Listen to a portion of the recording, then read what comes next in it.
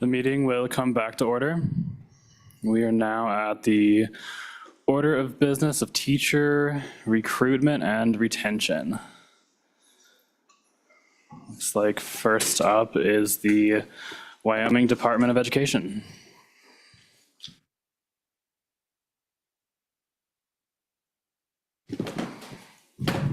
Good afternoon, Mr. Chairman, committee members, Dickie Shaner with the Department of Ed, and I'm joined by our Chief Innovation Officer, Nate Tajeski. And we will go through this memo and highlight these topics, and happy to answer any questions along the way. So the first follow-up we have is related to an Education Commission of the States, which is a conglomerate that we are a part of actually in statute of numerous states across the country. And one of the things they do is they do policy scans. So they look at other states, what they're doing.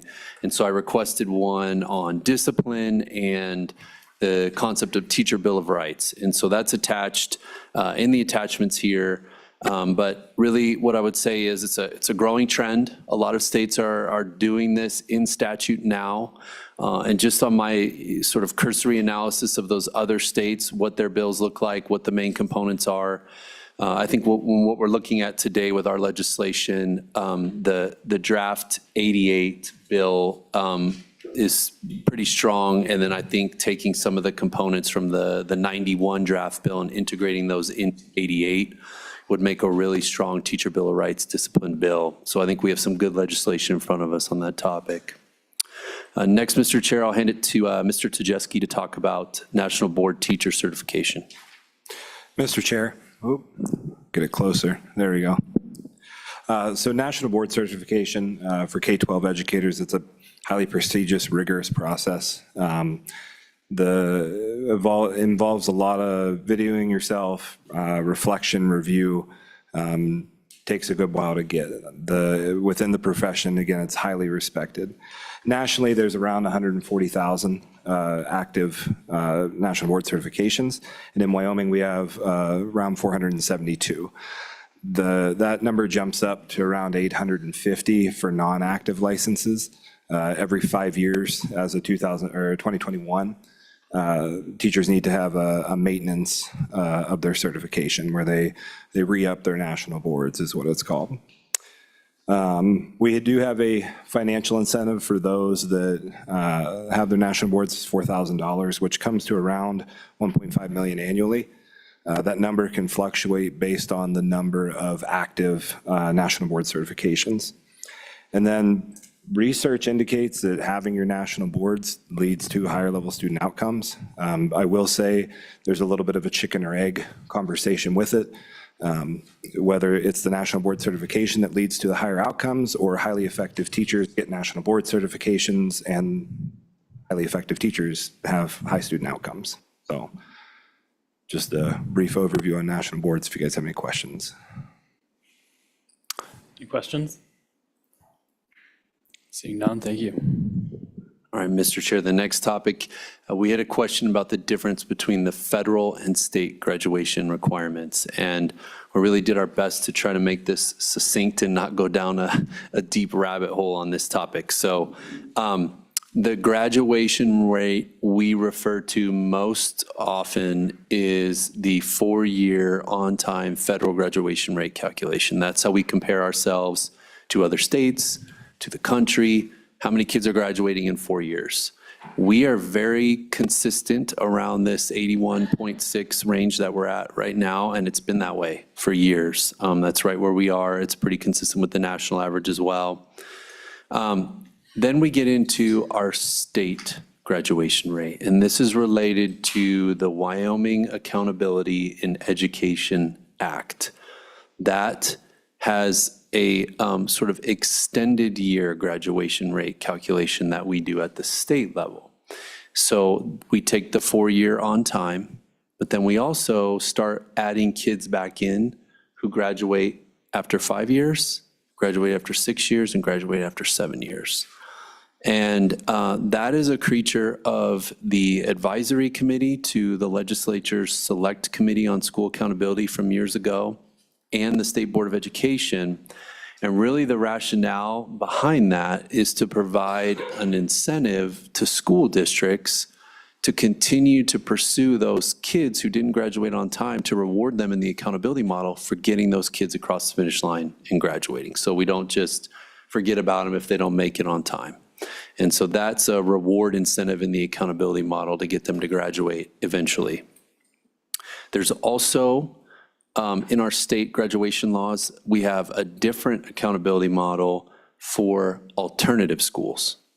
Those alternative schools, we even go one step further and allow them to count kids who get GEDs, high school equivalencies, as graduates for purposes of their accountability too. So that's really the three different sort of graduation requirements that we do: the 4-year on-time federal, the extended year in WAEA, and then also the GEDs in the alternative school model.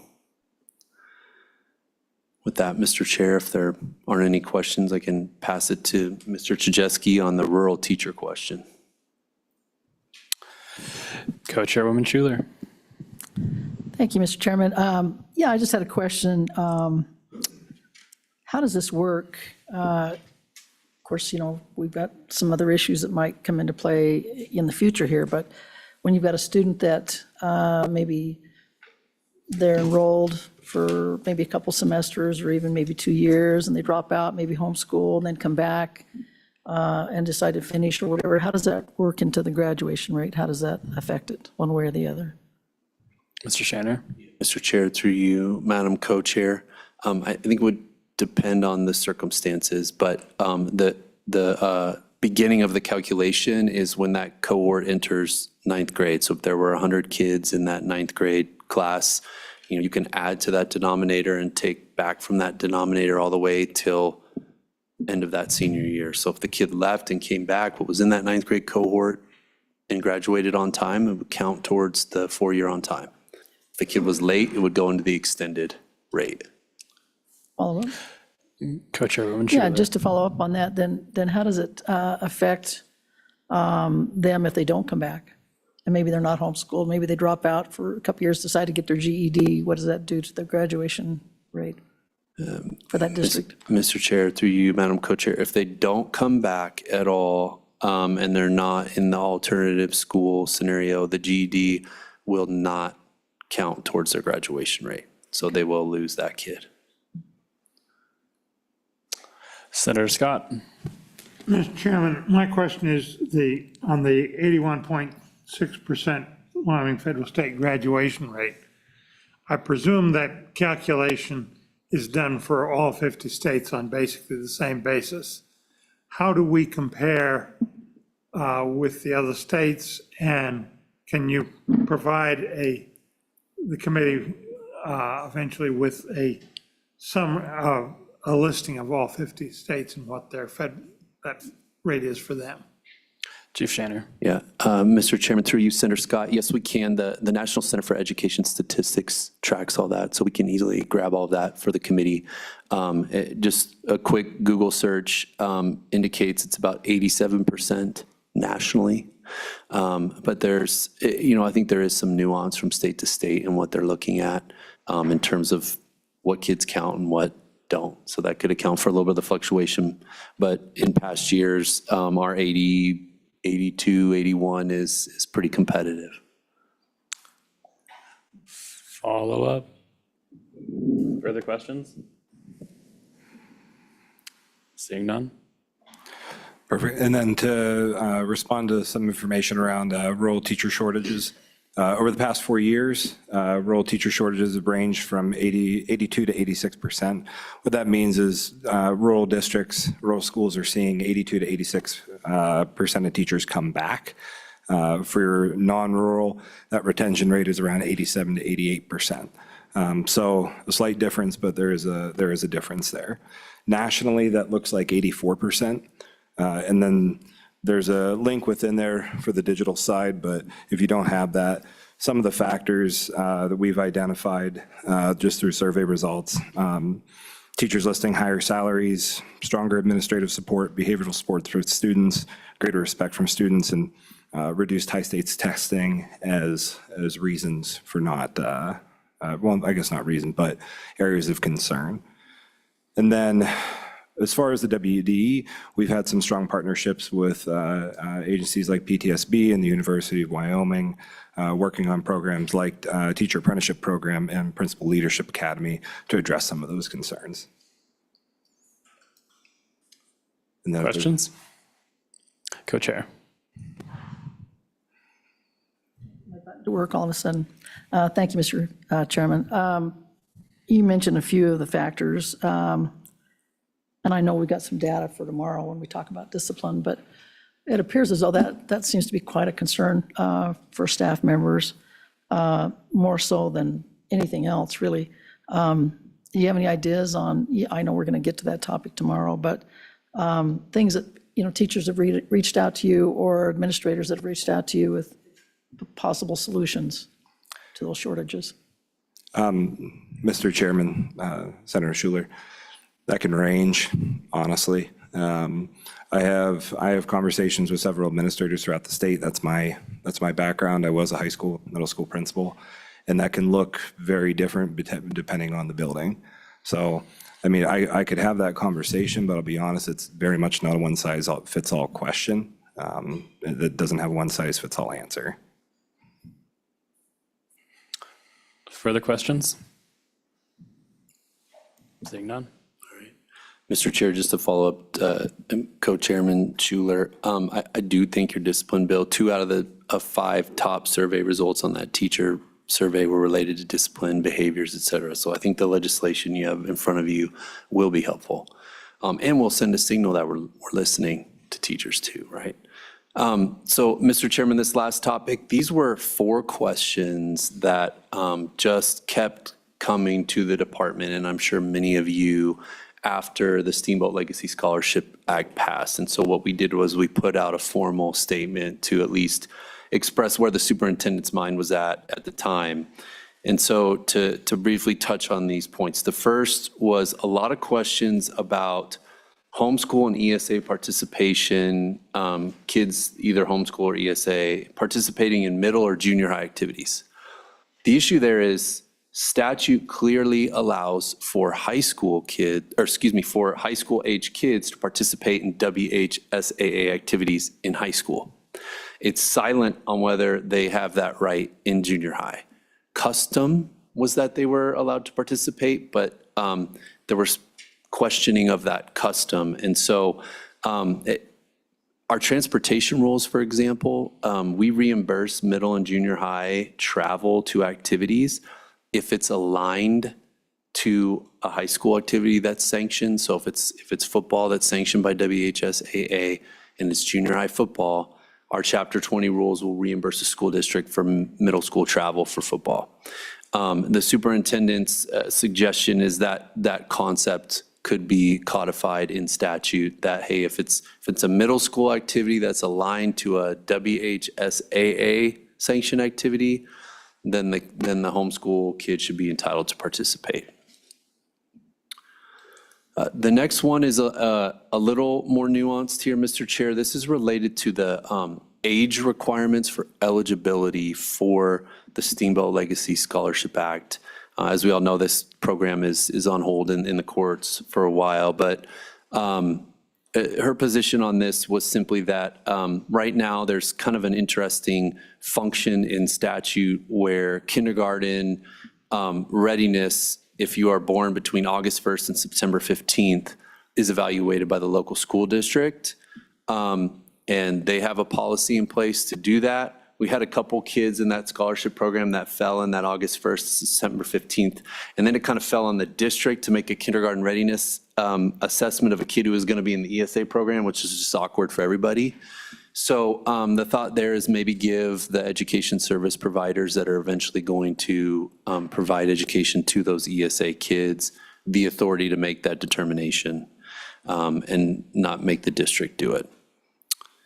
The other one that we're still get correspondence on is the issue of notification to school districts if your kid's withdrawing. And I think a lot of confusion started actually when providing the curriculum in statute, that requirement was removed. But it's caused some confusion, and really I think the simplest way to say it is if your student is enrolled in a public school district, you must notify the school district if you withdraw your kid. However, there is no legal requirement if you've never been enrolled in a public school district to report to the school district. And that's where there's just been a lot of confusion back and forth on that issue. And there's also districts have a responsibility under statute to look at the list of names of children of compulsory school age within the district too. So there's this sort of attendance officer requirement that districts are wrestling with too. And so that there might be an opportunity there to provide some clarity with legislation as well. And then last, Mr. Chair, participation in classes at public schools. So with the ESA program as it was written, if you opt into the ESA program, you are opting out of the public schools, and you must negotiate with your school district if you want to do a class there. That's clear. What isn't clear is what are the rights of the non-ESA homeschool kids to participate in classes at school. We all know public schools are to be equally free and accessible at all times to students above the age of 5. But custom, again, has been to let homeschool kids take partial classes. School districts get reimbursed ADM for that partial enrollment.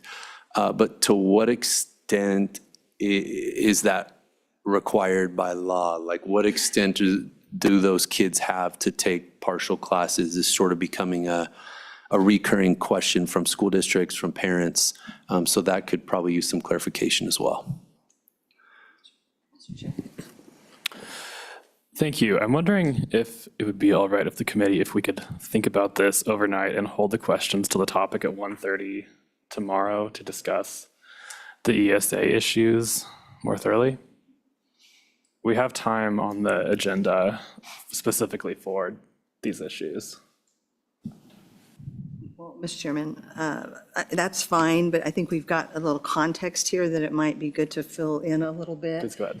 And I'd like to do that if I could, because of what's happened in a school district, in my district. So just so that I think will be match some things that have been said, if I could go forward with that. Yes. Thank you, Mr. Chairman.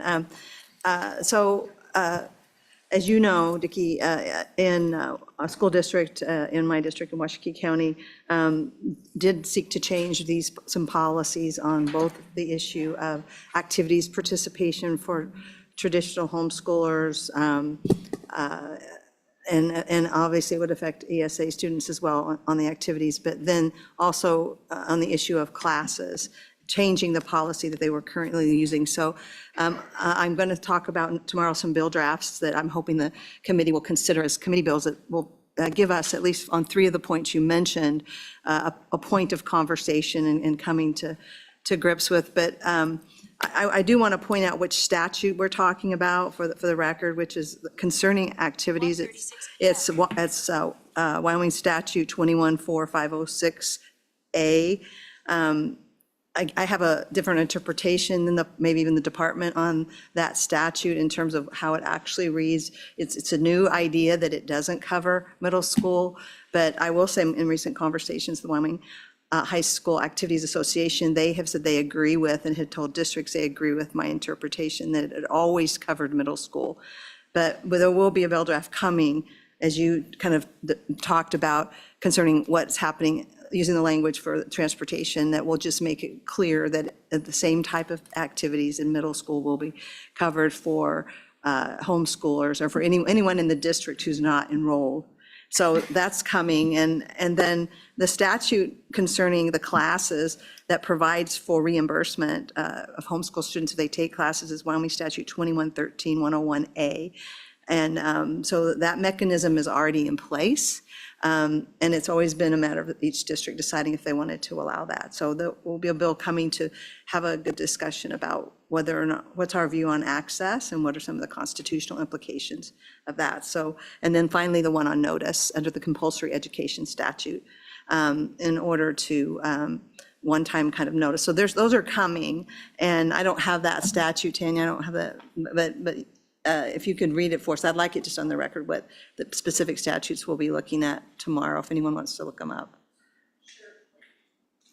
Sure, Mr. Chairman and Representative Lawley. It's in the compulsory attendance statutes, so those begin at 214301. And then there's also the attendance officers statutes. I don't have that one pulled up as well, but certainly conforming amendments because those attendance officers are required to make that report annually. And so statutorily, I think that's the rub.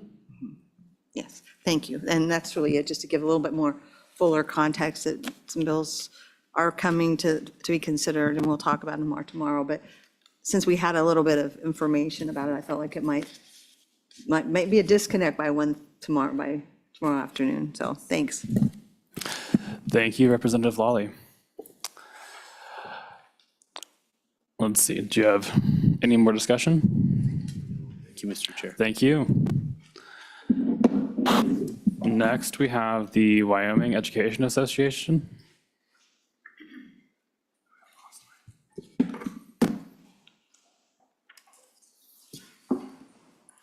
Good afternoon. Good afternoon. I'm going to get the slide deck pulled up here. One second.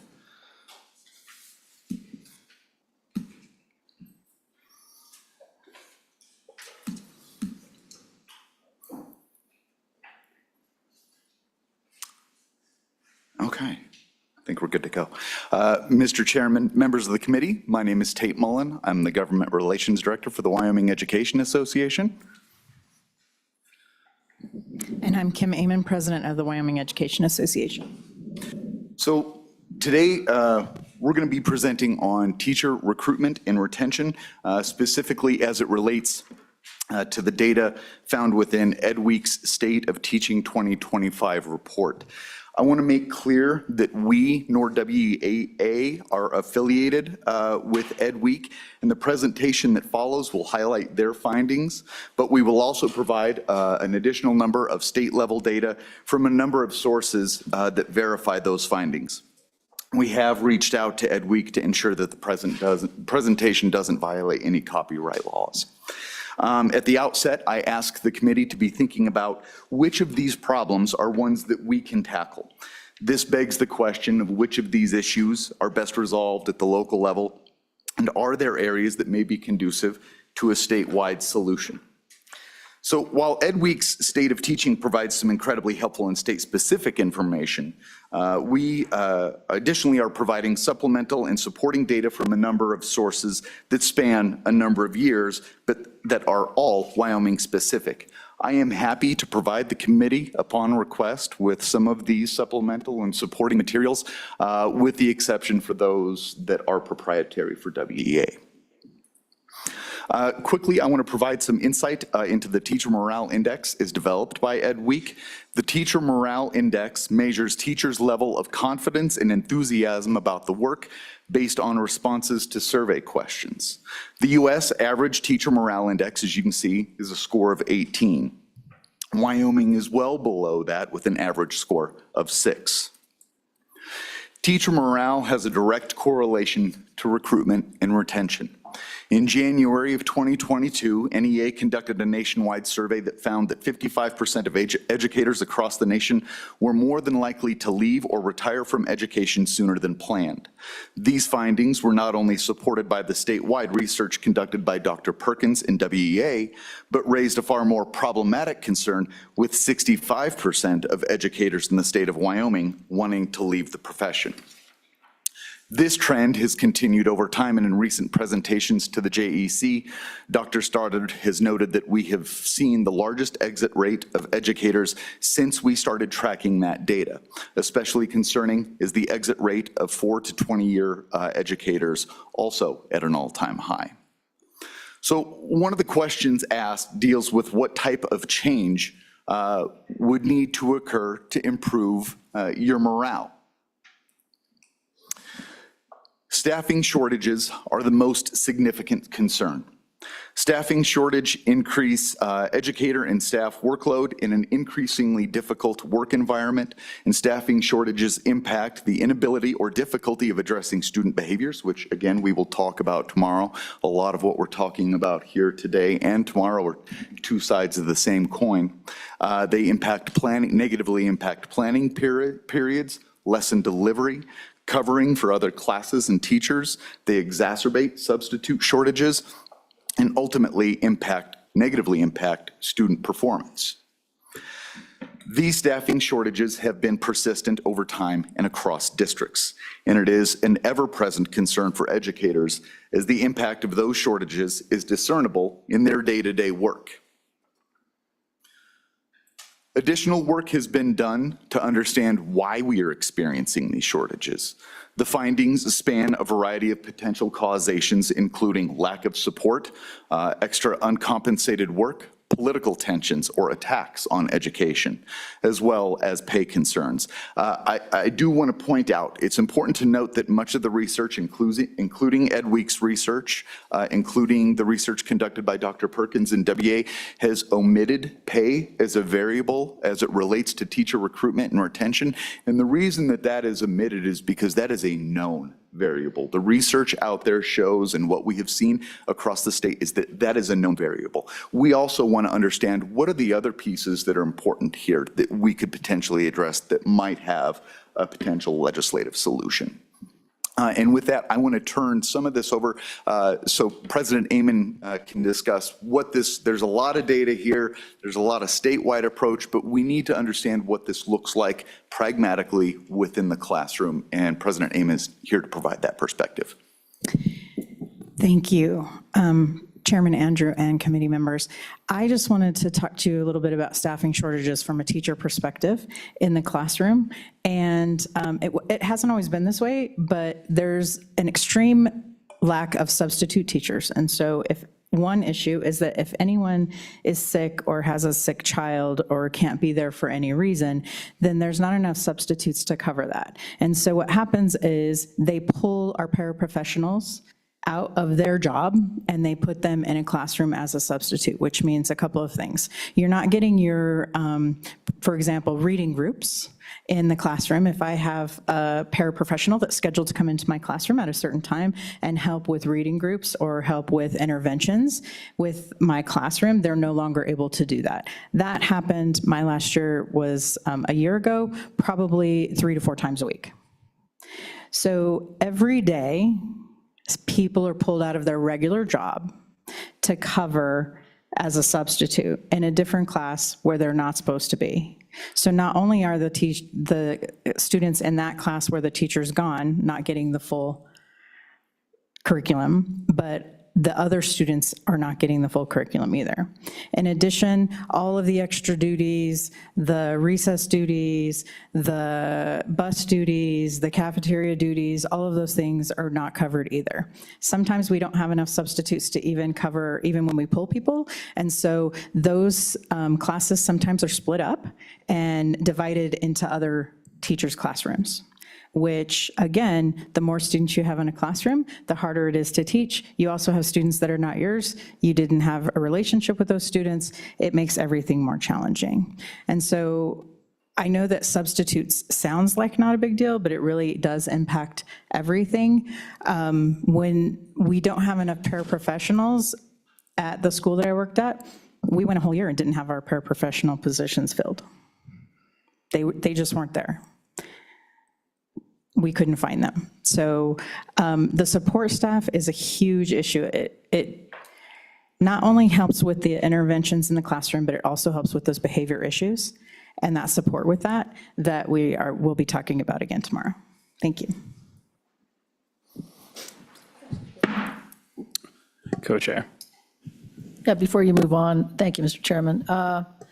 Just a question, you have any idea what the average sub pay is in the state? Or maybe you could just even talk about your district and maybe even what the paras are making as a rule?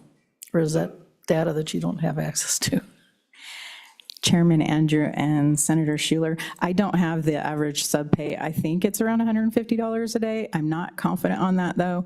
I know that our paraprofessionals, it's different from district to district, but I do know that in Cheyenne, one of our paraprofessionals, our ESP rep to the board, actually brought me something that somebody was paying $18 an hour, and that people in Cheyenne, paraprofessionals, don't make $18 an hour after like 10 years. So they are not making a livable wage, which makes it exceptionally hard to hire them. Mr. Chairman, and Senator Schuler, if I could follow up on that, I think I've had a conversation with almost all of you regarding some of the ways that we can look at attracting and retaining those paraprofessionals and ESPs as well, because this is another area where we have high turnover, right? Where districts are constantly addressing that turnover for those positions.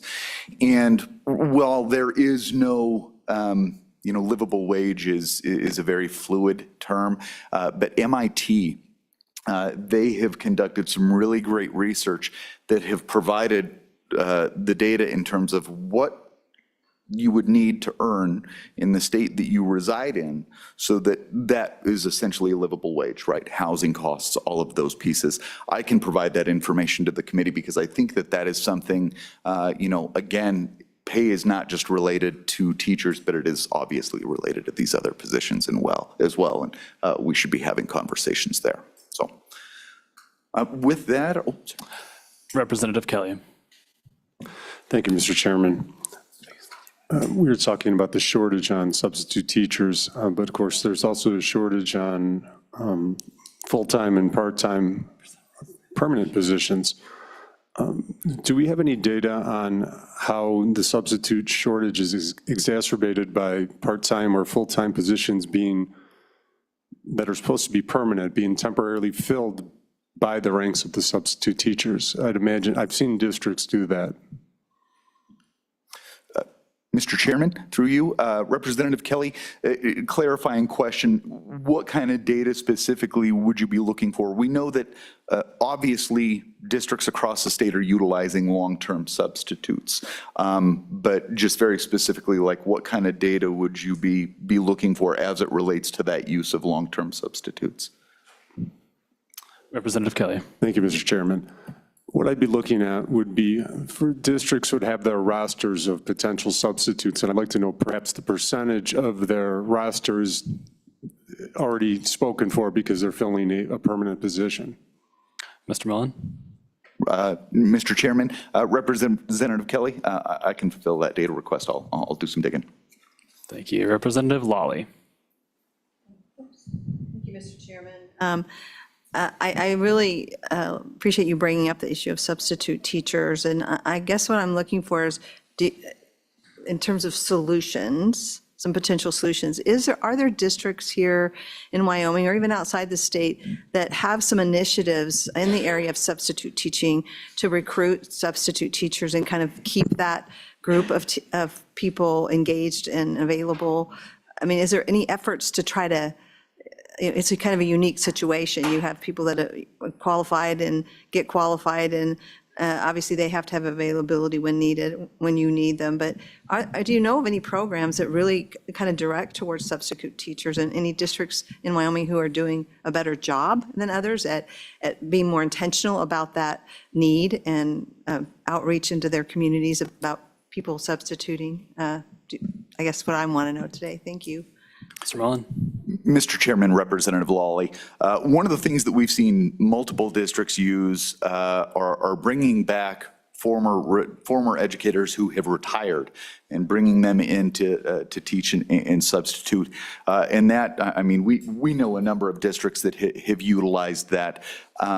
There are, and I'll be mentioning them later in terms of some potential policy solutions. There are examples that we can use from other states that kind of get to the idea of a teacher pipeline, right? Like, so if we got subs, or if these are the folks that are filling these roles, what is it that we can do to keep them engaged? Is there a barrier for them to becoming a classroom teacher? What can we do to assist that? And we've got a couple of those suggestions in here, but that is the one piece that I know that districts across the state have used, is bringing back retired educators. Follow up. Thank you, Mr. Chairman.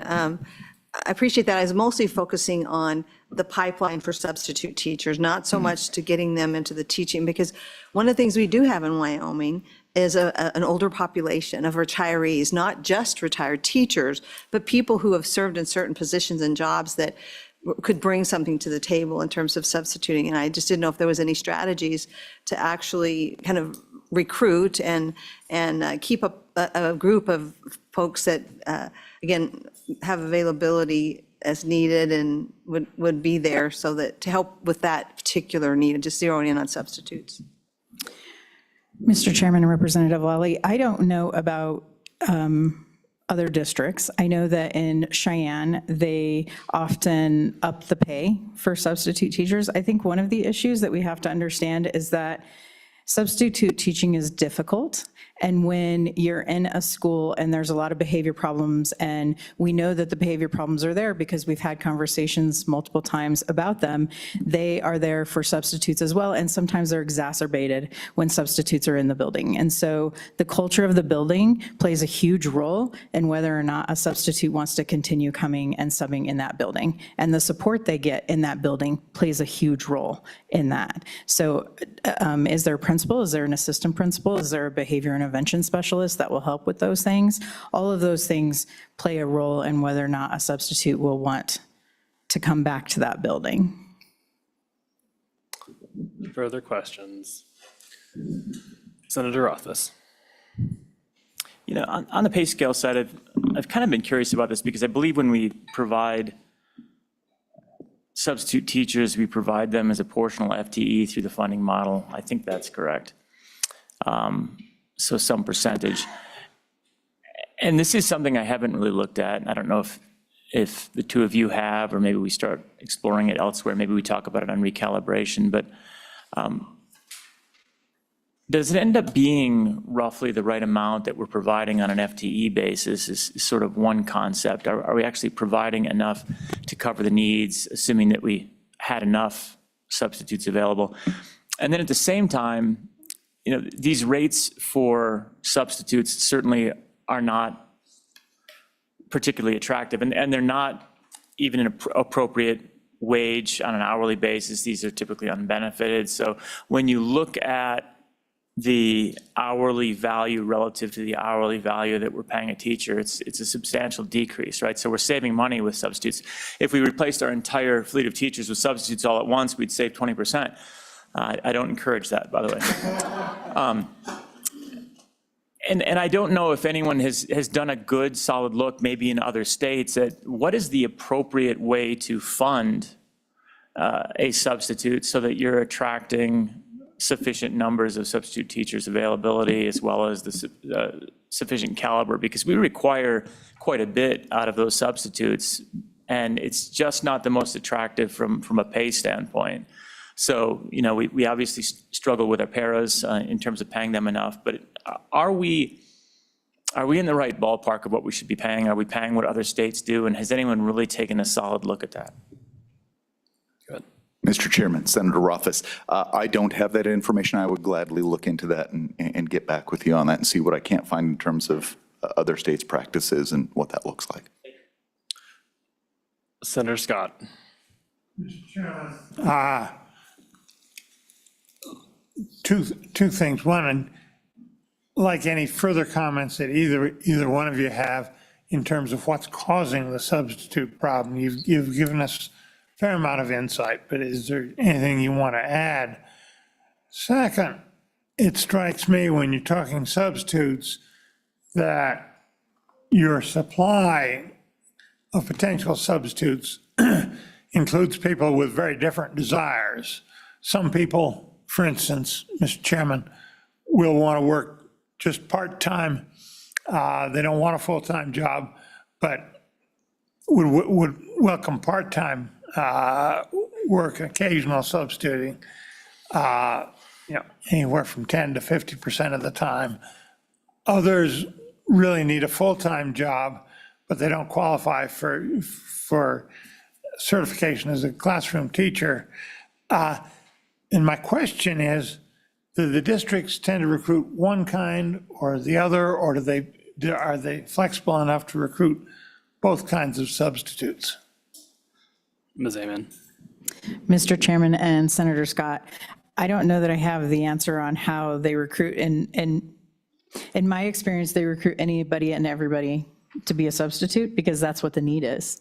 And when we don't have a large enough pool, all of the things that we've talked about so far contribute to that. The lack of certified teachers that aren't being hired, right, and that are being filled with long-term substitutes, that impacts the supply. And that impacts the supply of really qualified substitutes, frankly, because long-term subs are supposed to be a certified teacher, right, to take that position. So, or retired, right, they have that certification.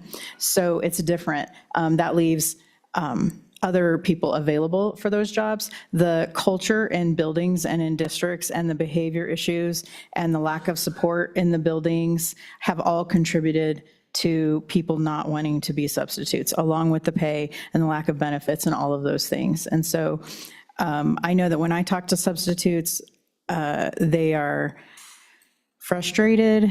Some of them continue to do it because they love it and they are in it not because they need the money or it's a job. Some of them are retired, like we said, and they continue, they just want to work with kids and they want to work in a school, but the frustrations are still the same that our certified teachers have and also our paraprofessionals that are working in the.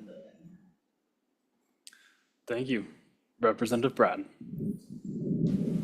Thank you, Mr. Chairman. Could you remind us what the qualifications are for substitute teachers? Mr. Chairman, Representative Bratton, offhand, I don't have that on me. I think we may have some folks in the room that might be able to answer that question. If they don't get back to you, then I'll get you that information. Further questions? All right, please continue. All right, thank you all. Mr. Chairman, so I want to bring us back to this slide because aside from staff shortages, the second leading response was leadership approach and styles. This leads us to a discussion regarding support, all right? And this committee has asked previously, what does that mean? Specifically, what are we talking about when we're talking about support? The responses within Ed Week's survey, as well as the supplemental material, provide context for what support means and where that support is lacking. To begin, these responses focus specifically on the role of administrators as a support mechanism. Many of the responses, while they vary, encapsulate a common theme. Our educators don't feel like they have a voice. They have no agency in what occurs within their buildings, within their classrooms, within their schools. Additionally, they feel isolated and unsupported by administrators regarding student behaviors. I do want to make a caveat. This is not across the board, right? We obviously have some districts who do incredibly well and are very supportive. We have others where there's obviously issues. Formal communication and valued input are of significance. And aside, I'd like for you to all kind of keep this in mind for tomorrow's discussion. One of the provisions that I have within our draft is a provision that would help, what we believe would help to bolster that feeling of agency. So we can be happy to discuss that tomorrow as well. This lack of support is an issue that has spanned years here in the state of Wyoming. And the finding has been replicated in WA and Dr. Perkins' study. However, it is important to note that support isn't just an issue as it pertains to administration. It applies to support from the community, parents, and even the legislature. It will take all of us in this room and many outside of this meeting today to work to reestablish those vital teacher-parent relationships. We all know that good parent-teacher relationships are vital to student success. Education is and should always be a nonpartisan issue. Sure, we can have disagreements over policy, that's fine, but attacks on education like we have witnessed over the last 4 or 5 years does nothing to resolve teacher morale. I'd like to highlight the last comment on this slide. We repeatedly hear this type of attack on our educators. Oh, you get summers off, or boy, it must be nice to work those short hours and have all that time off. The Rand Corp, so we've long taken issue with how the methodology during the interim of establishing hours worked by our teachers is done. The Rand Corporation provides a better methodology, and that is provided through the State of the American Teacher Survey, which provides comprehensive data on this question. So I want you to keep this in mind. The average teacher works 53 hours per week. That's the Rand data. That's 13 hours over the standard 40-hour work week. That adds up to an equivalent of 85 extra 8-hour days per year. Most summer breaks are 8 to 10 weeks long. That's about 40 to 55 weekdays, depending on where that falls. But remember those 85 extra days that they're already working because of the extended hours? So when we hear, and when teachers constantly hear, you have summers off, you don't work long hours, it's a belittling of them. And it's repeated, it's constant, and it's something that we frankly just need to quit doing. I do want to come back to our discussion of support. Unfortunately, many of these attacks are mere echoes of hyper-partisan, out-of-state, intentionally divisive rhetoric that is meant to divide us. This only harms our students, and it is not conducive to problem solving. We must all work together to help facilitate the rebuilding of those vital relationships between teachers and parents, and that work starts here with the legislature, the tone at the top, the tone in the room. So when we're discussing this inflammatory and defamatory rhetoric, they also see the legislation that is either attempted to pass or is passed. No matter how much the legislature sings the praises of our educators from the pulpit, actions send an entirely different message. And it is those actions that are resoundingly loud and clear to our teachers. And I'd like to turn it over to my colleague to provide a little bit of context here. Thank you. I really wanted to go back and focus on the administrator support, because last time I was before you, I told a story about a teacher who left the profession because she didn't feel like she had any support. And when I left here, I went back and I asked her, and I asked several other teachers, what does support look like to you? What do you want? Because I was asked that question. And so the answer to that is they would like administrators who have the time to support them. And I say that because I left a school, my principal was an amazing principal, and I felt like she did the best she could to support us. But she is in a very large school with over 400 students. There is no assistant principal. So she has over 400 students, all of that staff, all of the behavior issues, and no support herself, which makes it exceptionally difficult for her to support the staff when they need that support. She's required to do evaluations every year. If you have new teachers, then it's like 3 times she has to go observe them in the classroom. There just isn't time for them to support. So that's a huge issue. And so one of the things that I think you could do is require an assistant principal, vice principal at a certain number of students in a building. That might help. I think the other issue that came up was support staff like paraprofessionals, which we had a little bit of discussion about already, that there aren't enough. We can't fill them. They don't make enough money to be there and to deal with everything that they have to deal with. So they're not applying for the jobs, so we don't have them. So there just isn't any support.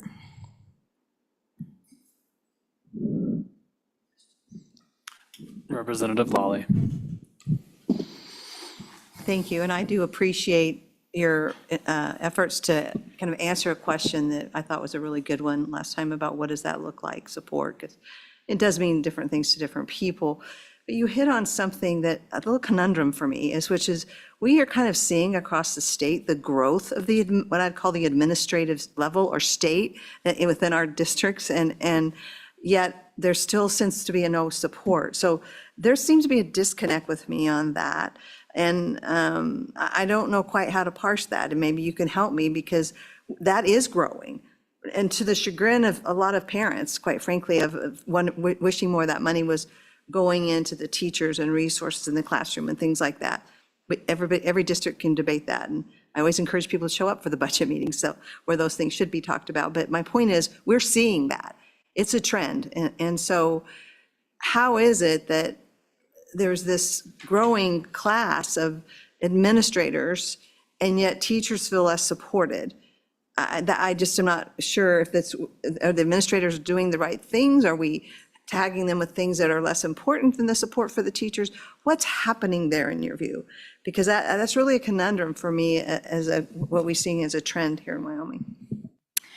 Chairman Andrew and Representative Lally, I think my answer for that is that the administration growth that you're seeing is at the top administration levels and not in the schools. Thank you. Chairman. Thank you, Mr. Chairman. It's interesting, a couple weeks ago, I was playing golf in a golf league, and the team that we played against, they were all teachers, young teachers in my district. And so it was interesting after we got through playing, of course, we beat them because they were young and inexperienced. But I just wanted to ask them if they were all excited to go back to school, and they're excited for the kids. They're always excited. I don't think I've ever talked to a teacher that's not. What I heard from them, and it was kind of interesting, is that they said, you've been retired for a few years, and you just don't understand, that kids are different nowadays. And I said, oh, yeah, I do. I've got grandkids, so I kind of understand, but they're nice. But they said that the problem is, and they kind of defended the administration to some degree. They said, the parents are almost as nutty as the kids, and that's the terminology they used. I didn't use it. But they come in, and it's always, the teacher's fault, and no matter what the student does behavior-wise, and I know some of this we'll probably talk about tomorrow, but they said, then it puts the administrators in, on the crosshairs, and they've got to kind of decide, well, they've got to try and work with both sides, and they said, it's just kind of a no-win. And so they said, it's not just the kids that are coming in that are different, it's the parents. And so a lot of the parental support that you used to get back in the day when I taught, it's not there in a lot of respects. So I think that, and that may be, again, something more that we'll talk about more tomorrow with discipline, but I think that brings up an interesting point with support. However, there was one young teacher who said, I would just like to, and she's been teaching, I think she said 10 years. I still think she's young, but she said, it would be nice though once in a while just to hear that you've done a good job. And so there is some of that as well. But those are just a couple of, anecdotal things that, I got out of that. They're, they really do love teaching. They love kids. They want to do the right thing. So there's some things we've got to fix. And, some of the solutions start at home. I hate to say it. Quite a few of them do, but maybe there's some things we can do as a group, as a legislature too, to try and help out. So wouldn't you agree? Mr. Chairman, Senator Schuler, I think it's a great point, and it's something that I am actually going to talk about quite a bit tomorrow in terms of, we're obviously addressing student behaviors in a very reactive fashion, right? So after the incident occurs, we haven't had, and I'm a little, I think we should be having conversations, because those students come to the classrooms with behaviors, right? So I'm not laying blame at the feet of teachers. Raising my son, it was a lot different than when I was a kid, and the cell phones don't help. And I had to have help trying to figure out how do I navigate this. And so we should also be having discussions about community supports. What supports do we have for parents that we can invest in within our community? What can we do proactively? Because it's one thing to address the behaviors after they occur. It's a whole nother story to say, hey, let's really tackle this to make sure that we're solving this not just now, but into the future. So absolutely. And I think that is somebody who's managed a lot of folks in a number of roles that I've had, there's something to be said for an attaboy every now and again. It's people need to hear that. Representative Bratton. Thank you, Mr. Chairman. Thank you for coming in today. The decision to not have an assistant principal in your school, was that a school board decision to do that? And isn't that, that was their decision then, as I see you nodding, to not deploy the basket of goods in that way. And so it seems to me that, we have to talk about the school board issue too, because they get the basket of goods and they decide how that's going to be distributed. Could you speak to that? Mr. Chairman and Representative Bratton, I would love to speak to that. I think part of that comes from, especially in Laramie County School District number 1, because we in Laramie County School District number 1 were one of the highest paying districts in the state for quite some time. As you know, the basket of goods hasn't been fully funded according to the state constitution for about 15 years, which has required the Laramie County School District number 1 school board to make tough decisions, and that was one of the decisions they had to make. Follow-up? Further questions? Senator Scott. Mr. Chairman, I'd like to explore a little bit more what you mean by support and lack of support. And I've got sort of two models of different kinds of support. The one I've heard about in this district, complaints, teacher gets into a row with either a student or their parent over discipline issues or something like that. And the administrator they report to, or the administrators in the central office, have refused to back the teacher up and said, you're the teacher, you're the problem.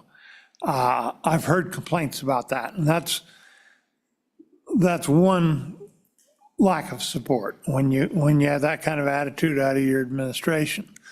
A second is teacher says, I got a kid, say, that's having a problem with grasping this concept and reading. I need a paraprofessional to work with him on this particular issue for a certain amount of time. That's more of a budgetary, are there enough of those kind of people available? Can you use them for that kind of issue? When you're talking about lack of support, which version are you talking about, or what's the mixture? And am I missing something totally in that set of things? Mr. Chairman and Senator Scott, I don't think you're missing anything. I just think it's not a one-size-fits-all answer. I think that you have a lot of educators across the state, and you have a lot of administrators across the state, and you have a lot of school boards across the state, and they all have different views and they vote differently. And we have local control for a reason, right? That you're doing things based on your own community and what your community needs.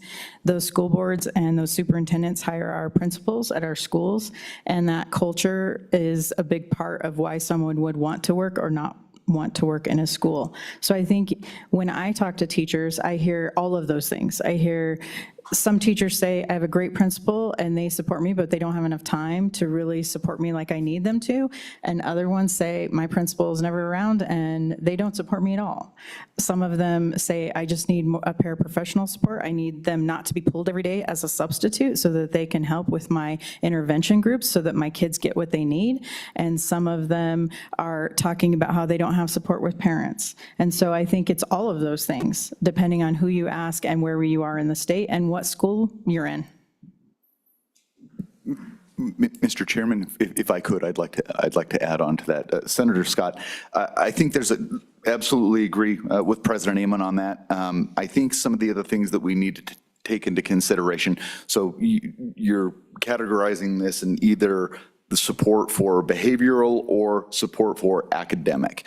And I'll start with some of the behavioral. I think one of the byproducts, and I had alluded to it when we're discussing legislative support, we all know and absolutely respect parental rights within the state of Wyoming. We know, and again, I'm going to get back to the point that our kiddos don't succeed unless the parents and the teachers and everybody's involved in that process. Now, that being said, their districts are always thinking about litigation, right? So, and I might be speaking out of school here, right? So what a byproduct of some of the legislation that has recently been passed has left districts with nuances that they may not know how to navigate.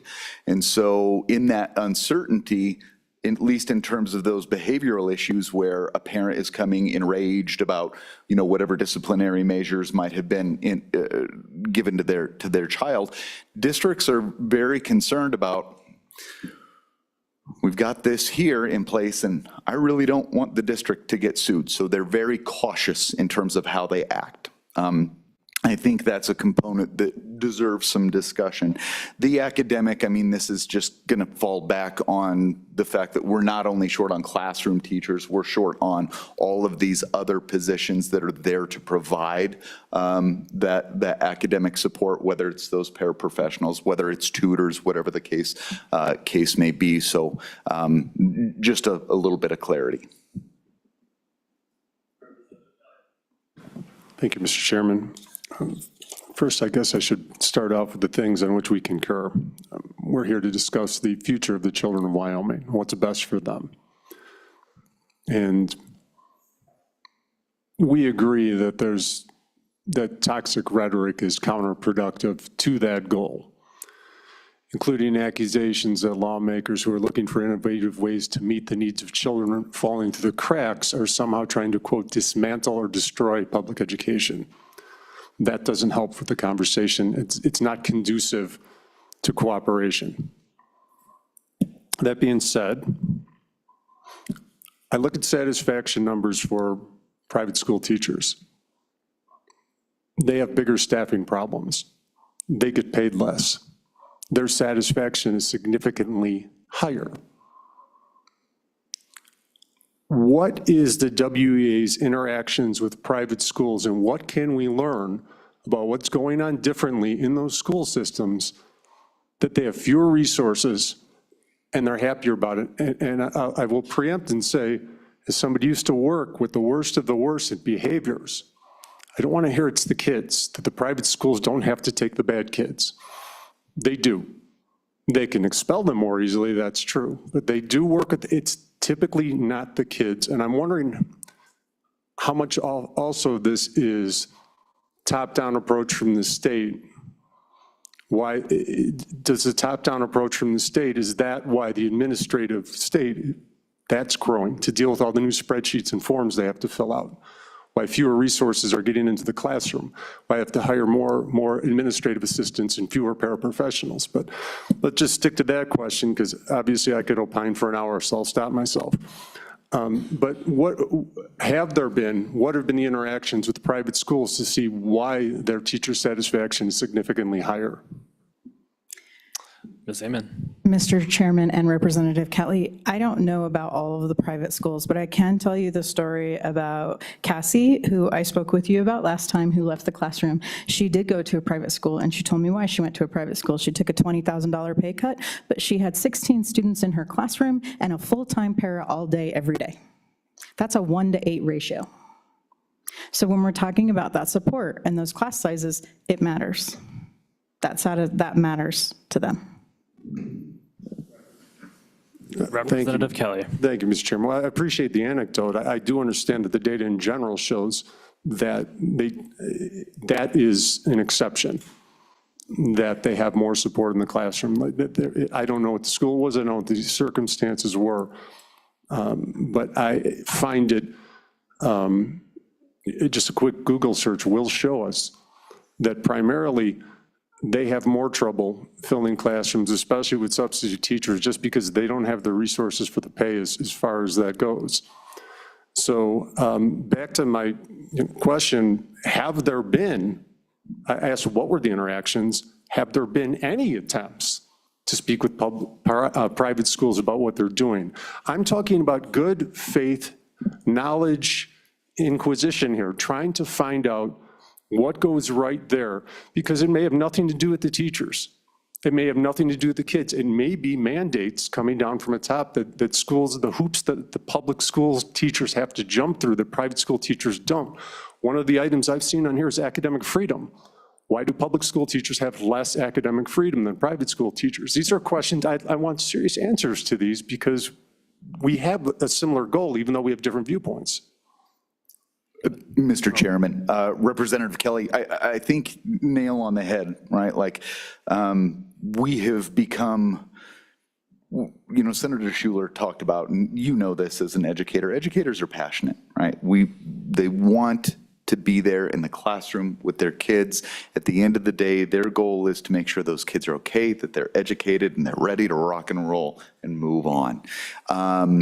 And when in any circumstance, am I allowed to use Star Wars references? The tighter you squeeze your grasp, the more it slips through your fingers kind of deal, right? Like but that's the anecdotal piece that I'm hearing from a number of folks. I will answer your question directly. What has our interaction with private schools looked like? None, aside from talking to folks who have either come from or are going to.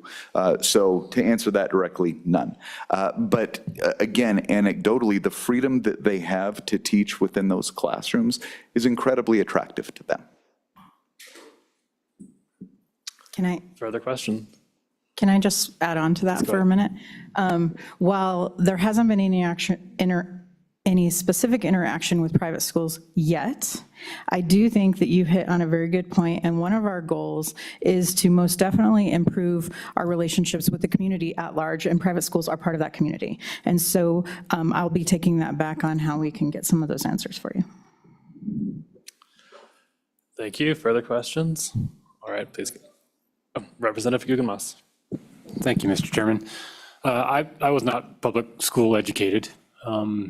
Just throwing this out there, because what I hear all the time on this committee is the incredible amount of workload our teachers and the subs and all of them have. I mean, it's unbelievable. And I don't know how they do it. And I keep reverting back to my education. I didn't have a teacher.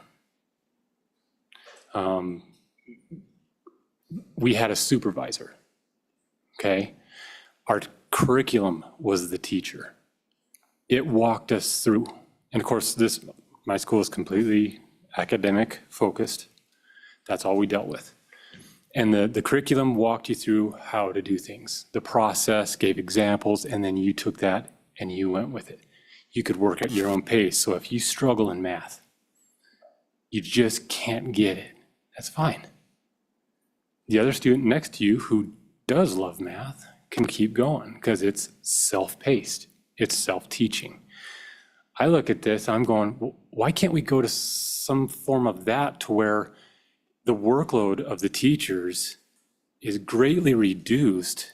They're there primarily just to help the students that are struggling in a certain thing. They walk it through it, walk that student through that problem. Okay, that student's back on track. They go sit back down and wait for another student that has a problem or a question. I mean, is there a way to solve the problem at the root rather than, hey, we just need to throw more people in here? I just see it as just compounding it rather than making it more simple. Chairman Andrew and Representative, I'm Guggenmoss, correct? Okay. I don't know that I have the answer to that. I can tell you that in my experience, we know that engaging students is the best way for them to learn. And so that teacher becomes an important piece of that in whatever curriculum, whether you're trying to catch them up or you're just trying to help them discover new things and explore new learnings and be excited about learning. And in order to do all of those great things, you have to have small class sizes, because the more students you have in a classroom, the less time the teacher has to really engage with those students and build those relationships with those students. And all of that ties back into those behavior issues and all of the things that we've been talking about.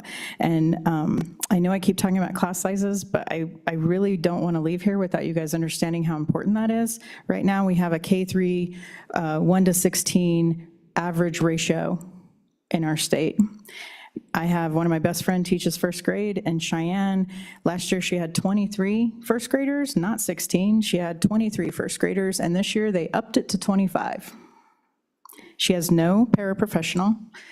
And so when you talk about workload, that's part of the issue, is that you've been given so many students in your classroom that workload doubles, right? Or close to doubles, because you've been given all those grades you have to do and all those, you just don't have the time for those relationships. And so because our state statute says that it's an average, that allows one school across town to have 10 first graders and another school on this side of town to have 25 first graders. And so that's a major issue. that could be solved. Further questions? All right, please continue. Mr. Chairman, thank you. So moving on, so every position within a school, as we've talked about here, plays a vital role in our students' education. The positions that respondents saw a dire need to fill include classroom teachers, paraprofessionals, substitutes, special education, mental health, counselors, psychologists. This is, of course, related to student behaviors and mental health. And we do have some older data from the National Teacher and Principal Survey that was conducted by the National Center for Education Statistics in terms of which positions are unfilled in Wyoming. These include SPED, STEM positions, ESL. So these findings are fairly consistent over time and across the United States. I do want to provide a potential, at least piece of the puzzle and a policy solution to you all. During the 24th session, the legislature passed House Bill 20 that would collect data on vacancies across the state. It is my understanding that the mandated data collection ends on March 31st, 2026. One of the policy recommendations would be to continue that data collection well into the future. We are not solving recruitment and retention as of 26. We need to be making data-driven, evidence-based policy solutions. We need to continue that data collection, see if there's long-term trends, what that looks like. Just a suggestion. So at the end of the day, our teachers want to teach. The staffing shortages have mandated that our educators must cover more work with less resources, and the work that may not be directly related to teaching duties, such as lunch duty, hall duty, and President Amon has named a few of those other pieces. So when we started this discussion, we noted that we would help review as well as provide potential policy solutions that this committee may want and be able to take up. The overwhelming number one response from our educators as to what policies could help to improve morale is reduce classroom sizes. I want to walk you all through something very quickly because I know the policy proposal has been made in previous years and I believe it is being discussed again, and that is to pull teachers outside of the funding model. And while we appreciate that we want those dollars to flow to our educators, it ignores the practical reality of how the model works.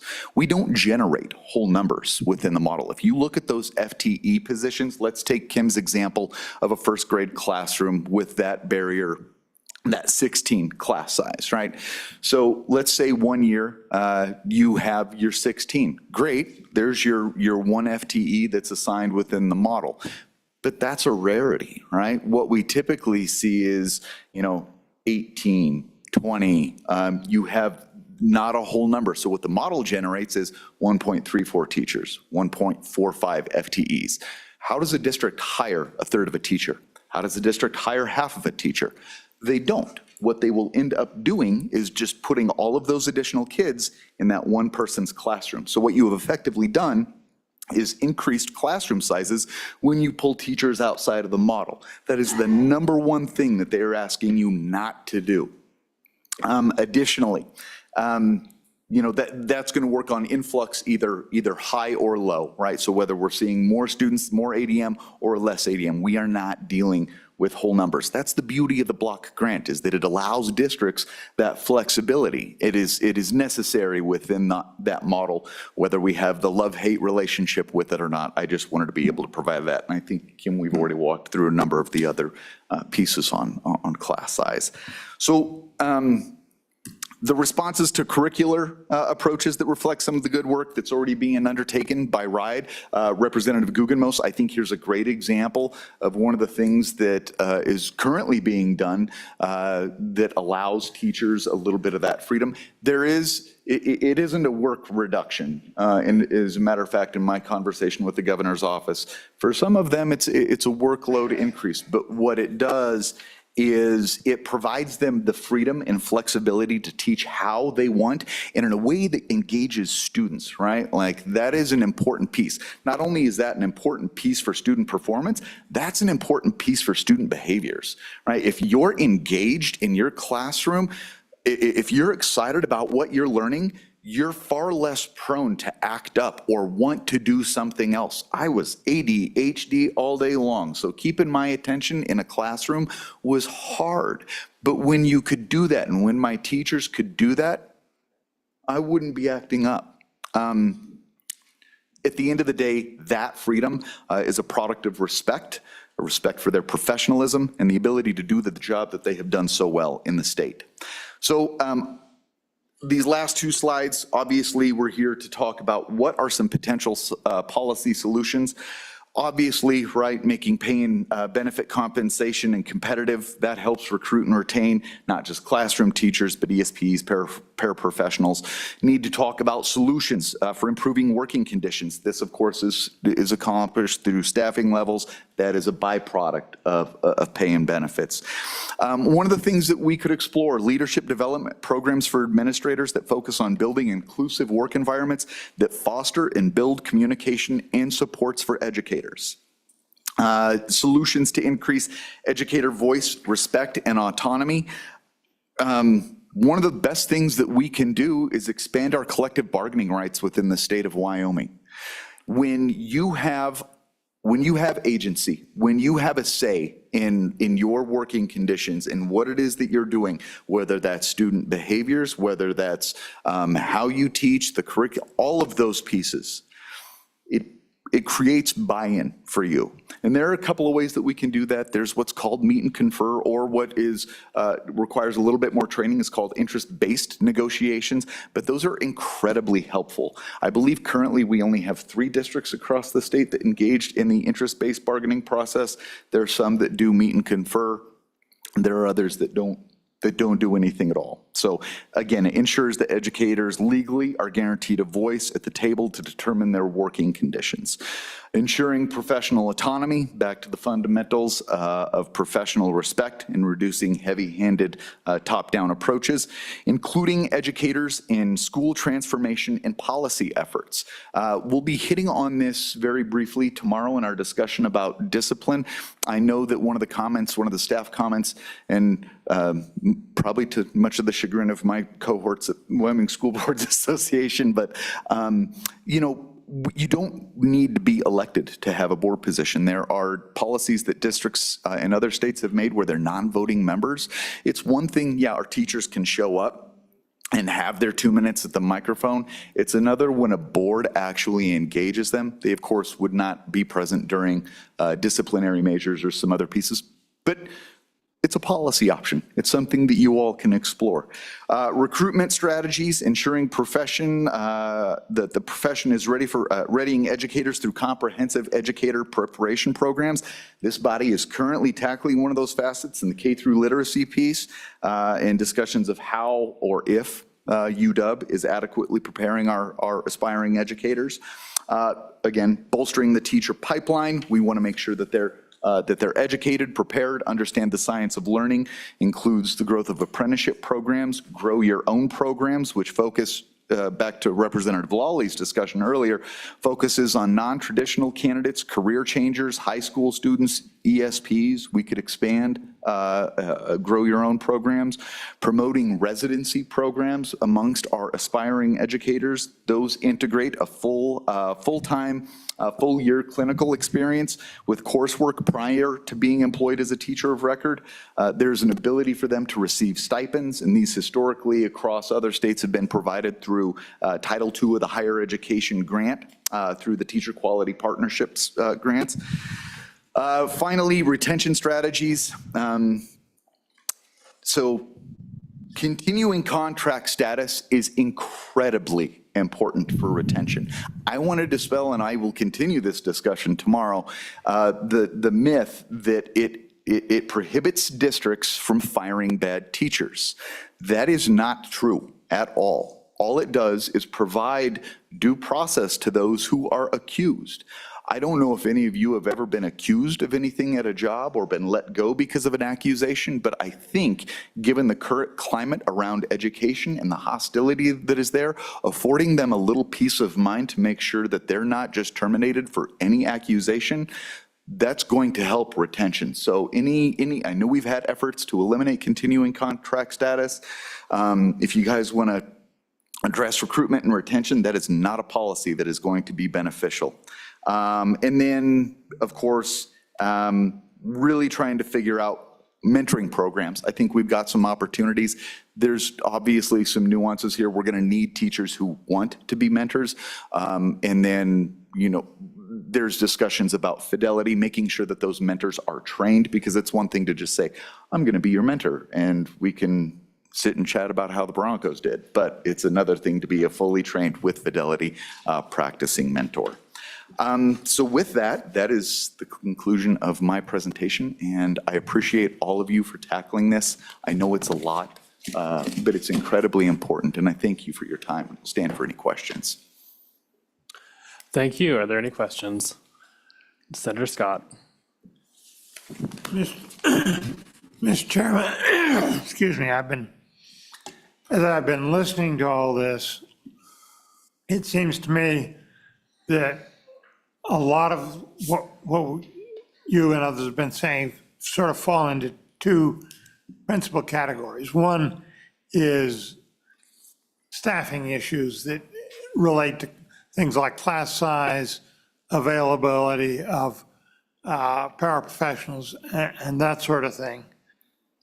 And that's basically, in good part, a budgetary issue, is it not?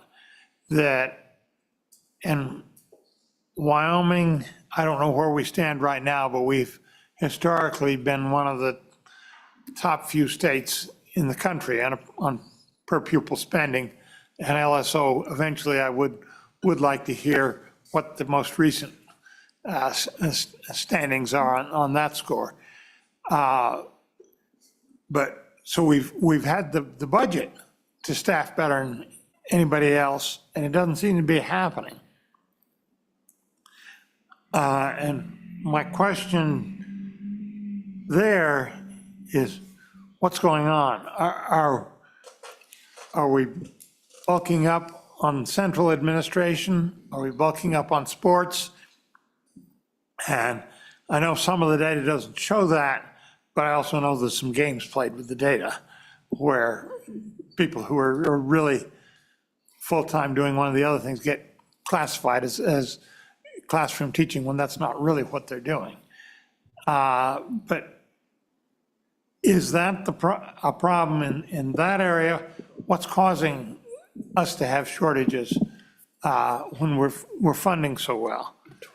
And the second thing I'm hearing a lot of is problems, discipline issues with students and after the student with the parent. And that strikes me, a good part is you don't have those kind of discipline issues so much in the younger population as you do in the older school population. I think it grows with age. And what's your sense in the breakdown there between just a general change in societal attitudes that are causing difficulty, and how much of it we know from some of the statistics that particularly in some of the districts, not all, but some of the districts, where they've got automatic, you promote everybody, you don't try to fix the problems that are keeping the kids from reading. And often I think it's reading problems where the kids aren't learning how to read adequately, because I hear complaints from teachers further along that their kids just can't do the work. And when the kid doesn't do the work, I think acting out is likely to be very common.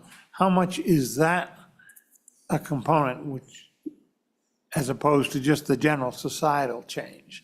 So really looking as to, in both those areas, what are you seeing? Mr. Chairman and Senator Scott, I'm going to attempt to tackle part of the first question about the per pupil spending and the budget issues. One of the issues in Wyoming is we're such a rural state. And so when we talk about per pupil spending, we have to keep in mind that if we have a rural school in Matiti that still needs a building and still needs a teacher for 12 kids, That's different than in a community like Cheyenne or Casper, where you have a lot more flexibility with where people are and where they go and things like that. So that is one of the issues. And then I'm going to let Mr. Mullen continue. Mr. Chairman, Senator Scott, I do want to just reiterate, right, we have an economies of scale issue that is coupled with the constitutional language of adequacy and equitable, right? So again, to President Amon's point, that student in Meeteetse is required to receive the same type of education that a student here in Casper receives. And when we have those rural communities, that means you have less area to disperse costs, so costs go up. We like our rural communities. We like our open spaces. We like our land here in the state. And if we want to maintain that, there's a price tag that comes along with that. So that is one of the reasons that we have an increased per pupil spending. The other piece of that too is a recruitment and retention piece. And we've talked about this numerous times in terms of the crew report, right? We haven't, I think within the model, our starting salary, correct me if I'm wrong, it was like $39,000, $40,000, $39 a year, less than that? 44 with the inflationary adjustment. So $44,000 a year. Still, you're not going to be able to attract anybody for $44,000 a year. We haven't adjusted that model for years.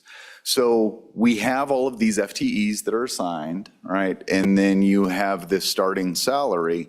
So you almost see this parity, right? Is that districts are hiring less teachers so that they can pay them more because it's required. So that's one of the answers there. In terms of the other budgetary issue, right, like that gets back to the fact that we haven't adopted a recalibration in quite some time, right? And really fully addressing some of those budgetary issues. And so districts are forced into making decisions regarding number of FTEs versus what they can pay. As for your discipline question, the first one was, do we have any evidence of age breakdowns for disciplinary infractions? Is that something that we're seeing more of in younger or older kids than in younger kids? I don't particularly have that information, but I can do some digging to see what I can find.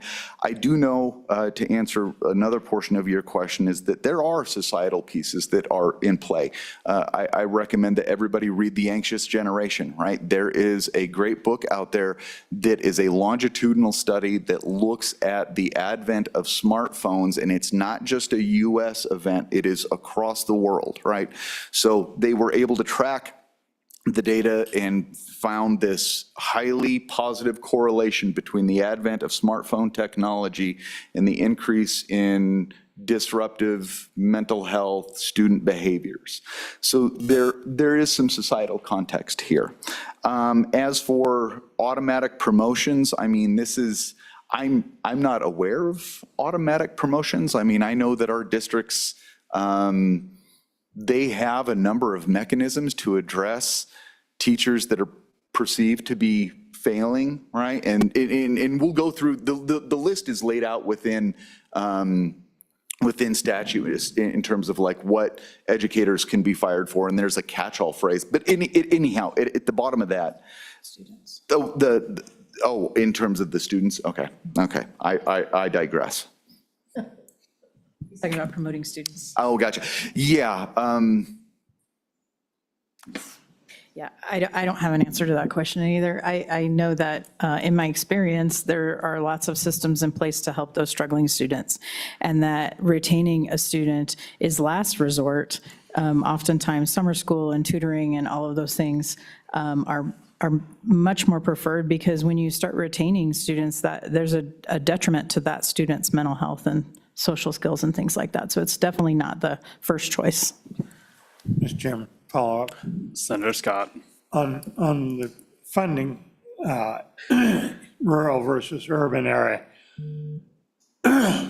Frankly, I go back in my legislative career, that was a real problem for a while.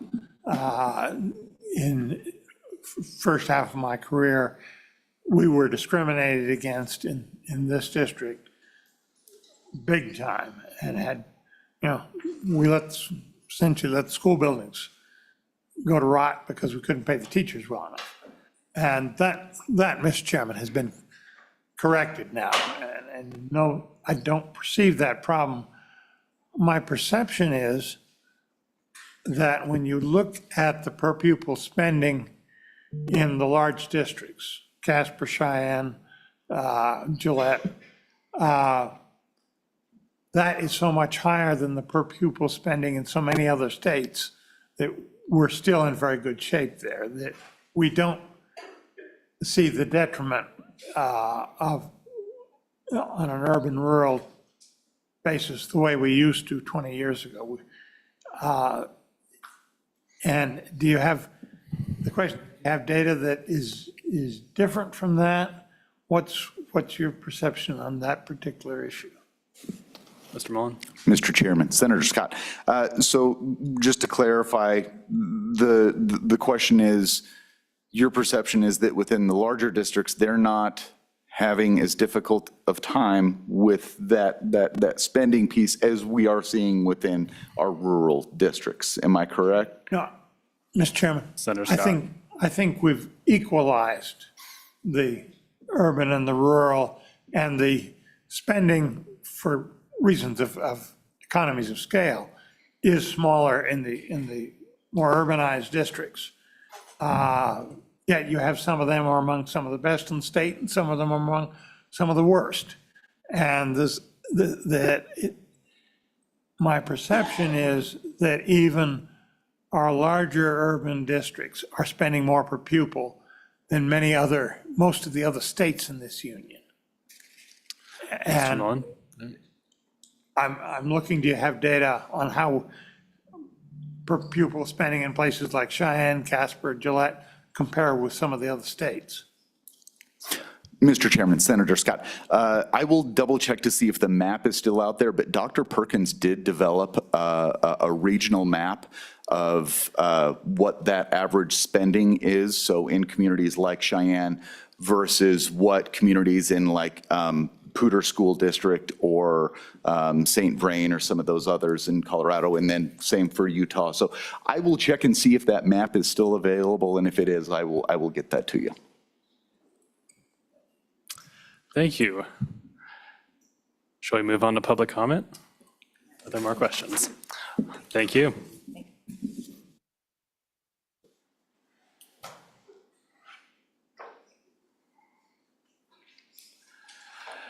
Good afternoon.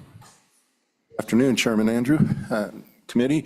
My name is Brendan O'Connor. I'm the Executive Director of the Wyoming Professional Teaching Standards Board. I want to take you back to Representative Bratton's question about substitute qualifications, if you recall that discussion from a little bit ago. So we do license all substitutes in the state, and we have two avenues that allow for that. One is an individual just needs to have 60 credits of college credits or an associate's degree and a clean background check. And we can get them right into the classroom that way. The other way, over the last half dozen years or so, is we've allowed school districts to provide training to individuals who do not have those 60 credits, but do have a high school diploma or equivalency. And they come through, they have to complete some training about how to work with students, how to use a lesson plan, how to do some behavior modifications and so forth, plus do some observation times in the different building levels so that they're familiar with those students. And so many, if not probably most of our districts do offer that opportunity for their communities as well. And so just wanted to kind of clarify that. If there was any other questions. And since I'm here, if I may, we've kind of called it rural schools and rural, and that kind of covers the whole state, really, in comparison to some. But this summer, the governor signed into effect rules that our board put together that we call a remote teacher endorsement. And what that does is allow some of the really, and we're talking the remote ones. There are some in the county just, what is it, southeast of us here, just down the road, 50 miles. They have some schools out in the hinterlands that they have K-6 certified teachers in that area, but the communities, the families that live out there might have 7th and 8th grade students. So what this allows is those teachers to continue teaching those students up to those 7th and 8th grades, and then those students would come in to the district center in other parlance, I guess, for the high school grades. So we think that was brought by school districts, and our board responded by adding that opportunity. We also allow it, there's not as many remote secondary schools in the state, but we do allow an option for that, for teachers to teach a part of their day outside of their normally endorsed areas, to kind of cover some of that, to help the staffing issues in those really remote. And we do have a definition that qualifies for remote, so that it's a little clearer than just the, like I think was the rural definition would cover, like I say, most of our state, which isn't appropriate. Thank you. Senator Scott. Mr. Chairman, you spoke of 60 credits, and want to get you to elaborate a bit on that as to what kind of credits. Does credit anything count? What counts? What doesn't?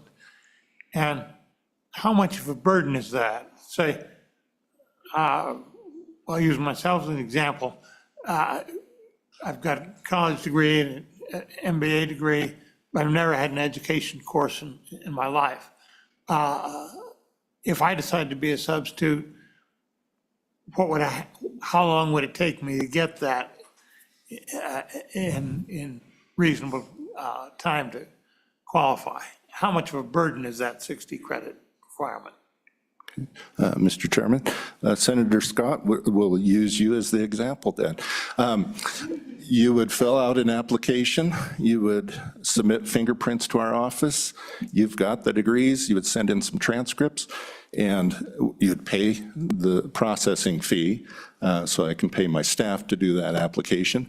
And depending on our workload at the time, the volume of applications that would come in, once we get your clean background check, you'd be issued and you could get hired in the school district. Mr. Chairman, I'm trying to follow. So those 60 credits could be basically in any college subject. So it's a degree of college education that you're seeking. Mr. Chairman, Mr. Scott, yes. Yeah, it's 60 credits. We're not even, and that's why we say 60 credits or at least an associate's degree, because there's many who complete a number of credits, post-secondary credits, who don't earn a degree. We're not trying to penalize them. It's like, oh, you don't have a degree. You've still gotten some post-high school education that you can bring into the classroom. Further questions? Representative Bratton. Thank you, Mr. Chairman.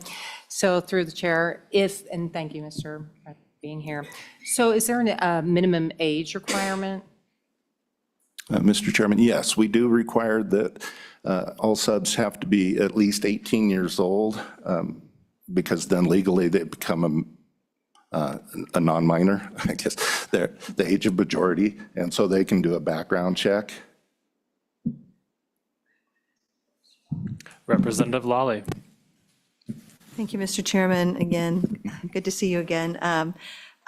I was just curious why it isn't a requirement for the training as well, because it seems after everything we've heard this afternoon, that might help teachers better, substitute teachers better manage some of the challenges they'll face as they step into the classroom, and why, I understand why you would give us someone who, as an alternative who doesn't meet the other criteria, but I just don't understand why everybody wouldn't be required to take that just to equip them, no matter how many hours, associate degree, because it kind of gets to some of the issues that they will face when they step into that classroom. And is one of the issues, maybe they're just not prepared as they could be for the practical things that they encounter as they step into a classroom. And kids know they have all these opportunities to kind of get at the sub, you know? I mean, it was going on when I was in high school, trust me. Lots of stories could tell about that, but, you know, obviously in today's environment, that's a little bit more higher stakes than what I'm talking about, the shenanigans of the 70s. But you know, I just would say why, I don't understand why that we wouldn't require everyone to have some training and some practical things about operating in the classroom effectively. Mr. Chairman and Representative Lawley, I don't disagree with you at all. Actually, I would say that they probably do need some of that training, regardless if they have the credits already. Some of this is historical. Years past, when the board was established 32 years ago, that was probably, you know, if you had the credits, then that was equated with, well, you've got something to offer. This other avenue, as I mentioned, has been a little bit more of a recent shift in the board to allow more flexibility, because there are a number of people in the community who don't have the degree, don't have the extra college courses, but can come in that way.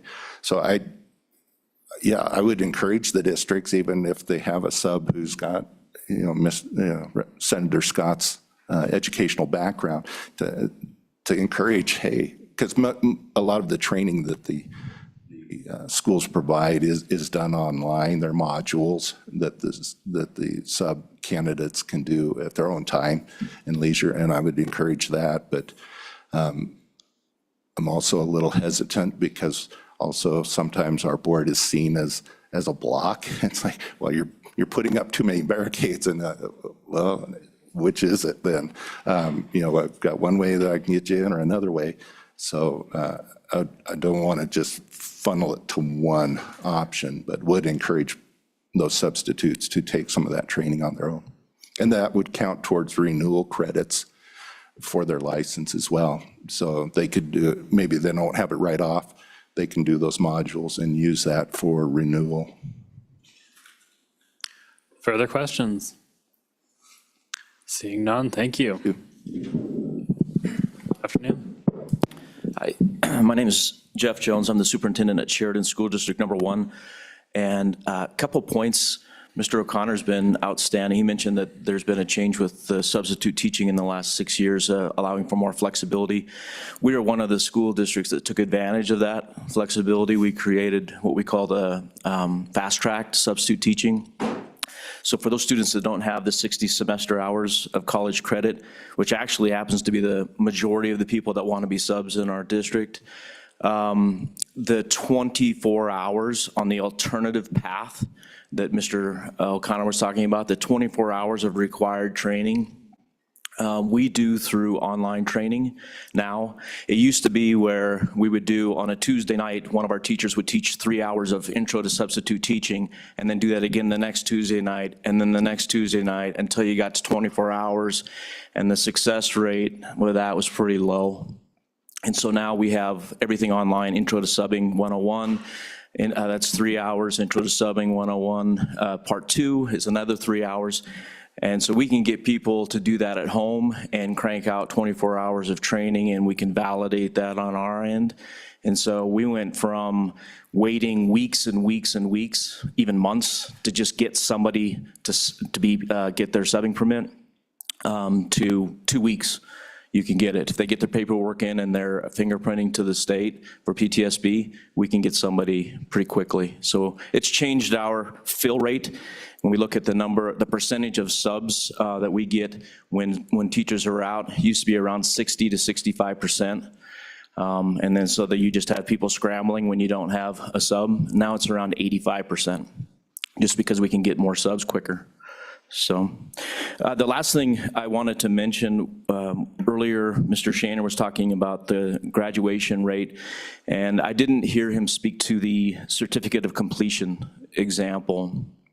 And so I would just like your consideration of expanding what's defined as a high school graduate. Right now, it's achieving the high school diploma, but we have students who are profoundly disabled that have individual education programs on an IEP in special education. They're not on a diploma track.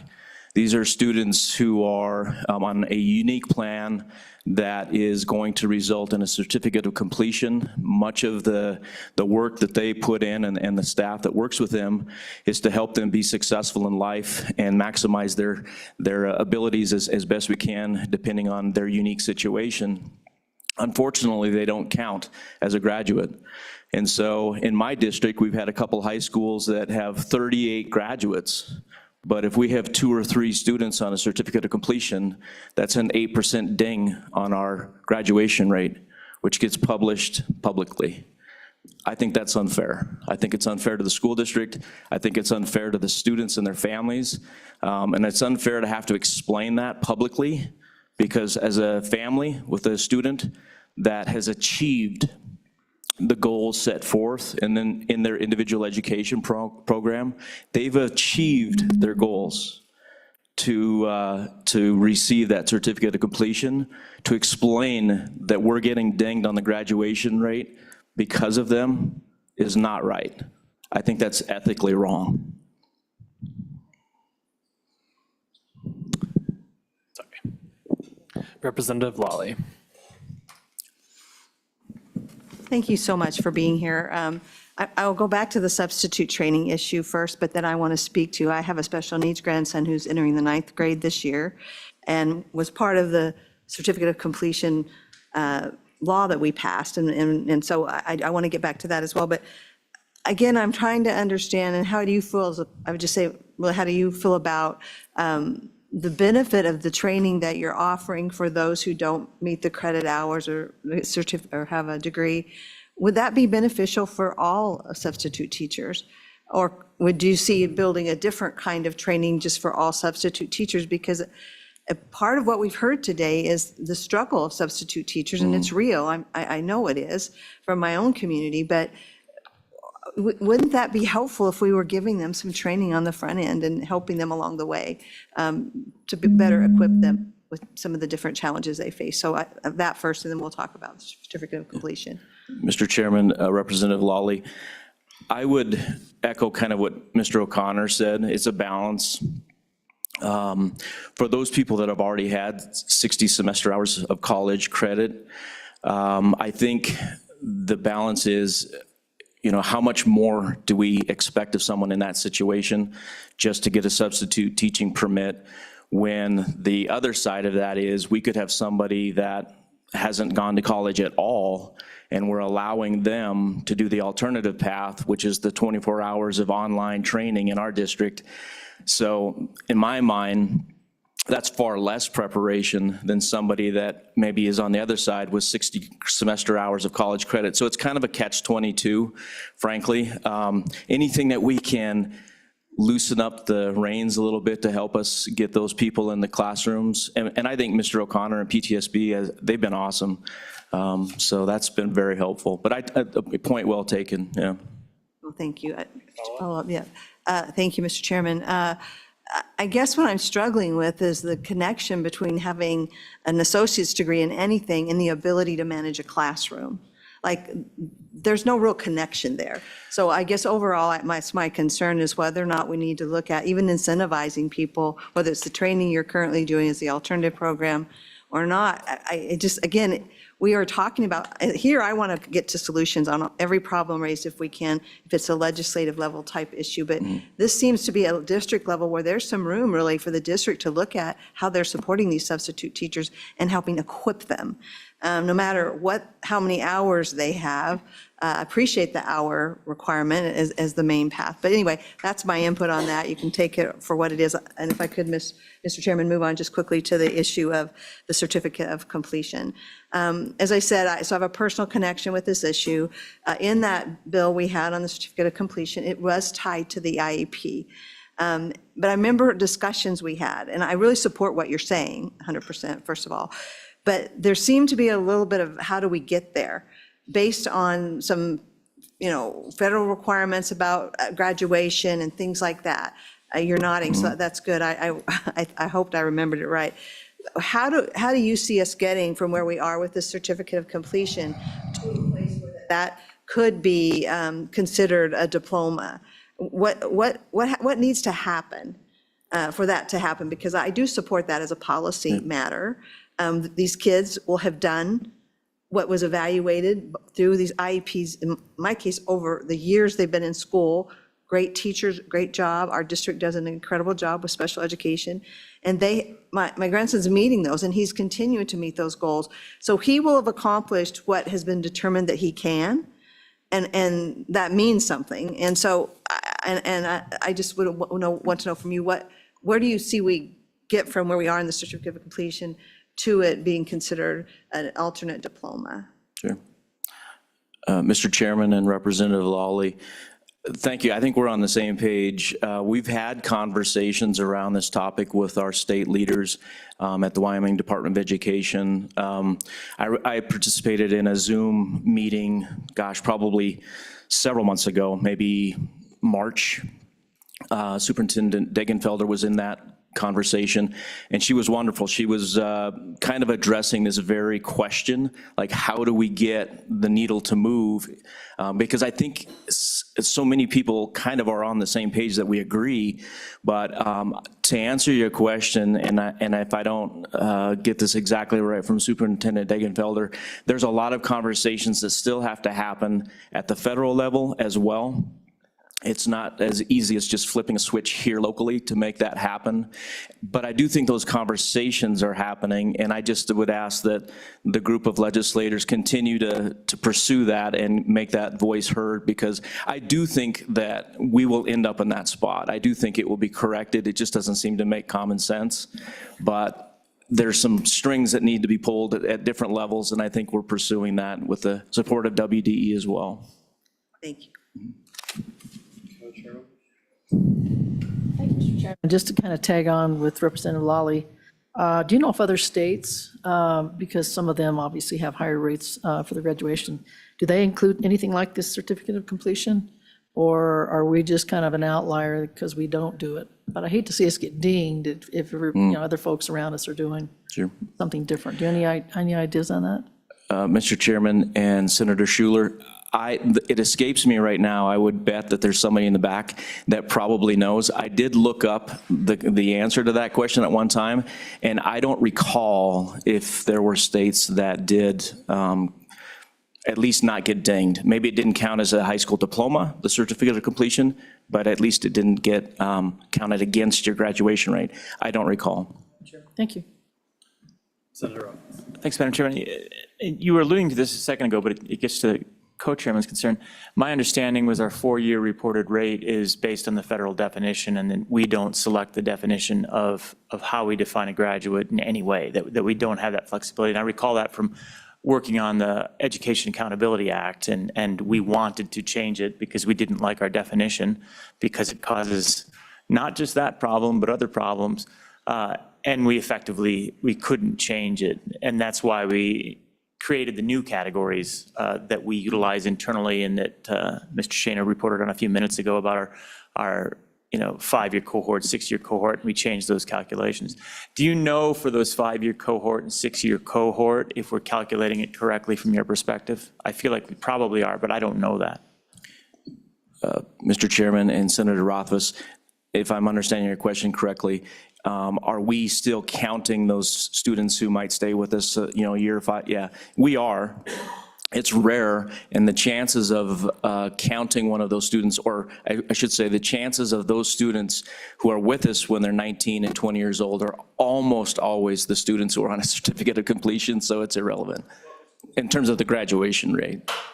Mr. Chairman, no, I mean the way we're calculating those, because I think those are our internal calculations. So the concern that you're raising, I think we can actually affect for those. I'm not certain of that. Maybe there is some sort of federal guidance, but my recollection was that those were our internal figures, so we could do what we wanted. We would have the flexibility to calculate those differently. Do you know about that? And I'd have to double check on that, but I just know the 4-year, we don't have the flexibility on, and I'm not sure about our 5-year and 6-year counts. Mr. Chairman and Senator Rothfuss, if there is flexibility in years 5 and 6 with those situations, I'm not aware of that. Mr. Chairman, I want to go back to the substitute teacher issue because we did have that testimony earlier in the day that sounded like this was a major cause of disruption of school district efforts to fix some of the academic problems. And let me see if I'm understanding this correctly. The 60-hour requirement is essentially a four-year college degree type of requirement. It's a two-year degree. So you just need the 60 semester hours. It doesn't matter if you have a degree or not. Semester hours. Okay, but what would happen if we also, and you've gotten a very creative workaround with this alternate path, which I guess is available statewide. Would you get more people that were eligible if we cut that to 30 semester hours and had a 12-hour requirement on additional teaching? Would that be an option that would be useful to you? Or would that not be an option that would be useful to you? And what's the further question, Mr. Chairman, is what's setting that 60 hours? Is that in statute or in regulation somewhere? Or is it just a policy? Mr. Chairman and Senator Scott, I'm glad you raised this question because it crossed my mind when our Representative Lawley was speaking about this issue. Wouldn't it be better or even, I guess, more beneficial if we could also include the 24 hours on top of the 60 semester hours and so on? And I don't mean to sound flippant at all, but in all seriousness, the people who are best equipped to be successful as substitute teachers have really absolutely nothing to do with 60 semester hours of anything and 24 hours of online training of anything. Give me a mom who knows how to handle kids, and I will take her in a heartbeat. There's just people who have it. I understand that you can't just open the gates and let anybody do this, but I'm also cognizant that 60 semester hours of anything really doesn't say much in terms of qualifications to be a substitute teacher. Mr. Chairman, follow up.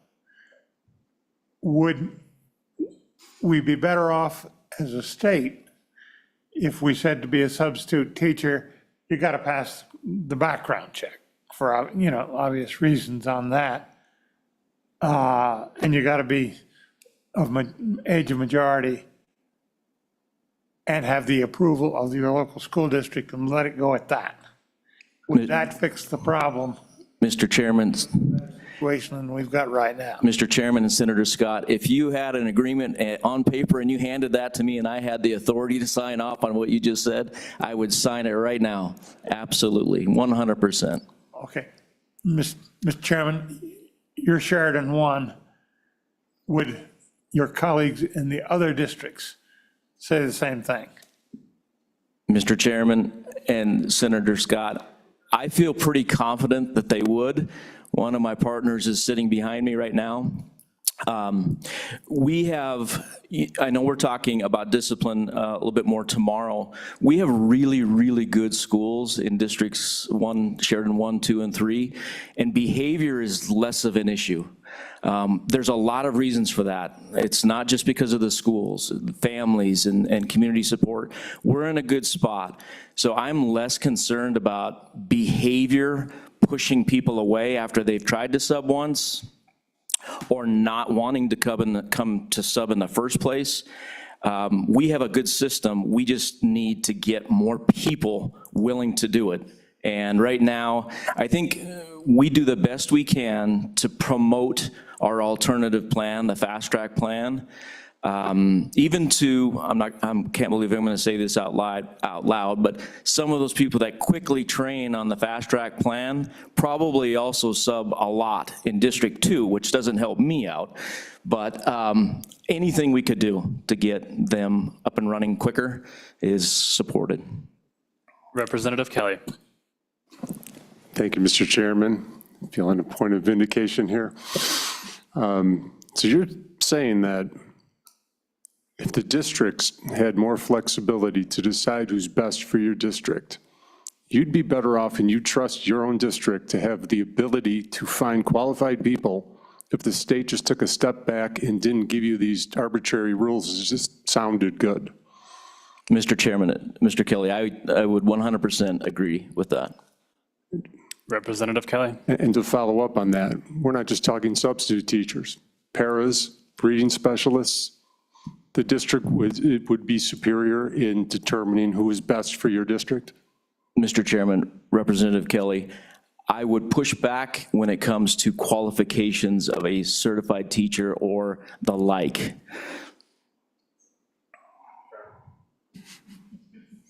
Further questions?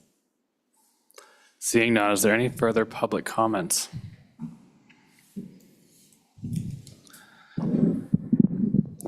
Mr. Chairman, members of the committee, my name is Cole Beagle. I work at the University of Wyoming. I have probably the best job in the world because my job is to provide support and engagement and outreach with public schools from the College of Education. And I really love what we do. I just wanted to touch on a couple of points really quickly. One thing that my good colleagues from the WEA mentioned, kind of in passing at the end of their testimony, was the importance and power of teacher mentoring and support. If you look at the research and all the work that's been published, probably the most impactful thing that helps retain teachers is having a high-quality, well-trained mentor that has a framework to work within. I'm a former principal, former superintendent, and I'm guilty of going to the teacher that has the classroom next to the new teacher and saying, hey, you are going to be this teacher's mentor, good luck, and kind of walking away from that. That's a really ineffective mentorship program. And so the University of Wyoming College of Education Trustees Education Initiative has developed a teacher mentoring training model. We have a pretty robust framework that teachers can use, and we're seeing some great impacts and results from that. I also just want to quickly mention that, just maybe another point of indication for Representative Kelly, I don't really know how you can legislate recruitment and retention, and maybe scaling back the work of the legislature in that area may be more effective. Chairwoman Schuler. Thank you, Mr. Chairman. So these mentor programs, just a question, Mr. Gull, have they been in place just recently, and do you have any data, specific data on how successful they've been? Mr. Chairman, Senator Schuler, so we just started year 4 of our training program. We have 74 mentors from 32 districts around the state that have gone through the program. We've mentored about 85 new teachers. Some of those new teachers were mentored out of teaching. It just wasn't a good fit, and through the program, we were able to help them to see, oh, maybe there's a better fit for you. Our retention data right now is kind of mirroring the state's year-to-year retention, but part of that is because we are helping some people move out, so. Thank you. Further questions?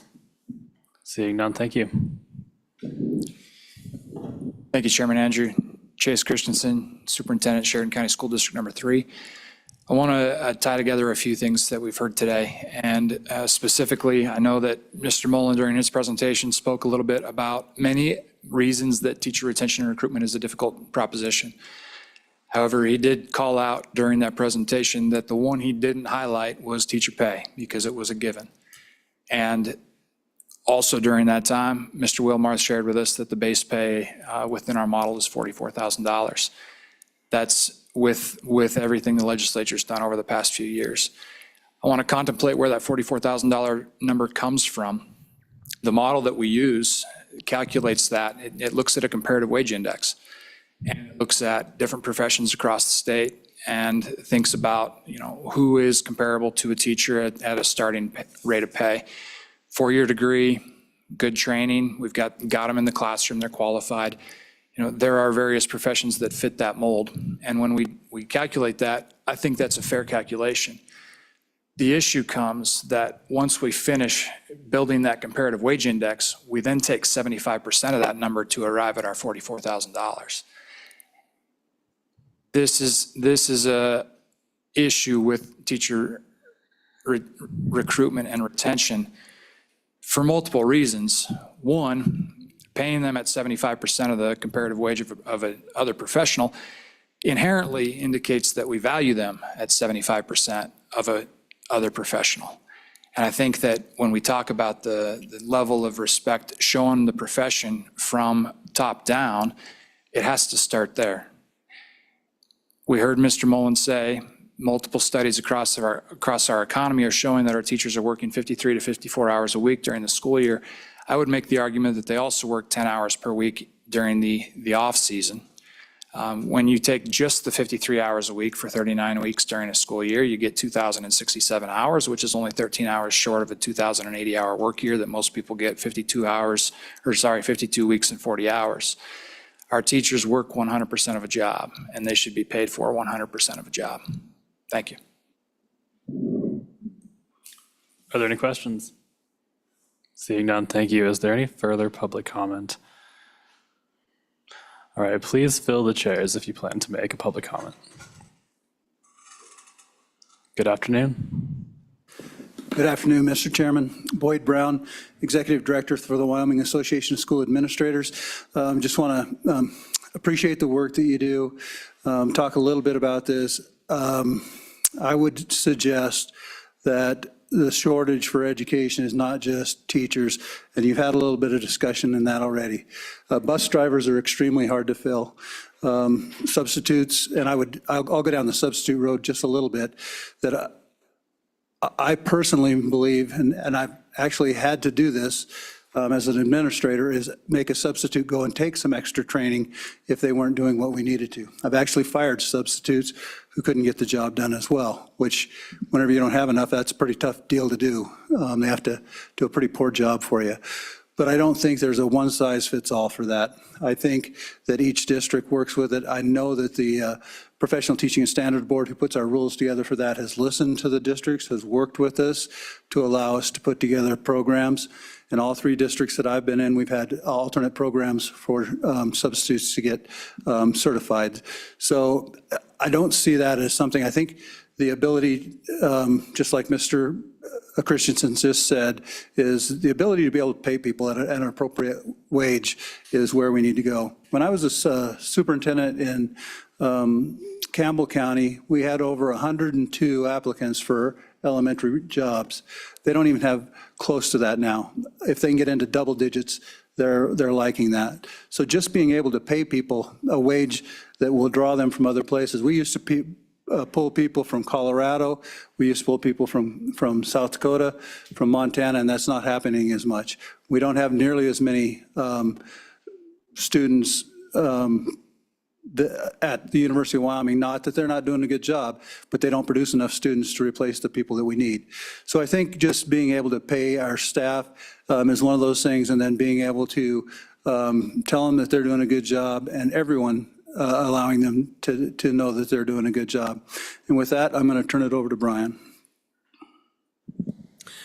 Mr. Chairman, Brian Farmer, Wyoming School Boards Association. Really just 3 quick things that I don't believe have been addressed so far. First, if you want a snapshot about the scope or size of the problem, Wyoming School Boards Association does have a vacancies page. It is not a comprehensive list of vacancies, but if you Google Wyoming teaching jobs or Wyoming education jobs, that's going to be your #1 hit. As of today, the snapshot in time right now, 85 positions listed on that page. This is right at the beginning of school, so almost everything should be filled. That's what you would expect. But if you ever want to look, that's a snapshot in time. It is not a database. We can't go back and recreate previous vacancies at previous times. But anytime you're looking for a scope of what's out there, what are people looking for, that's a great place to look for that. Number 2, Dr. Brown talked about the scope of recruitment and retention being bigger than just teachers. We have 9 new superintendents in Wyoming this year. That's 9 out of 48. 2 BOCES directors are new this year. That's right around 20% of our top leaders also turning over. In one of those, there were 2 applicants for the position. Actually, in two of those, one superintendent search and one BOCES director search, there were just two applicants for the position. In that superintendent instance, the district had to rethink, rework how they were advertising the position, repost it, and were able to come up with more candidates. In days past, we used to see a much bigger applicant pool, much more qualified applicant pool. Wyoming is lucky because we still find quality candidates. My peers around the country do not necessarily have that. There are superintendent positions in other states that go unfilled. There are people that don't fill those positions. The third and last point that I wanted to share with you is that there's been some discussion around administration bloat. And I'm not exactly sure what data there is that supports that. There is a Kuru report which reviews the use of funds versus the block grant. And that Kuru report says that when it comes to administration, districts are roughly equal with what the block grant provides.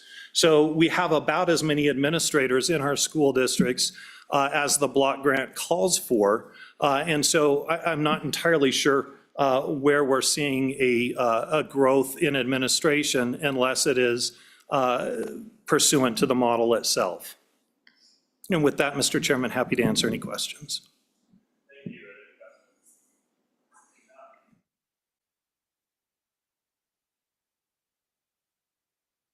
Sorry, Mr. Chairman, you do have Mr. Winnie online.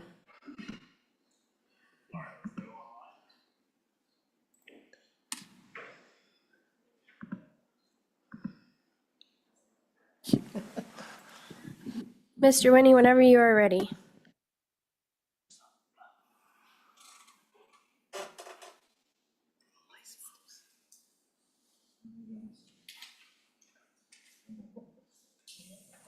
Okay, now I think I've got it right.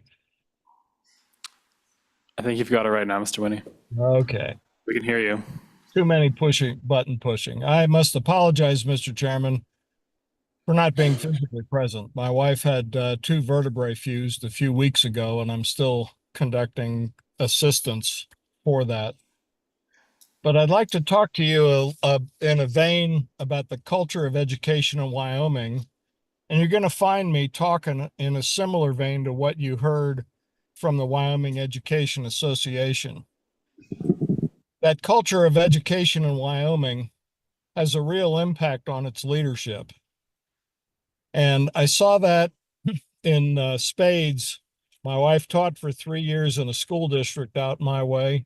She was brought in as an instructional facilitator for reading because the district had a declining scores on ACTs. During her 3 years there, those ACT scores went up 8%. So, you might take a look at that. Your IFs are at risk because they're not quite in the same part of the budget rack and stack as other faculty.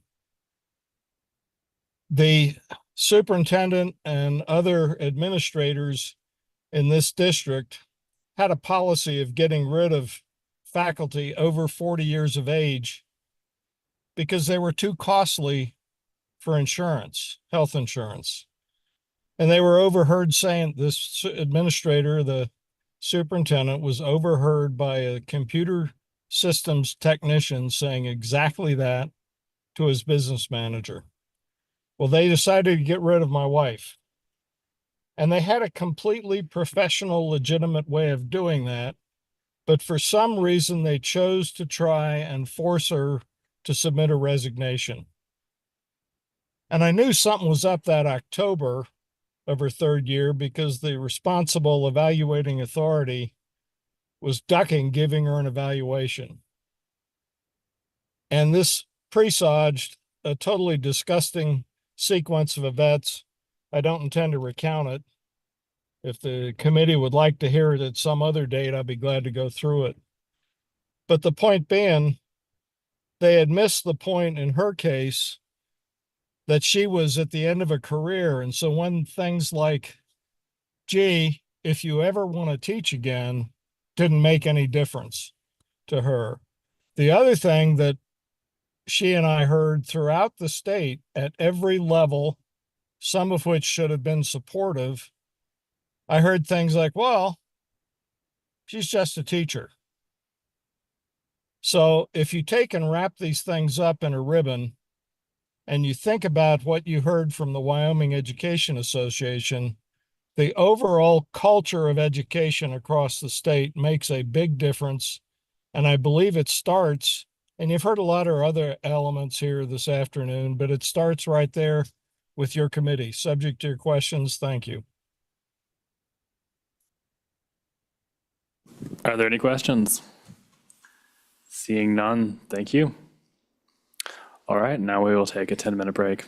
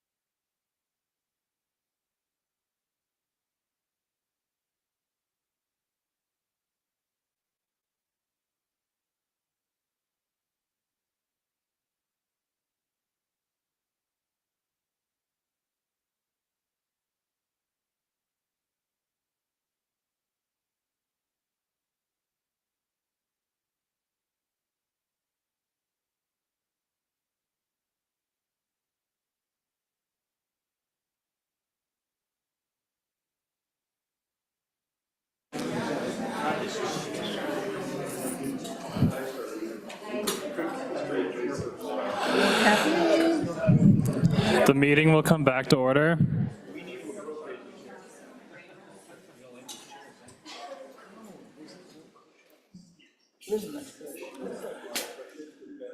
Seeing that it is 2:15, we are now at the order of business of reading, assessments, and intervention. Ms. Hytrack.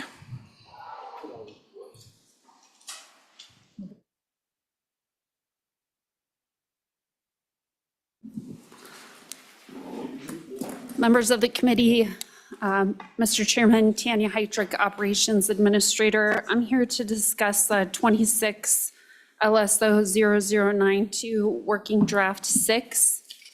This is the Reading Assessment and Intervention Program. You might recall at the last meeting, Senator Scott provided written instructions to our staff for modifications of this program. Just a little bit of historical context. I think this committee, it's either this is the 5th year you all have studied this program. So it's been on your radar for some time, and some significant amendments have happened over that time period. A general overview of the bill is that it modifies screening requirements to identify reading difficulties. It modifies the improvement plan requirements. It creates a division within the Department of Education to assist in implementation of the requirements. And there's a placeholder for an appropriation for that division. Section 1 begins on page 2, line 1. And the amendments to subsection A of 21.3.401 begin on page 2, line 6 through page 4, line 6. Largely, these are conforming amendments, but it also modifies the screening requirement to include K through 12. That's on page 2, line 15. And later, there's a staff note in the bill, but I'll just point it out now that that's the one and only instance where there's a reference to K-12 as opposed to K-3, something for the committee to consider. There's alternative language that Senator Scott provided on the bottom of page 2.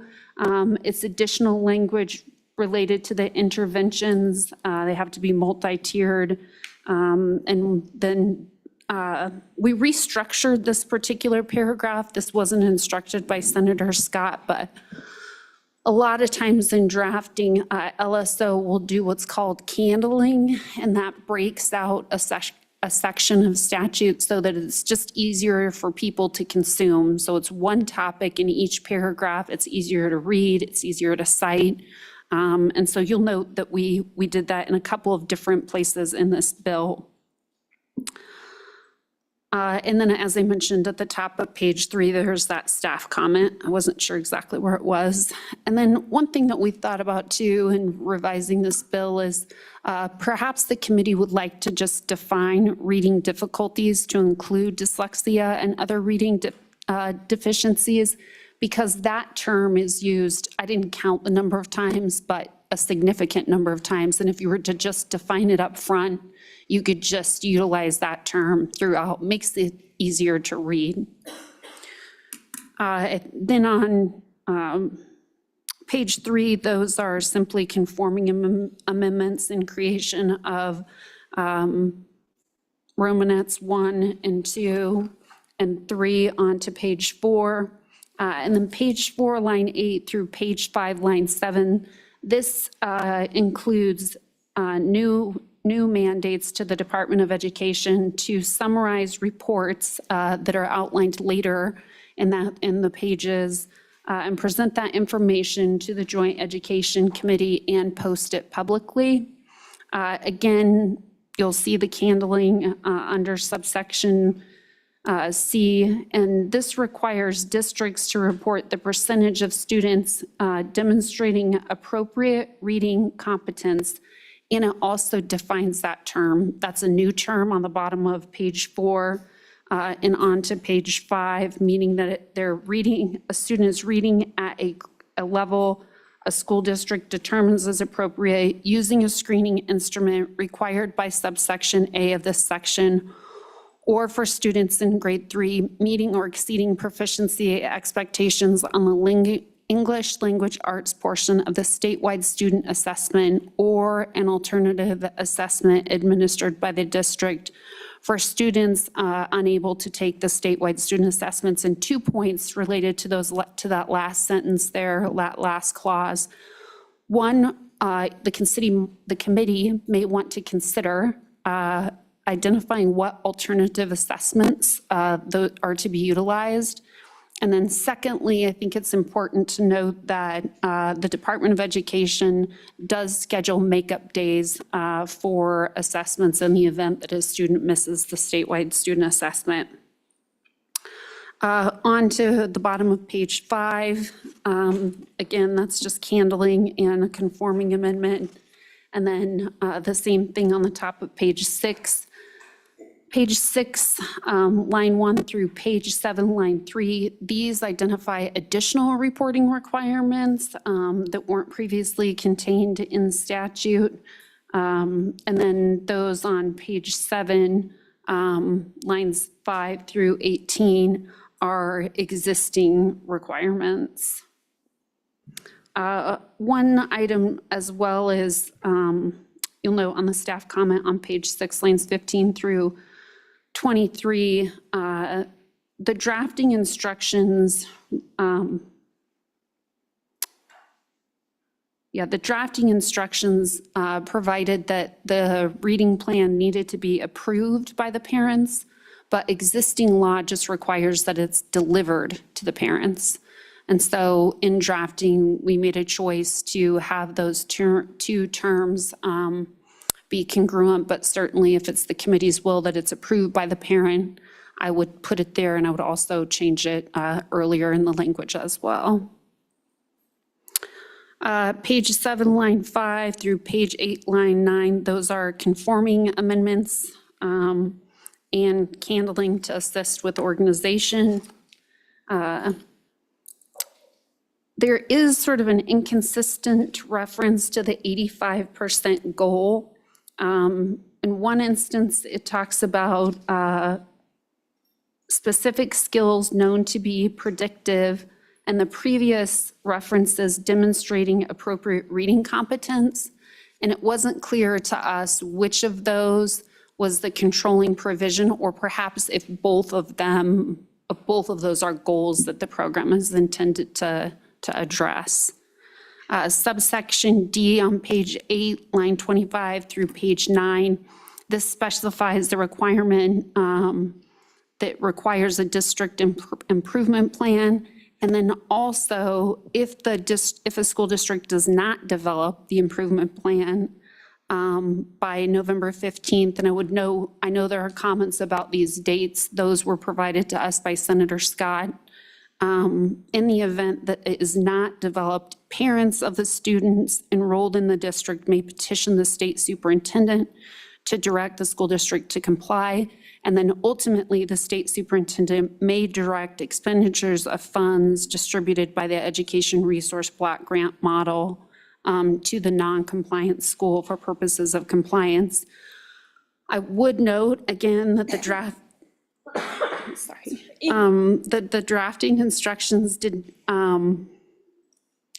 not specify whether it applied to improvement plans or individualized reading plans.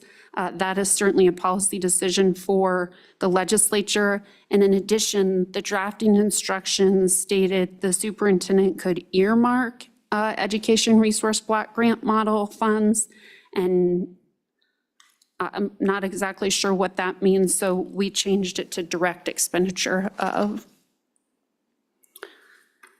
Page 10, line 6 through page 13, line 3, these are conforming amendments to subsection E and F as a result of the prior amendments. And it would note, it's a little unusual on page 11, line 19, where you see Romanets 1 through 5. That's existing language. We generally don't have to pull that in, but because we renumbered D to E, our bill processing instructed us to do that.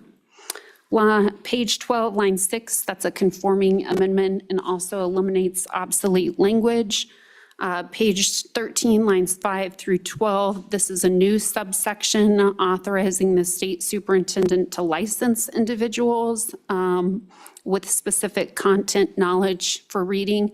It's not clear from the drafting instructions if that's intended for her to license those individuals to be in the classroom or whether it's to license them for purposes of perhaps deploying assistance to school districts. So that's one clarification that might be required.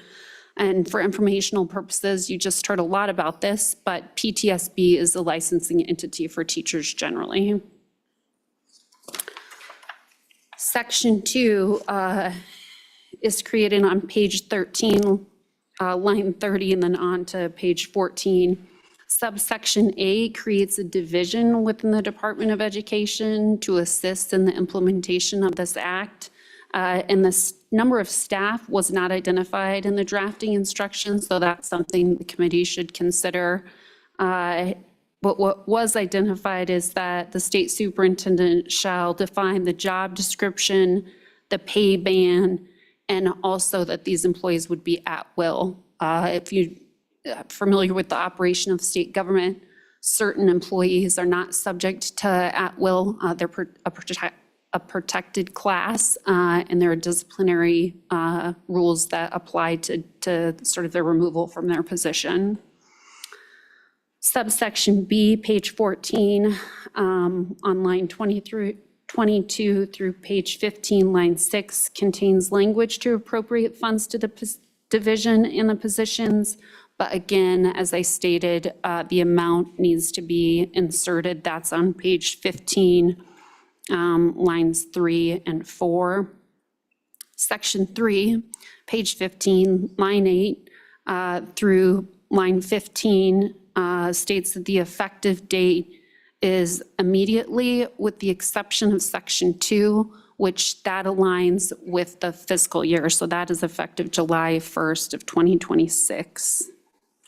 Subject to the committee's questions, and it would state any sort of substantive questions or decisions about policy that are contained within this bill draft, I would refer to Senator Scott. He provided the instructions for this.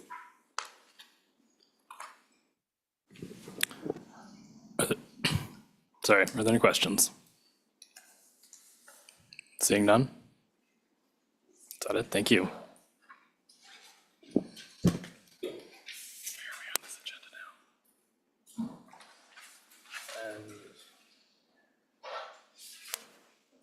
All right, next on the agenda, we have Brendan O'Connor with the PTSB.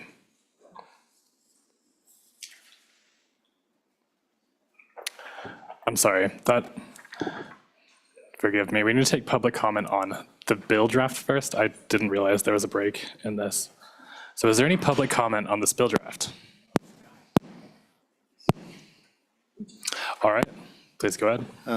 Thank you, Chairman Andrew. I do actually have, as was pointed out in the presentation on page 13 about the licensing, the superintendent licensing, that piece was unclear to me as well. It's the way the rest of the paragraph reads, it sounds like the superintendent's actually, I don't know if I've got static on me or not, that the superintendent could employ individuals to help school districts provide this professional development or something. That would be fine. I would say if they need to be a licensed person working with students, then that should come through Professional Teaching Standards Board, as other statutes have ordained. But you know, if she's just assigning people or hiring people to provide training, then that modification may just need some clarification there. I'd be open for any questions on that. Thank you. Chairwoman Schuler. Thank you, Mr. Chairman. I had this highlighted as well because I thought to myself, why would we be doing that? I don't understand either. I understand the intent to try to assist the school districts so that they get the evidence-based programs up and running, but I wondered the same thing, why that was there. Maybe the Department of Ed could shed some light on that, but if that's the case, I think there could be some issues with that. So I'm like you, I kind of questioned why that's there, so. And I can see some issues with it. Can you as well? I'm So sorry. I could see that there could be some issues with that as well. Chairman Andrew, Co-Chairman Schuler, yes, I think that it creates some confusion that I don't think was intended. Yeah. Senator Scott. Frankly, looking at it, I think there was a misunderstanding, and I think the word license should be employ. I think we're talking about the staff that the state superintendent could have, and we want them to employ some people to go out and help. Okay. 13. Further questions? Seeing none, thank you. Is there any further public comment?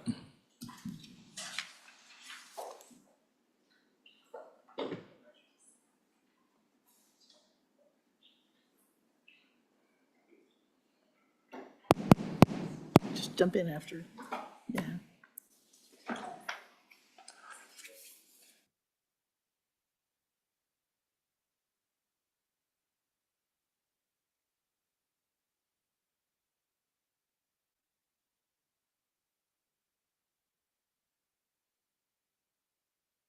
Representative Jarvis. Thank you, Mr. Chairman and fellow legislators.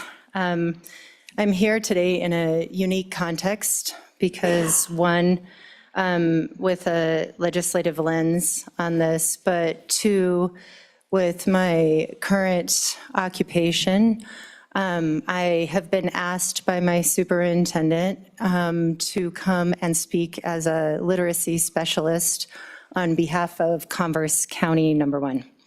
And so what I wanted, and my apologies, by the way, for sending everything out today. I finished everything at midnight last night because it turns out in my world, as a curriculum director, this is an extremely crazy time of the year for us right now.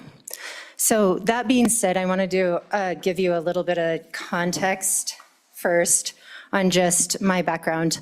I started my educational career as a 6th grade ELA teacher in the inner city, and it expanded to moving to Johnson County back home to where I'm from, where I was a reading specialist for several years. And during that time, I had a phenomenal principal who allotted the ability for the two of us who provided the reading interventions for all of the elementary school in Johnson County to be able to go to a lot of professional development. And we really got to be self-directed in the ability to go discover and research and do a lot of the training and the research. And during that time, I also obtained a national board certification in literacy. And while I was there, and while I've attached a document that has in 2009 and 2010, where you guys, there's 2 documents where you can see some literacy scores and the purpose of those literacy scores. And just a quick little brief explanation that the effectiveness really looks at our kids progressing at or above grade level in order to close those gaps. And so it really looks at our kids really responding to what we're doing. And the other looks at benchmark results. So it's how many kids are at the point for where they should be. So when you're screening them and you're really looking at what a screener does, is it's kind of like this dipstick of do they have the skills that they should have, and are they on track for not having any reading difficulties down the road? So the language around it, and a lot of the times when we talk about this specifically in the assessment tools, you're looking at low risk, some risk, high risk, and they use those terms throughout in all of the nationally normed. They may vary slightly, but they are really nice in elementary because they just color code them for us. But are the kids where they're supposed to be? And the reason that I share that data with you is because when you look at that end of the year benchmark scores on where the kids were at that point in time, I can tell you that I shared the job responsibility we served K through 3 with one other person. And we were given the kids with the highest needs. I had second and third grade at that time and 64 students in my caseload. And I can tell you that 5 of my students, I had really made progress and did very well in very specific areas, but they just fell short. And so it was that, where is it and what is it that these kids aren't getting, and why can't we just move the bar with them? And what I found, because I like to do a lot of research by nature, and I kind of created my own little research lab in the process of what worked and what didn't work as far as interventions while doing this work. But I found that they kept falling short in vocabulary.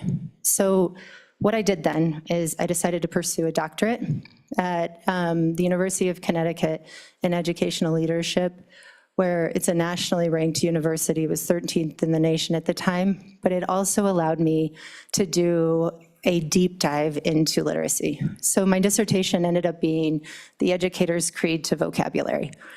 Because what I found when I tried to do the research on my own is, as I dug into that one specific strand, even at the level of like the 5 big ideas, there's a lot of an explicit direction and instruction in how to do all of the rest of the strands, but there's not so much, it's like, oh yeah, and teach vocabulary. And so I really spent 6 years of my life digging into the research around how do you really impact those kids and how do you really do that well. So through that process, I'm also LETRS certified. I hold a whole lot of certifications in different reading and literacy programs, and I've gone through 3 of the national just teacher knowledge reading and literacy programs. I did LETRS as an administrator, and the purpose of doing it that way was because I actually paced in front of my teachers taking it, because I wanted to be able to have the resources and the tools ready for them when they got to that point and they asked for it. Because when you look at our world, having that ready to go when you're building teacher knowledge and then they realize they don't have the tools that they need, being able to effectively hand them those tools right at that moment in time really hedges your bets for some really great things happening. Where I'm at now and the why I gave you the documents that I gave you, and I just want to go a little bit through them. So the current state of our nation, because I think it's really, really important that you as a body understand this. We have 5 undergraduate universities and 14 master programs that truly teach teachers how to teach reading in the nation. And I'll go a little bit more into what that means and what that looks like and why. So, and part of that is that reading is not like any of the other content areas. Literacy is not the same. There are a lot of components to it, and you really need to know a lot of information to do it well. And so what has happened at the post-secondary level is universities have specialized in each one of those strands. So like if you look at that document that I kind of shared with you, that looks like this, that it has the blue and the yellow. So these are all the strands that are needed in order to be an effective reading teacher and in order for kids to actually truly be able to comprehend. And what has happened in our nation is our post-secondary go deep into these strands and they become experts in these areas. This is phenomenal for us, but nobody really takes this information at the post-secondary level and puts it all together in teacher training programs. Our teachers are coming to us with expertise in these strands in different areas, depending on where they graduated from.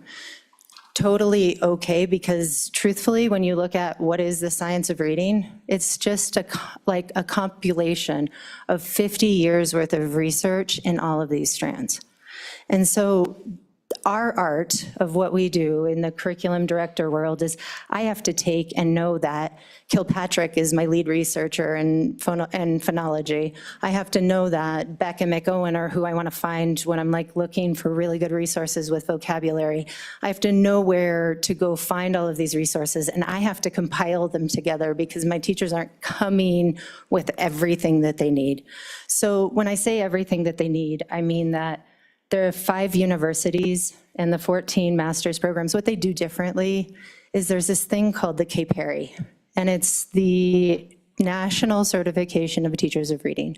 And so the other documents that I gave you was the KPS, it's the Knowledge and Practice Standards of Teachers of Reading. That is the standards that teachers need to know in order to be able to be effective reading teachers. And the KPERI is the exam that matches to those specific standards. These are the only universities that the teachers are actually required to take this assessment when they leave. Do I want these universities to stop becoming experts in these areas? Absolutely not, because they are providing really good research for us when we know how to do it. It just provides a very interesting dynamic for us when we receive people who have parts of the puzzle but not the whole. And really the big thing that you need to understand with reading and literacy is there's 2 different pieces to it that are huge, and it's why we are sitting in the state that we're sitting in right now. And it's one, that yellow section. This really is where, like, a lot of our kids with dyslexia lie with a lot of deficits, and that's in the access area. And so what I mean by access is there's certain, like when you look at phonological and phonemic awareness and the research behind it, it creates these little neural pathways for kids so that they can connect to phoneme and graphemes, and they can really isolate sounds in order to be able to spell them well, and they can really blend them together in order to be able to sound them out to say it. Why does fluency matter? Well, the research says, and that's where you see all of these assessments of like how many words per minute do you have to read? And you'll see your kids come home, well, you have to know 98 words per minute. Well, what does that really mean when you go into the practitioner's world? Is that if my kids can't effectively decode and get to these words and do it fluently, they're not going to understand it. And why is that? Because the research says our brains are narcissistic. I like my voice better than everybody else's. So I listen to me more than I listen to anyone else. I remember about 15% of what you have to say, and I remember about 90% of what I have to say. So what do you want kids to do? Read the way they talk. Because if they can talk to themselves, their brain's going, ooh, this is wonderful, I'm listening. So I get this reading comprehension. So great, I can access the word now fluently because I want to be accurate before I'm fluent, before accuracy is really important before automaticity. And then on the flip side of it is, I have to be able to understand that word. So not only do I have to be able to say it correctly and effectively, but I have to be able to know what that word means. And so we have this lovely thing because our prep programs really do teach these strands not as a whole. And people aren't coming out with all of the information, they're coming out with parts of the puzzle. So when they only have parts of the puzzle, people resort to doing what they know. And what I mean by that is if they went through a really strong phonics program, our teachers tend to lean towards being phonics instructors. And if our teachers came from really and had a lot of success in whole language, then they tend to really think that that's the way that you teach reading. What people don't understand is that reading war of the phonics and the whole language, when you really look at 50 years worth of research, needs to go away because we actually have to do both. And we have to do both really well in order to be able to effectively get to this. So when I lay out this sheet to teachers and they understand this, it makes that reading war go away. And they start to look at this very differently, and they don't need a whole lot of push to really buy into, oh, that makes complete sense, I get it now. let's go, let's do this. And when you really start to do this work, it's hard because there are a lot of different components that have to play into each other. And that's that beauty of when we throw around these terms. So we take 50 years worth of research from a whole bunch of different bodies of research, we dump it all together, and then structured literacy, we have to present it now in a way that your brain is going to take this in because you only really like 15% of what I have to say. So the art of now what I have to do in order to be able to get you to take in that information for reading and for the reading component piece of it is actually like rocket science. And when you look at truly the top 4 programs that do teacher knowledge, that really teach teachers how to teach reading, they're 120 to 180 hours, you guys. So now we're being handed, as educators, people with parts and pieces, and we have to find 120 hours to get the information in these people's brains to just get them the basic knowledge on how to do this. So there's this game that you have to play on where do you find this time, and do we hijack other professional developments because we're only allowed so many hours to be able to do this work. What I'm asking here, when I take a look at this, and I want to kind of walk you guys through that, I want you to understand this context, because it's really important that when we turn around and look at this, we have an opportunity because we have the knowledge if we put it all together and we do this really well. Because I can tell you that some of our districts fall short in that same place that I did in vocabulary. And if we help them really understand what vocabulary is, because when you truly look at the research, vocabulary is all of language comprehension, and nobody calls that out. It is a lot more work. But I do have to tell you, and I want to commend this, and I want to give complete kudos, because after I'm done teaching the word recognition components and how to access with my teachers, guess who I'm going to call for the language comprehension? Our university has created one of the best language comprehension screeners that exists in the United States. They've done it better than everybody else. They live, breathe this world to a degree that is absolutely commendable. Who am I going to call to get help and support in this? I'm going to call these people that have dedicated their lives to this research and this work, because they can do it better than any of the rest of us. So I do want to recognize that there's a lot of really good things happening in Wyoming. It's just a matter of putting them all together. So I'd like you to challenge you to kind of look at this bill specifically. And we have an opportunity to do this well, but there's some things that I have just put nice little notes on. And I just want to point out some concerns on how this isn't helping us get to where we want to go. So if you take a look at on this, on all my lovely little notes that I've provided for you, on page 2, and I did circle, and it is a slightly repetitive to the work that the LSO has done, but I just want to build a little bit on this, because when we look all the way through 12th grade, that is totally okay, but I'm going to tell you that the screeners that exist that are really high-quality screeners out there in the nation really kind of stop in 6th grade.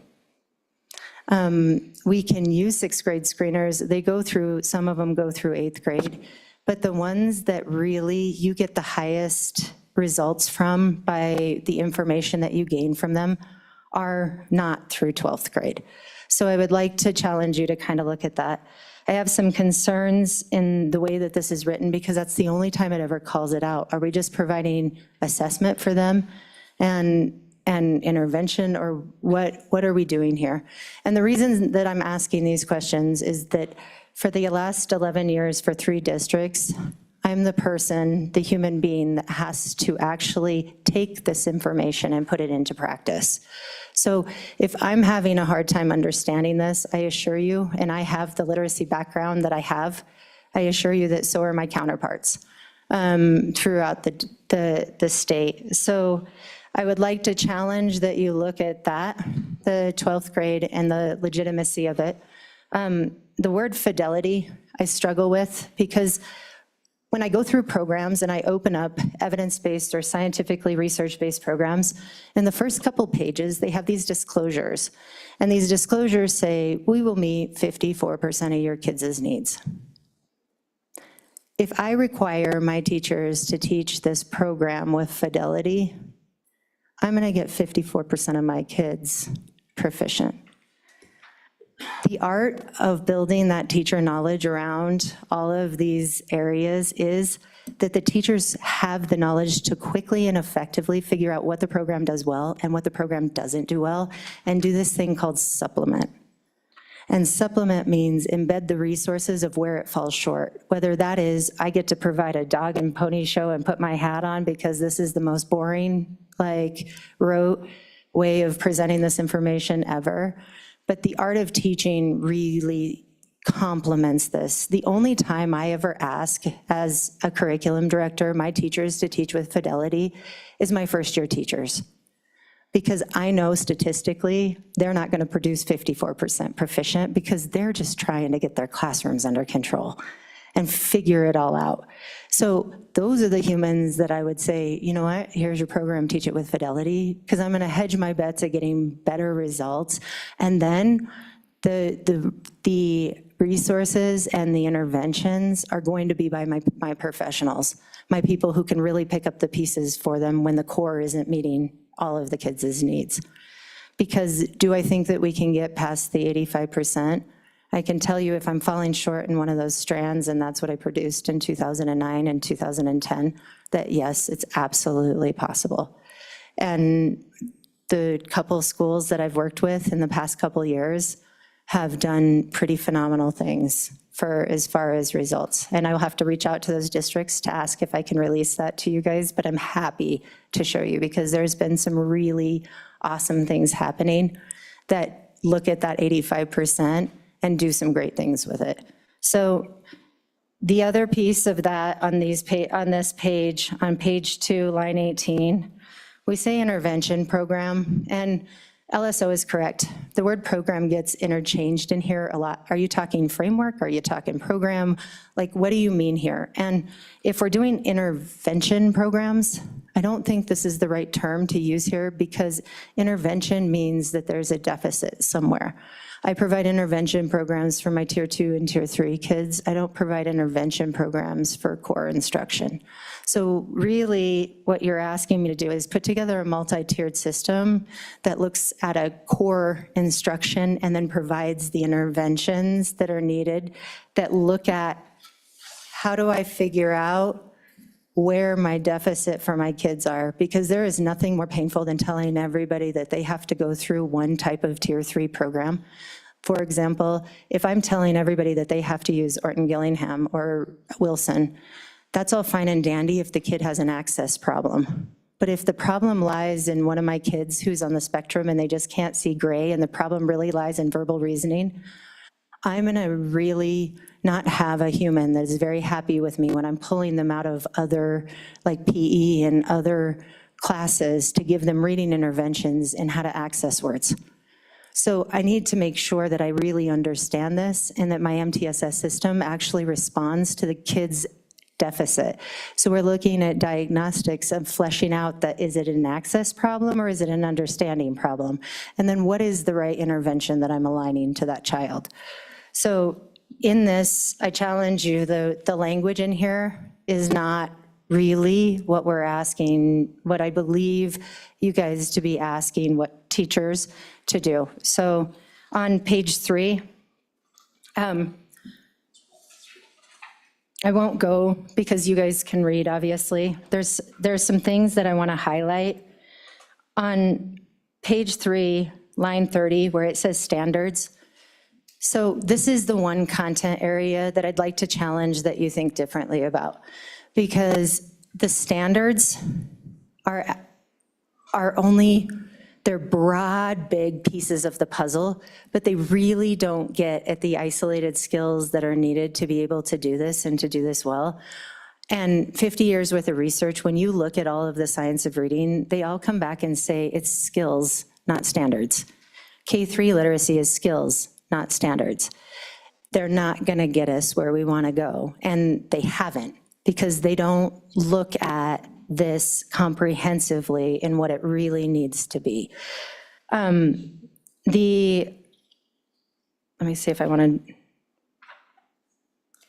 on page 4, if we're going to ask, so as being the person that does these reports, there's some clarity around, we use the date November 15th in a couple different contexts. One, for when schools need school improvement plans. So in a couple, and then this, are we reporting the end of the year data from the year before now? Because typically end of the year reports, if I'm going to report to the state, happen in June. June 30th is pretty standard for that.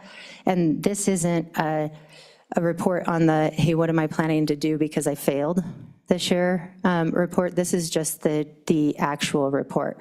And this report typically gets submitted because I do the WDE 626. It gets submitted in June. So I would challenge you to look at putting the actual report being due in June, and then the schools having to provide an intervention plan in November 15th, or on November 15th, if they don't meet the requirements. The other pieces, the 85%, it is interchanged in here. It's not what it needs to be. As far as when you're looking at 85%, and then you're using, we've kind of on we're using the Y-top as a measurement. So I'm one of those rare people that actually read the 2,264 pages of the technical report of the Y-top, because I just had a hard time believing that it was 100% criterion-based. I wasn't wrong. I have to tell you, the Y-top does some phenomenal things, and it has a purpose. It has a purpose as a summative exam to tell us how we do against each other. But it is better than a lot of the other states because it takes on the criterion referenced lens of proficiency. But when you read that manual and you really, really dig into it, there's this little spot in it that talks about how they determine proficiency at a grade level, and they norm it. So, and there's some other pieces to it. If you'd really like to sit down, I'll gladly show you and go through it. It is predominantly a criterion-based assessment, and it is really good for what it serves in the fact of being a summative assessment for our state. It is not a good indicator in this context. This context really needs to be a different assessment, not this. And the other reason is if we know that all the research says that early intervention is the way that we can actually make a big difference, the way this bill is written right now, it is not punitive and until third grade Y-top score. So it's this, we're building up all the way through kindergarten, first grade, second grade, third grade, but nothing happens to you until you've taken the end assessment when it's all over. I don't know if that's the intentions or the best use of data. I want to draw attention to the next page, on page 6. So this is kind of indicative of when you don't have a literacy department in WDE.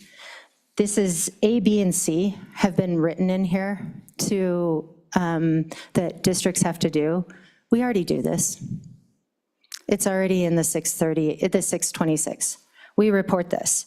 And we just amended as a body the statute not too long ago to identify high risk. There's just nobody on the other end monitoring this.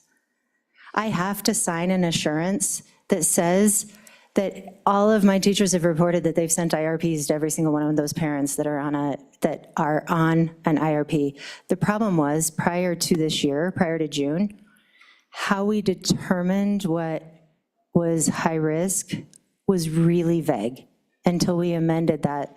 And we amended it specifically using the language of high risk because these assessment, the 5 that have been approved by the state have different levels. Like Some of them look at it as 35%, below 35% is high risk. Some of them look at 15% is high risk. The reason that we honor those nationally normed assessments is that is exactly what they are.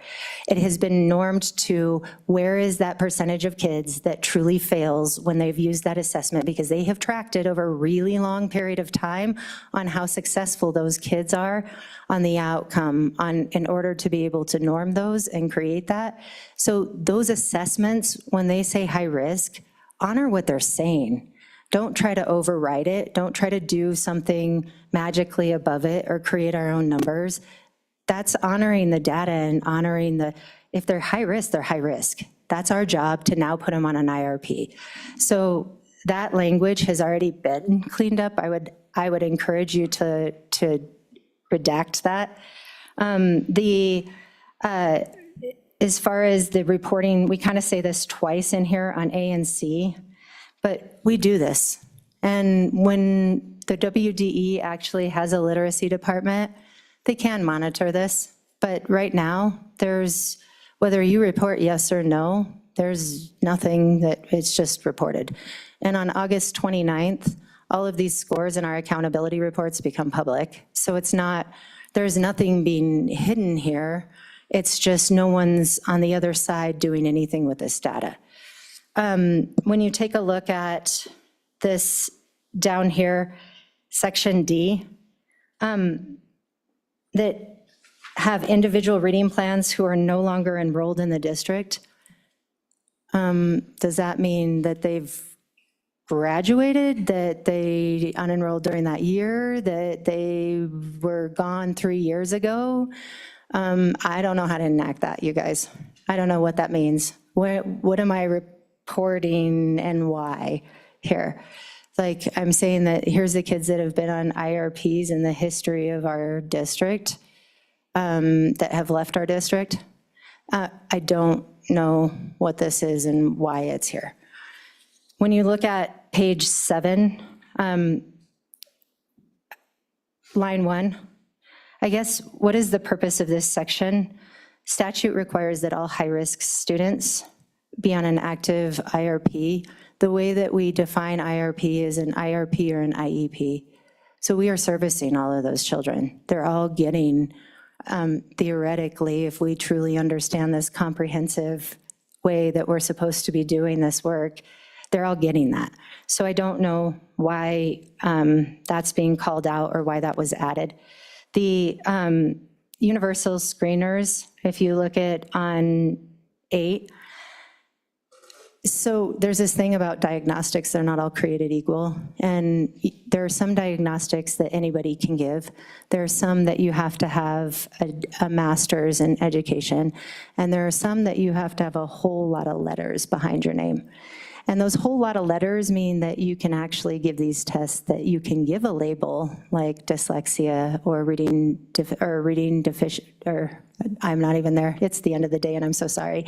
But when we call it out like this, a reading deficit's a reading deficit. And our job in education is that we respond to that and we ensure that we've provided the curriculum for those kids to ensure that it is not a curriculum problem, that it is a true learning disability.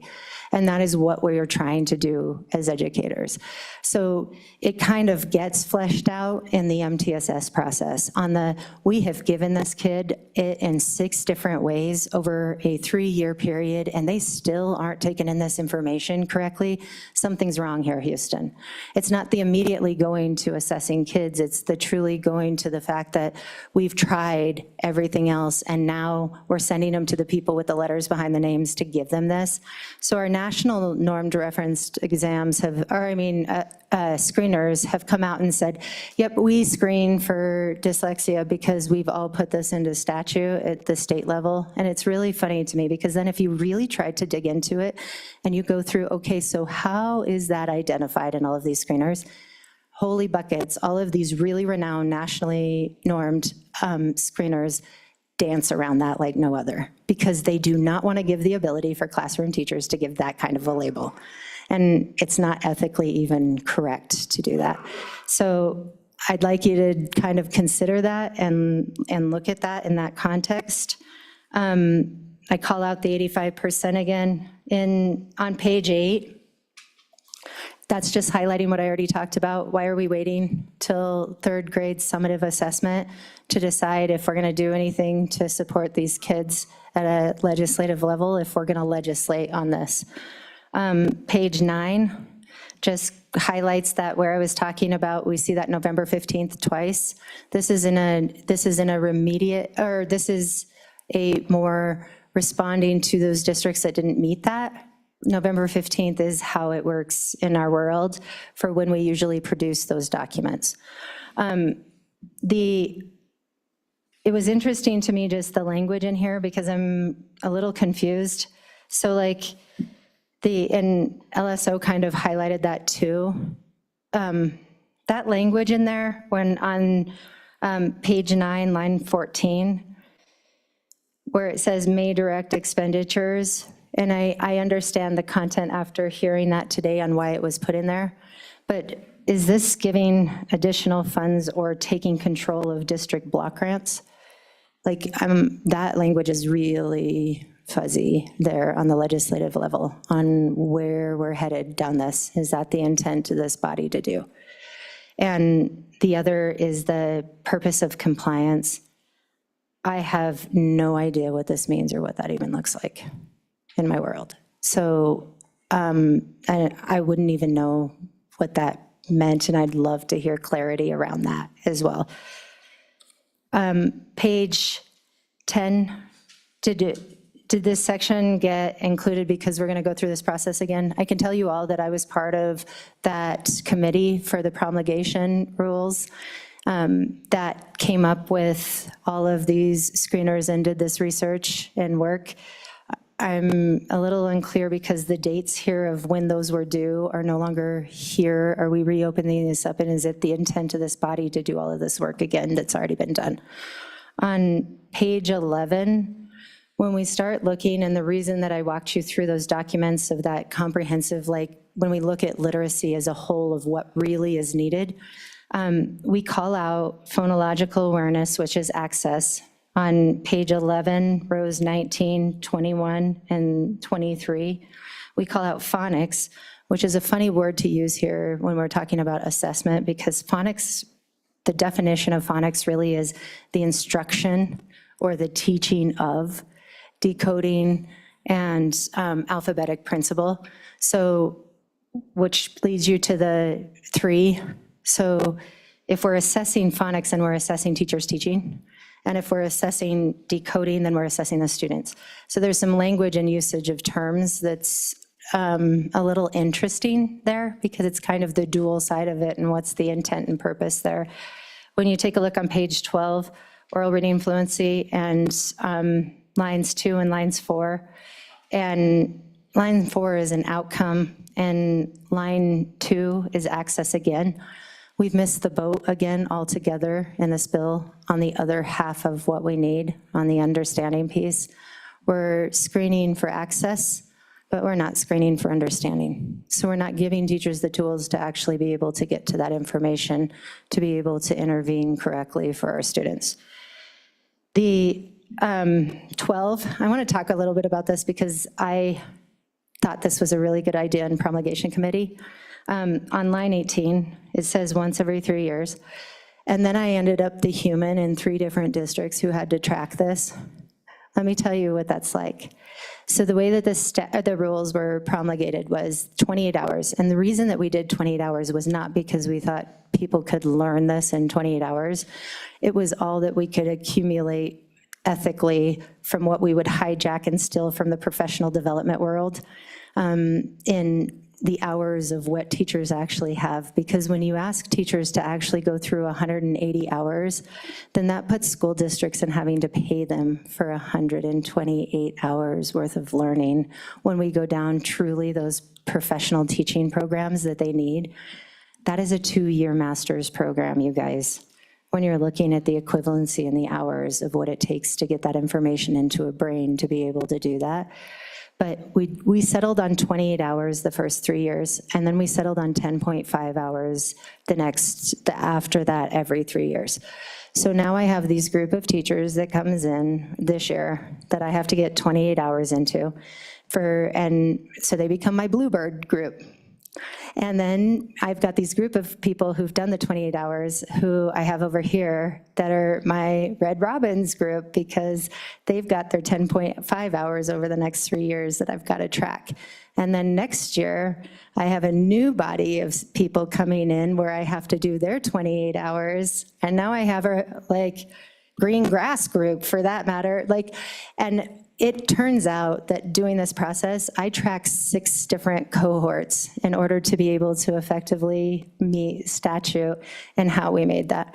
I was part of that group. I own that. It is an absolute tracking disaster to try to truly monitor that and make sure that these people are getting what they need. It was not a gift that I gave myself in hindsight. So I would really like the committee to look at what that looks like and how much time that they want to dedicate, and maybe look at it on a 1-year cycle. It would be really kind and nice for those of us who have to do that work and that reporting. The last few things that I just wanted to highlight were already talked about by LSO. But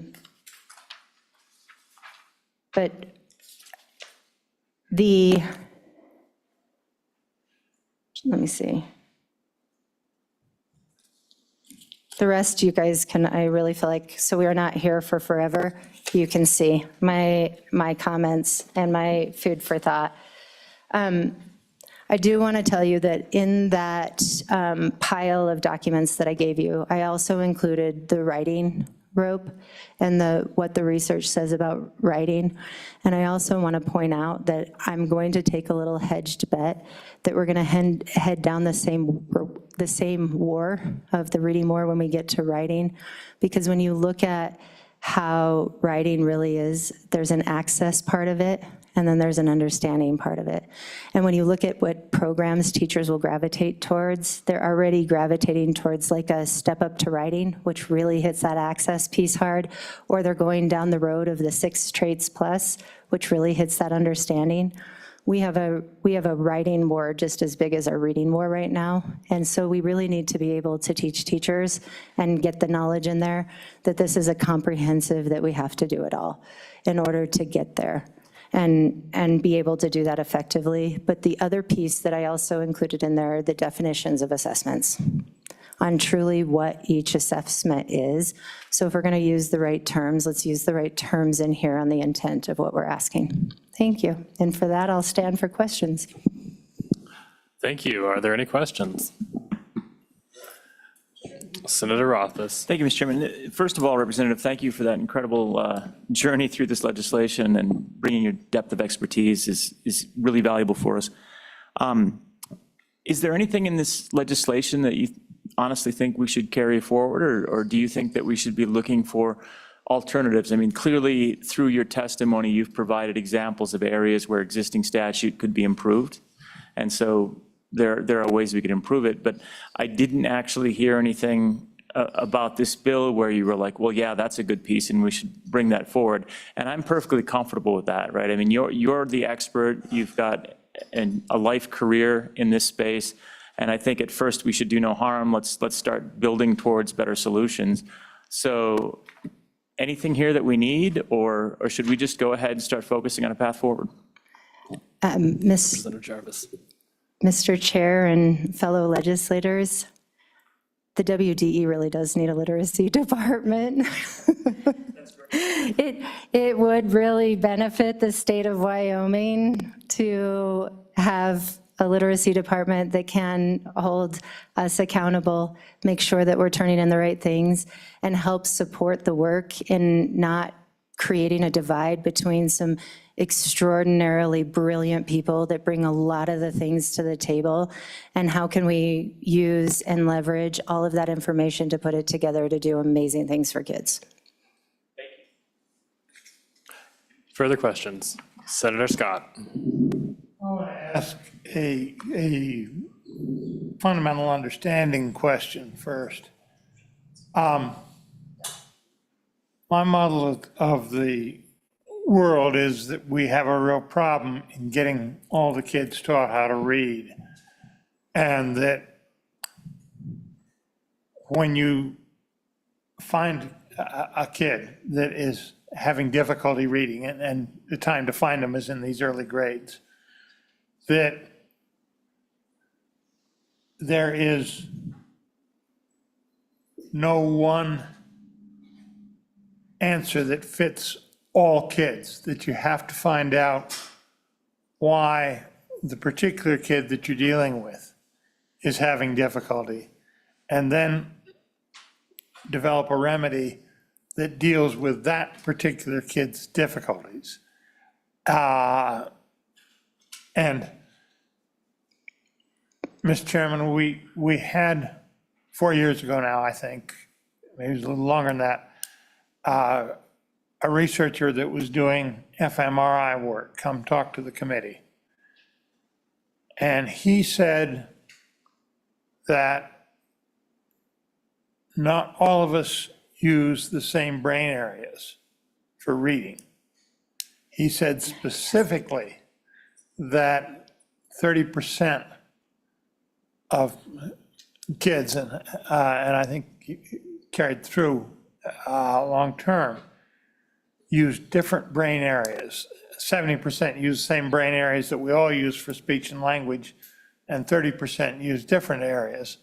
And I translated that as, okay, this is one of the reasons that not everybody, you have to find out what's the trouble with an individual kid before you can remedy that.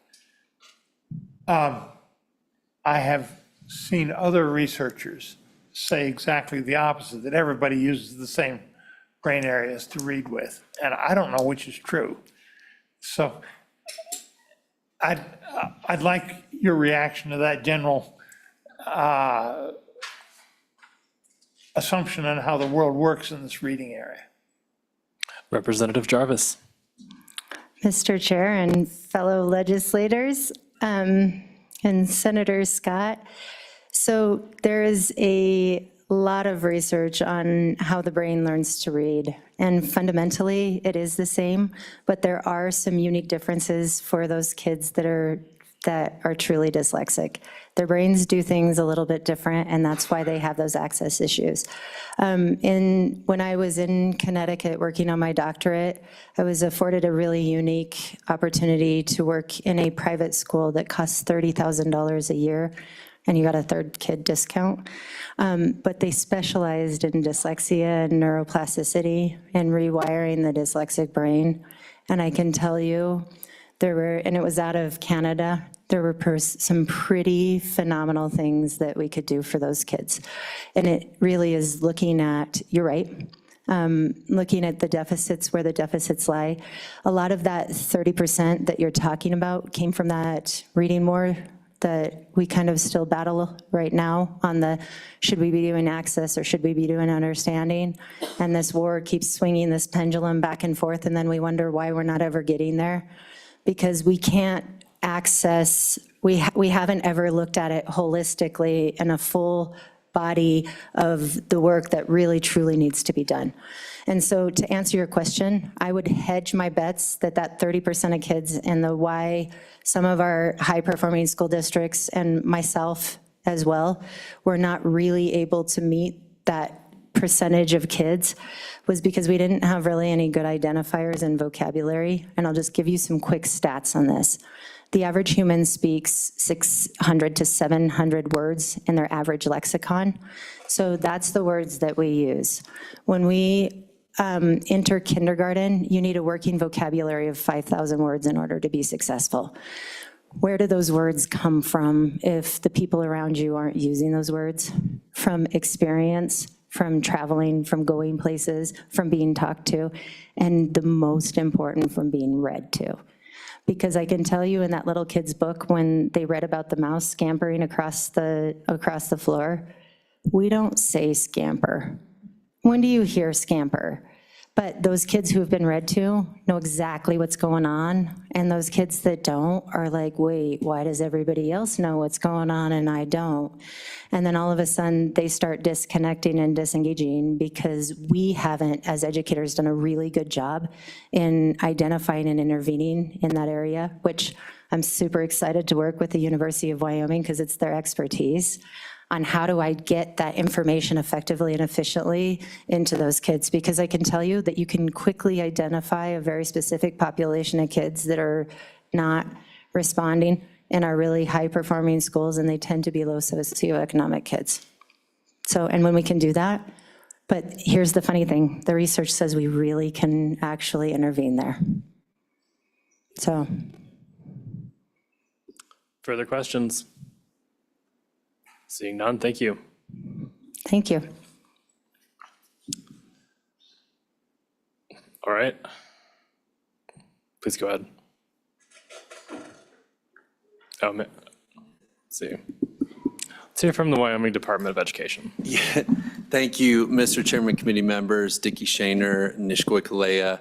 Just trying to think on the fly here how to wrangle all of this. One thing that comes to mind, just out of courtesy, might be able to give the UW people time to talk if they weren't planning on being here tomorrow, since WD is going to be here tomorrow. I don't know if that would be helpful for you guys, and let them go, because we're talking kind of the same wavelength as them.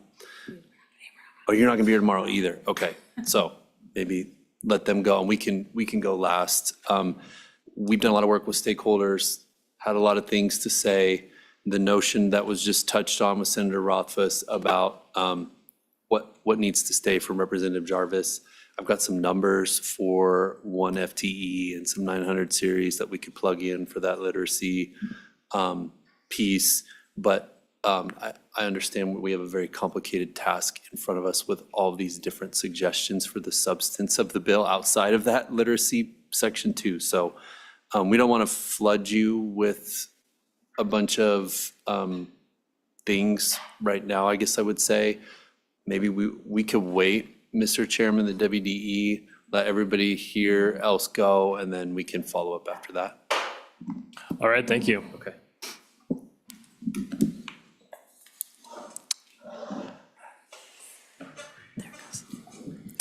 Good afternoon. My name is Gay Wilson, and I am from Cheyenne, Wyoming. Mr. Chairman and members of the committee, we want to thank you for this opportunity to speak before you today.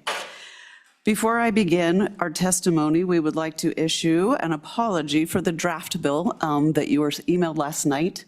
There were 3 busy moms and 2 busy grandmas working on a cell phone call. We've been working on this draft bill, for the last week or so. And we were doing a cell phone call because this is really important to us to get this to you last night so you could read it.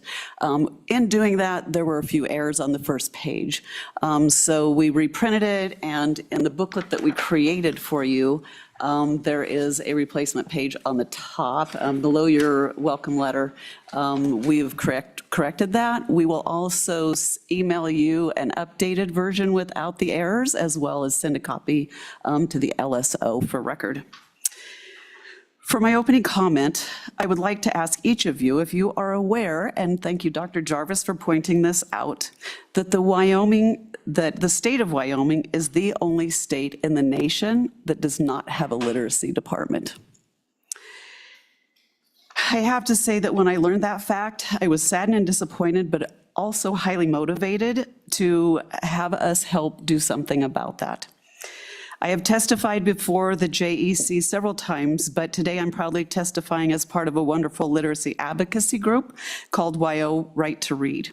It is a coalition of advocates and family members for children with dyslexia, as well as other reading and writing difficulties.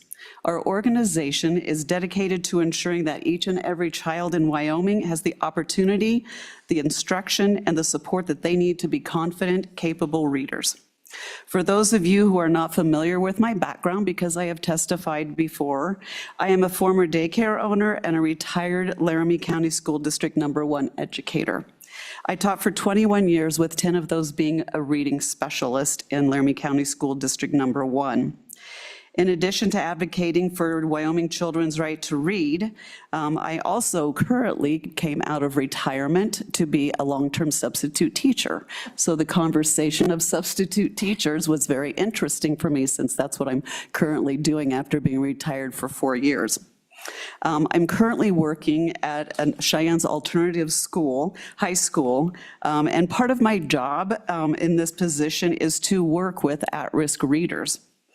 In fact, I'm currently working with a student who will graduate from this alternative school this year, which is very exciting for him, except for the fact that this student reads at a second grade level. So he is going to be graduating as a senior with a second grade reading level. When a student graduates reading at a second grade level, we are not handing them a diploma. We are handing them a lifetime of barriers. Without the ability to read proficiently, they face limited job prospects, economic hardship, and daily struggles, which most of us take for granted. This is not just an educational issue, it's a workforce issue, a public health issue, and a generational equity issue. Comprehensive literacy legislation and a state-level literacy department are not optional. They are the only way to ensure Wyoming students graduate ready for life and not just ready to leave school.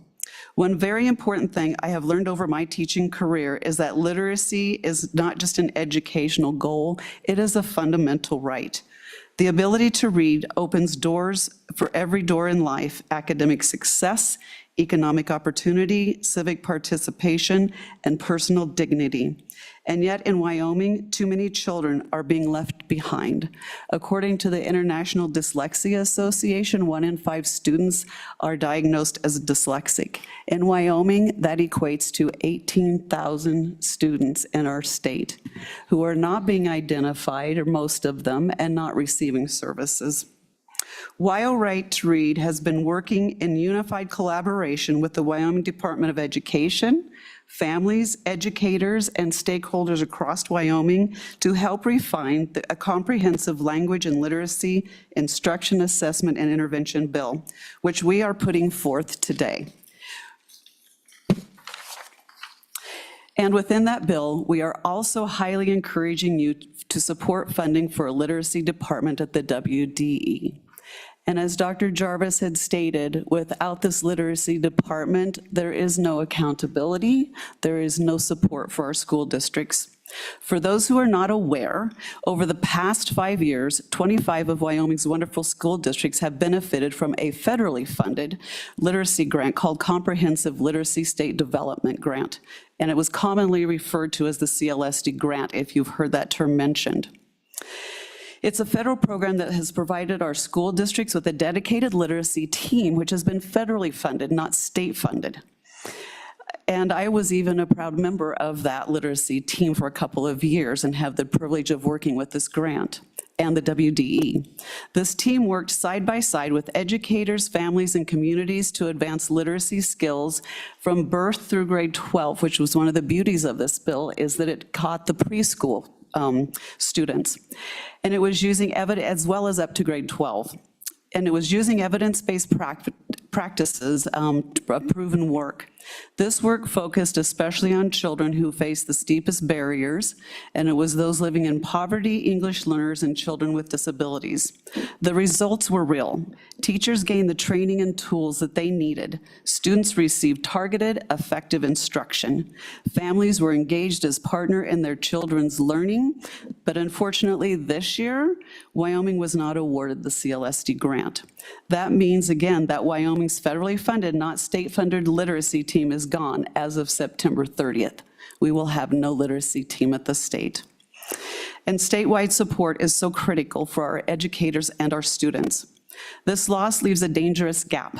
Wyoming is now the only state in the nation without that dedicated literacy team, and without this highly trained team, coordination, and resources, we cannot ensure that every district is equipped to deliver high-quality, evidence-based reading. That is why we are urging you to pass a more comprehensive literacy legislation that we have included, and legislation that not only sets clear expectations for instruction aligned with the science of reading, but also provides the funding to establish a permanent Wyoming literacy department within this Department of Education. This department would ensure that every district every teacher and every student has access to training, resources, and the support they need, not just a few under the federal grant. We know what works. We have seen it in the classroom across our state. But without sustained leadership and investment, we risk losing the progress we have made so far and failing another generation of Wyoming children. Members of the committee, this is our moment to act. Let's make Wyoming a state where every child, regardless of their zip code, background, or circumstances, has the right to read and the support to achieve it. This is not a partisan issue. It is a matter of educational equity and long-term strength for our state. A permanent literacy department is absolutely critical, as well as a more comprehensive piece of legislation. It ensures every district, no matter how remote, gets the same quality and equitable support. Thank you for your time, your service, and your commitment to Wyoming's future.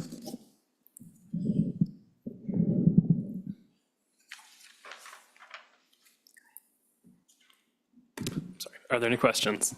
Any questions? Seeing none, thank you. Okay, I'm going to try to make this short. Oh, there's a question. Oh, Senator Scott. One question. In this that was passed out, I was, and you know, we just got it, so I'm having difficulty understanding it. But starting on page 1, is this revisions to the bill? What is this part of the document? Is that a new bill? Is it revisions to this bill? What is this? I'm confused. I'm going to, because Carrie and Megan were on the literacy cabinet, I'm going to let them explain that. And if you don't, Mr. Chairman, members of the committee, if you don't mind, Senator Scott, I'll kind of address that and what I'm going to say. If you could wait just a minute, please. All right, thank you. First, Chairman, members of the committee, I get nervous talking in front of adults, so I apologize. I also want to apologize to Representative Jarvis for hijacking her up here. I'm so sorry. And I also agree, like, she knows what she's talking about. I agree with what she said. She knows her stuff. I am also a dyslexia specialist, and I told my story last time I was here, so I won't tell it again. And I also don't know how you do this all day listening to people. And I try to be a little entertaining, so to grab your attention a little bit, so you're in. So I came prepared this time with notes, and look how that turned out. It's kind of a little bit of a mess, so I will try my best to be concise and quick. First, I want to thank you. Your work on literacy shows that you see what we as parents, teachers, and advocates have known for years. Wyoming needs stronger laws to ensure that every single child learns to read. Reading is a right, not a privilege. The bill drafted by the JEIC does take some important steps in that direction. It calls for screening across K through 12. And as Dr. Jarvis mentioned, most screeners are K6, some are K8, but if kids haven't passed by 6th grade, the 6th grade screener, then they keep taking it until they pass, and they keep getting intervention until they pass. The same thing if they use the 8th grade one. If they're in 9th grade and they haven't passed the 8th grade screener, they keep taking the 8th grade screener until they pass, and then they're done.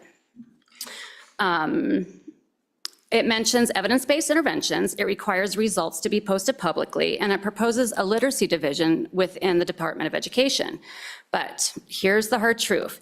It is not enough. We have had a literacy law for almost over 20 years in our state, and has our literacy scores improved at all? They haven't.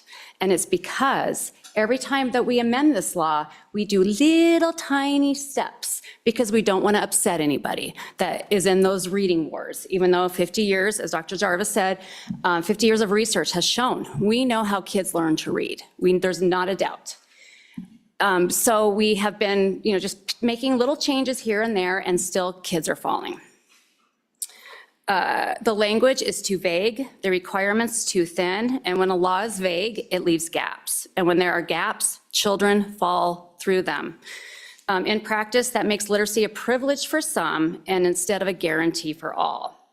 That is why we, as Wyoming Right to Read, have been refining this bill through a unified collaboration with the Department of Education and literacy stakeholders throughout the entire state. It's just not our 4 or 5 faces that went through this. This is all the comments from the literacy cabinet that you asked the Department of Education to go through. Megan and I were on that, and it was the most amazing thing that all over the state, these teachers are in consensus. This has to be stronger. We are not going to make any changes with just the little bits of changes that are in the JEIC bill. Okay. So this is why we came up with the comprehensive K-12 language and literacy bill. This proposal lays out the full framework, screening, diagnostics, interventions, teacher preparation, and accountability, and explains exactly what those are. It is comprehensive, structured, and evidence-based, and designed to reach every student, not just the lucky kids. And the timing matters. Across the country, literacy is becoming a national priority. Just this spring, and I think it was the day that we testified last May, President Trump came out and directed the U.S. Department of Education to and identified evidence-based reading instruction as one of its top 3 priorities for funding, calling literacy the most essential skill a student can acquire. And they really focus on the fundamental skills. Wyoming has the opportunity to lead by aligning our work with this national movement and by ensuring our teachers and schools have the tools that they need. This is about children, it's about equality, and it's about the future of our state. Again, as Gay said, literacy is not optional. It is the gateway to every subject, every career, and every dream a child may have. So today, I urge you, adopt the comprehensive language and literacy bill, let Wyoming lead, let us be the state that says reading is a right, not for some, but for every child. And I also have to add my 2 cents about local control, because local control, I get it. We're Wyoming, right? We do our own thing, but we cannot do local control for literacy instruction. Science has proven how all kids learn to read. We can't let a few districts say, but this is how we teach our kids to read. Well, the 15% or probably like 30 to 40% of those kids aren't reading proficiently, even in the supposed high districts.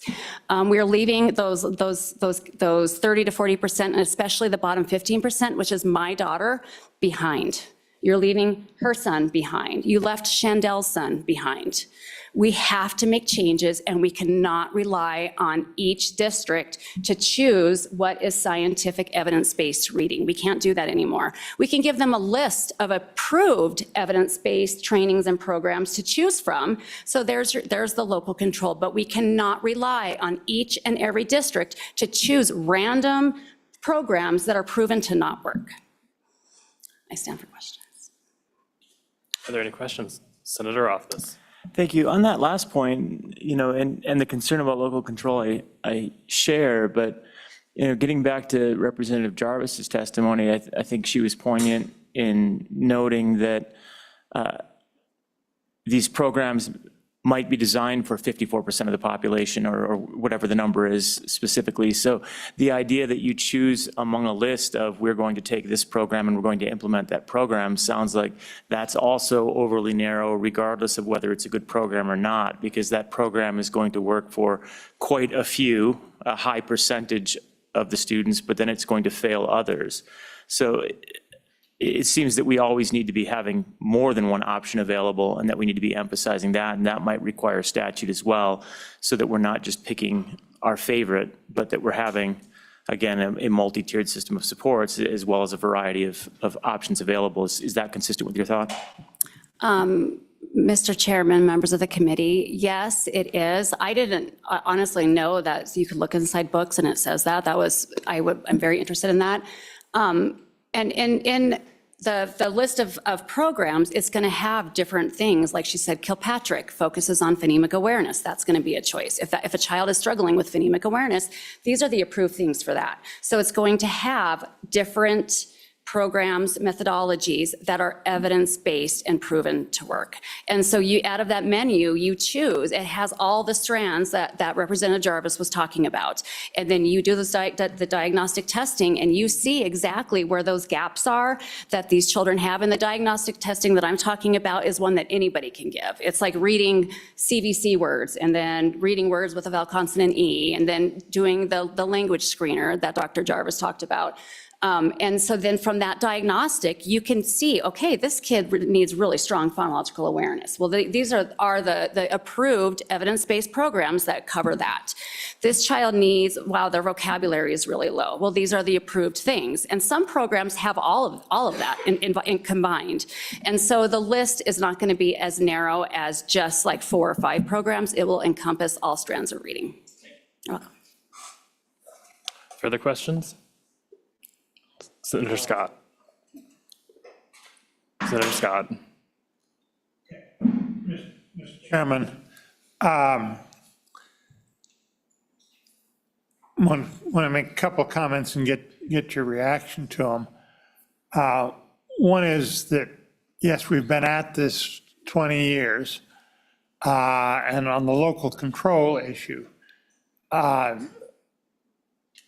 from what I understood, and I was not on the education committee in many of those 20 years, what I understood was that many of the districts, there was a key requirement in the original legislation was the preparation of an individualized reading plan for students who were having difficulties that didn't have an IEP, because there was a lot of kids that didn't have an IEP that were having reading difficulties, still are. My experience at that point, my understanding was that many of the districts, more than a majority, I believe, simply ignored that requirement and just didn't try to implement it at all, which naturally led to lack of progress. So I'd be interested in your reaction to how do we fix that particular problem, because I think that has been a problem. Second, Mr. Chairman, was that when we've had the districts that have done the best in talking to us, one thing that impressed me was they were trying to pay attention to the individual student and trying to find and fix the problems that student had. Now, they weren't reaching as many as they should, perhaps, but they were doing a lot better than a number of the other districts that were continuing to just ignore the problem. Am I right in focusing on that local control has gotten us in trouble there because the districts have had other priorities other than reading and just haven't implemented things? Mr. Chairman, members of the committee, yes, local control hasn't hurt us because we really haven't had any. And so you're right when you said there wasn't any follow through on the beginning law. I was a teacher at that time. I taught kindergarten at that time. I had no clue that we had like a reading law at all. I didn't find out until my daughter was dyslexic 12, 15 years later that there was a reading law. And so that is going to be answered by creating a literacy department. You need a group of people we want to make literacy a priority in this state, then we need to put the money where the mouth is, or whatever that saying is. And we need to show that reading and put the money where the literacy department is, put the money for PD and evidence-based programs. And so to answer that question, you're right, it wasn't followed. Your second one, again, we know how reading happens in the brain, and we know what bad readers do. We know that through MRI studies that bad readers look at the first letter and guess. They look at the picture and guess, and that is what a lot of these districts are teaching kids. Some of these districts are pouring a lot of really good MTSS structure, which is great, but they're pouring a lot of resources and money into these programs that don't work. And so they're getting decent results. Now, those districts are not any better than the districts that have now adopted structured literacy and are now moving past them in their test scores. But one thing with those districts that don't agree with this type of legislation is they leave the bottom behind, because we know that kids that struggle to read words, that access that Representative Jarvis was talking about, there is a way to teach those kids, and we know it. It is explicit phonics, vocabulary, instruction, fluency, all the pieces. They need all those pieces very intensively in either a small group or one-on-one. There's no question about that. So with doing away with pure local control is going to move our state further, because local control is what is hurting us. That is why we have low numbers in our state.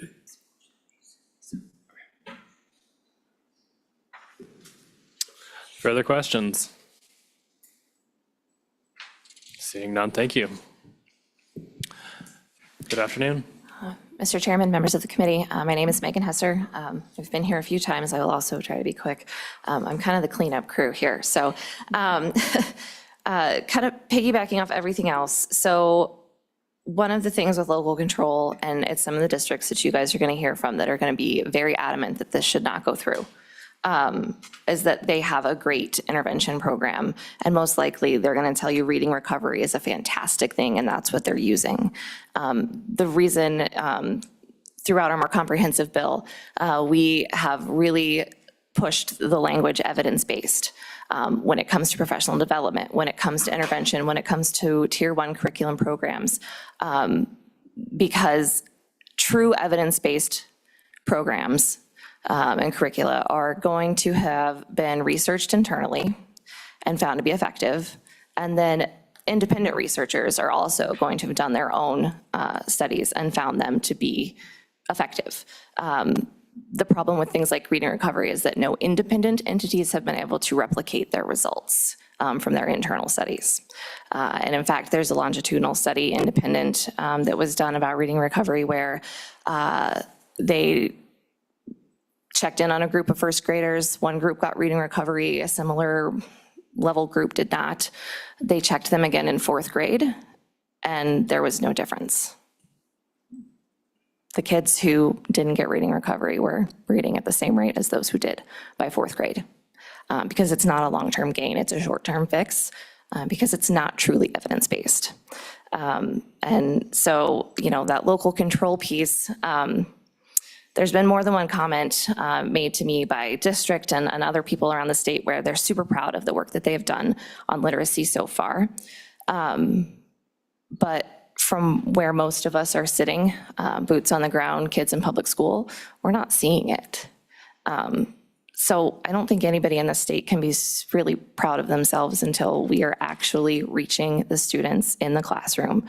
Our district, or the ELA elementary coordinator at the time, was a couple of years ago, was so proud of all the work they'd done, all the training that they were giving their teachers. But it was not translating to either of my children in the classroom. It's still not translating to children in our district in the classroom. And it's local control. We need to be a bit more prescriptive with our school districts, just like when you're doing an intervention for a student, it needs to be prescriptive. The other thing that we have put in the comprehensive bill is a few more reporting requirements, because there is a heavy push for professional development within it. We'd also like them to report on how many teachers are being certified in those programs that they're using, not just a 3-day training, but an actual certification. We'd also, like to see how that bottom 15% in those districts is performing. Are those kids actually making adequate growth to get out of the hole that they're in? Because like Carrie said, those are our kids, and they weren't. And it didn't matter, IRP, IEP, it didn't matter. So I know there was a little bit of some language in the bill draft you guys got from LSO that kind of excluded or assumed that children on IEPs were going to already have some of the things that are listed in this bill for kids who get IRPs, and that's not a safe assumption to make. Our special education teachers need just as much training as our general education teachers in the area of literacy and reading. And I know Dr. Jarvis talked about that benchmarking and the 85%. We have switched the 85% that you are tracking is on the screeners that are being used, not the YTOP assessment. And it is not just being tracked in third grade.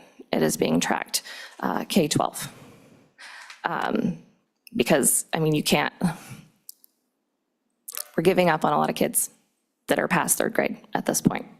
And we're just kind of leaving them to their own devices because secondary isn't any more equipped than a lot of our elementary schools to intervene and get these kids caught up.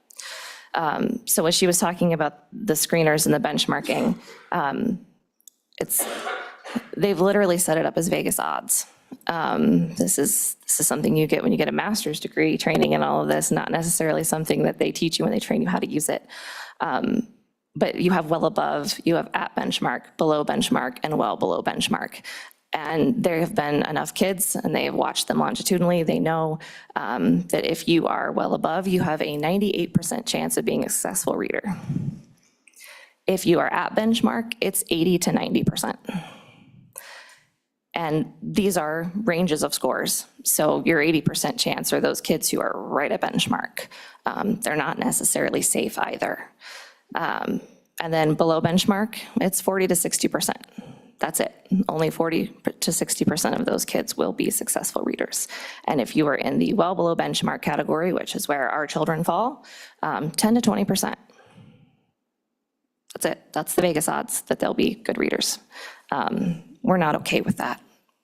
I would hope most people would not be okay with that. And while I agree it would be great if we didn't have to use programs with fidelity, it is going to be years before the teachers in this state as a majority have the training they need to be able to deviate from those programs. And until administrators understand also how to deviate from those programs, they're not going to be any help to their teachers. So the comprehensive bill has also kind of expanded professional development requirements for, in large part, almost everyone within your district. Even your nurses and your gym teachers kind of need to know what it is and what's happening, because those kids go to the nurse every day with a stomach ache, right before reading, right after reading, right before or after writing, like every day like clockwork. The nurse can be like, hey, you need to check on this kid. Sometimes it's literally that simple. The gym teachers, if they've got a kid that's really struggling to be able to like figure out left and right when they're given instructions in class, well, we might need to have a conversation with the teacher. And how many of our gym teachers become elementary school principals later on in their career? Quite a few, but how can they lead a building in literacy if they don't know anything about it either? So our principals have to know. All levels of teachers have to know. Our paras have to know. Our administrators in the big building have to know. Because how can they pick good curriculum or curriculum that's going to work off that menu in their district if they don't know? And I would argue a large part of them don't know. And with that, I'll stand for any questions. Thank you. Are there any questions? Seeing none. Representative Lawley.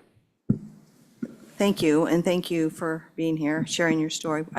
We've heard more of it before, I believe, and I always appreciate those stories. And again, I have my own dyslexia story. I'm not going to bore people with that, and then my daughter, and even my granddaughter. So these happen in families, and they are important issues, and making sure we're not missing out on with these kids and how we can help them, because I can tell you they can be helped. I was taught by a reading specialist how to help my daughter, and that's when I discovered I had dyslexia myself. Please go ahead. Thank you, Mr. Chair. Mr. Chair and Senator Scott, I would like to go back to your question about the material that we provided here.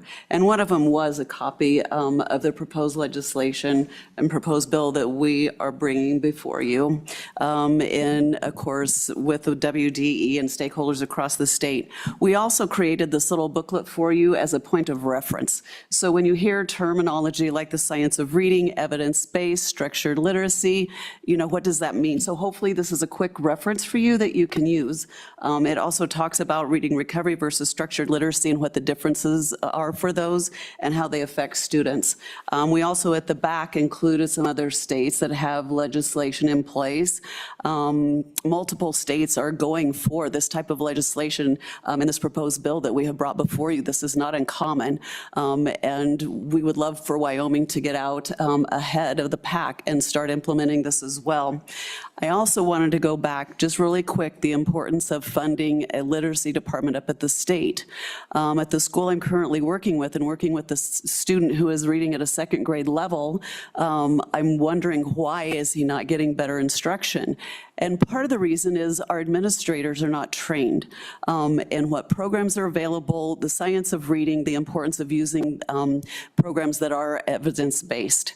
And I look over and here is a set of Wilson reading materials sitting on the shelf that the student should be using. And I asked the reading teacher, why is this not being used? The reading teacher was chosen by the administrator to be the reading teacher, and her background is in 15 years of math. She took 3 days of literacy training, and now she's the reading teacher. And it's that kind of training that we're trying to address in this bill so that it's not happening. Our teacher, it's not fair to this teacher to be put in that position, and it's not fair to her that she doesn't get the expert training that she needs to be a reading teacher of a 90-minute group of highly at-risk readers. And so this is important, and this will hold districts accountable, and it will hold administrators accountable.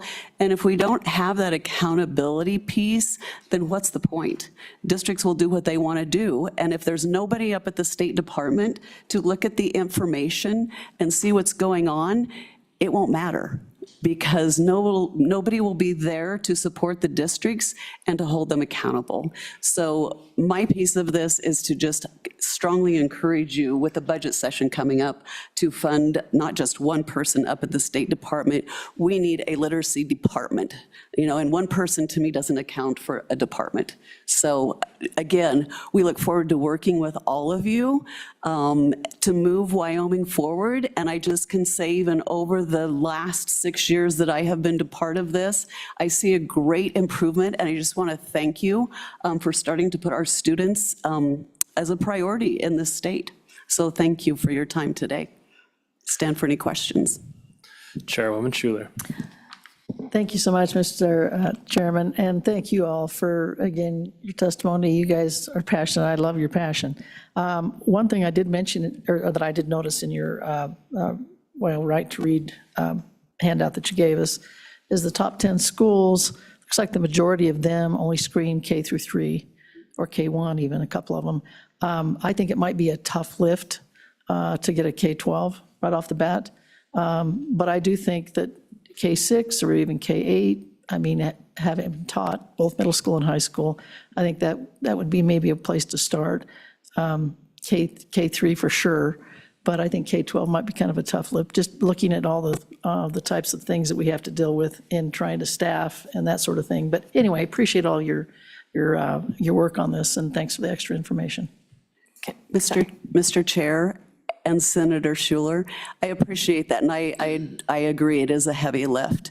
The one thing that we put in the bill that we would like to see put forth is that the screening for the older grades is only once a year, and preferably at the beginning of the year, because it's students like the one I'm working with, he's not going to get identified. And he's just one of thousands across the state that are not being identified in the upper grade levels. And so it's extremely important to identify those students, because the law, it supports them getting help and intervention. So if we don't do that, we're breaking the law, because they deserve to be identified and get services. Further questions? Seeing none, is there any further public testimony? Mr. Chairman, you do have one online. All right, let's go online.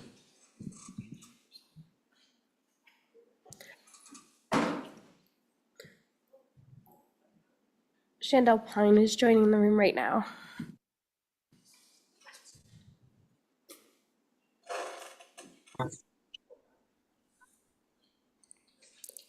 Chairman Good and afternoon.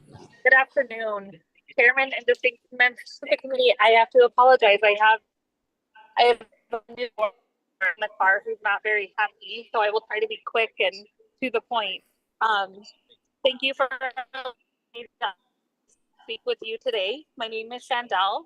When I testified before you in May, I told my son all kind and the tragedy in my family that has forever changed my life. In November of 2023, I stood before this very committee and shared the same story. However, I learned something that shook me to the core. Only half of our students in the state are truly being taught how to read. At this time, I was a mother searching for answers, but also wanting to share Paul's story so another family wouldn't have to experience the same story. Paul was bright, funny, and full of potential, but he struggled every single day in school because he could not read like his peers. After years of frustration and failed intervention, he was finally supposed to start receiving structured literacy through an individualized education plan. My son did not believe he had a future. He carried the unbearable weight of being unable to read, and it was too heavy for him to bear. After losing Paul, I began asking hard questions. How could this have happened? Why was he not taught how to read? And I learned what every one of you here already knows. Teachers are not trained in how the brain learns to read. Too often, they are taught outdated strategies, like asking students to guess a word from a picture or context clues. Instead of teaching them to truly decode words using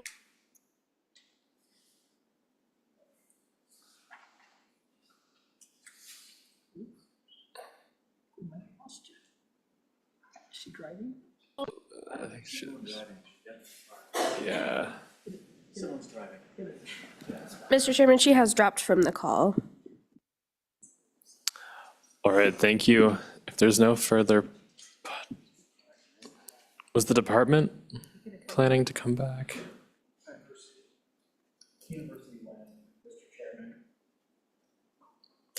All right. Are we moving on to that subject line or? Mr. Chairman, yes, the University of Wyoming and the Department of Education are listed on the agenda for this topic. All right. So we're finishing up the public comment period on the bill draft, and I guess I'm wondering if the WDE has more comments on that or not.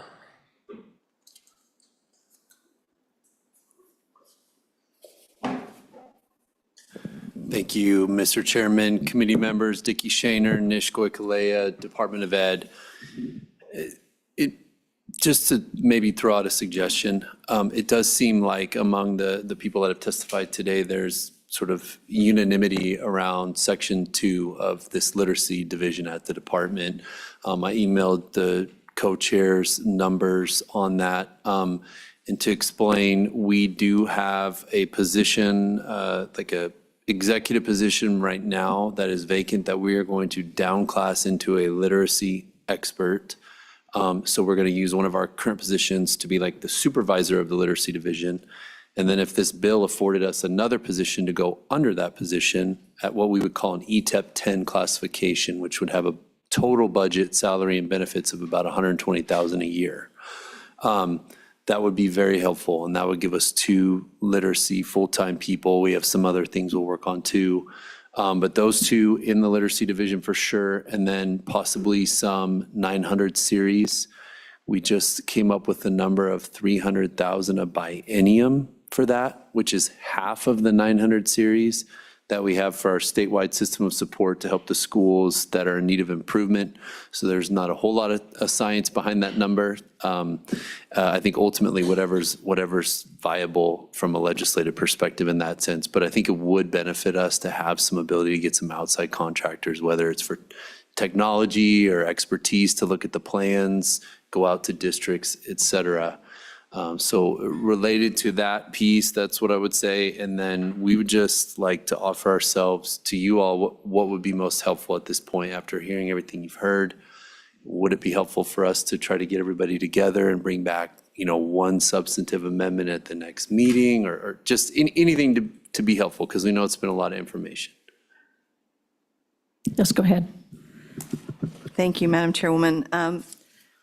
I really appreciate that suggestion, because what we have here are, again, some good work by Representative Jarvis and some great information, the literacy cabinet feedback document, but there's a lot of variance in there, and some of them took the approach of amending existing, and then we have the sort of new language from the Right to Read group, which I think is again worthy of some consideration, whether as it is or by somehow combining these, but kind of reminds me a little bit of wildfire mitigation we worked through in minerals, and it was, we really kind of had to say stakeholders maybe get together and among yourselves come up with some priorities and ways to work through some of these differences so that to help us out to do our job. So again, I like that approach. I would be happy to be a part of that as a legislative representative on that group, but I just feel like a lot of good things have been presented to us.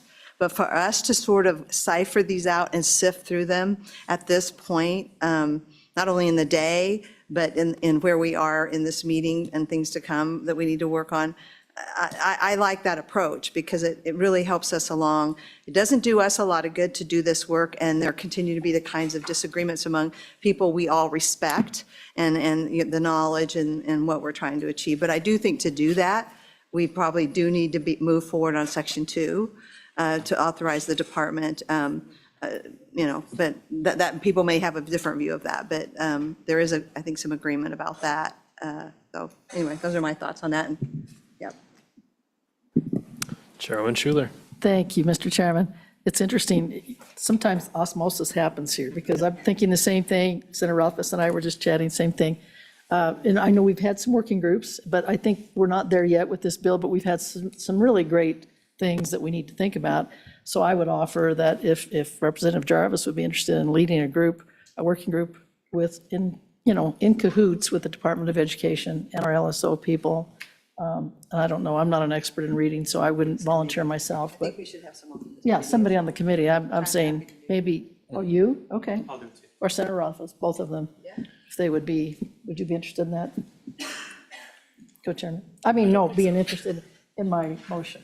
Not in serving. You're already doing 2 working groups. Okay, but let's are you- get him another one. Are you okay with that? Yes, but I think we should hear from from UW before we go to committee directives on this topic. It's in there, but I think it would make sense to hear from them first. Is that? How does the LSO feel about that? Yep, Mr. Chairman, I think the intent is to have the university and the Department of Education testify on this related topic. Unfortunately, the ICS is a bit restrictive in how we structure these things, but I think that's how we envisioned it, and certainly the Department of Education and the university, I believe, expected to testify on this. I'll withdraw my motion then for now. Until we hear from UW. Is that all right? Yes. All right, anything further? Thank you. Thank you.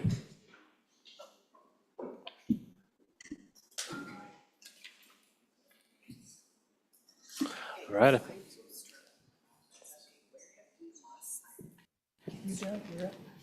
All right, UW.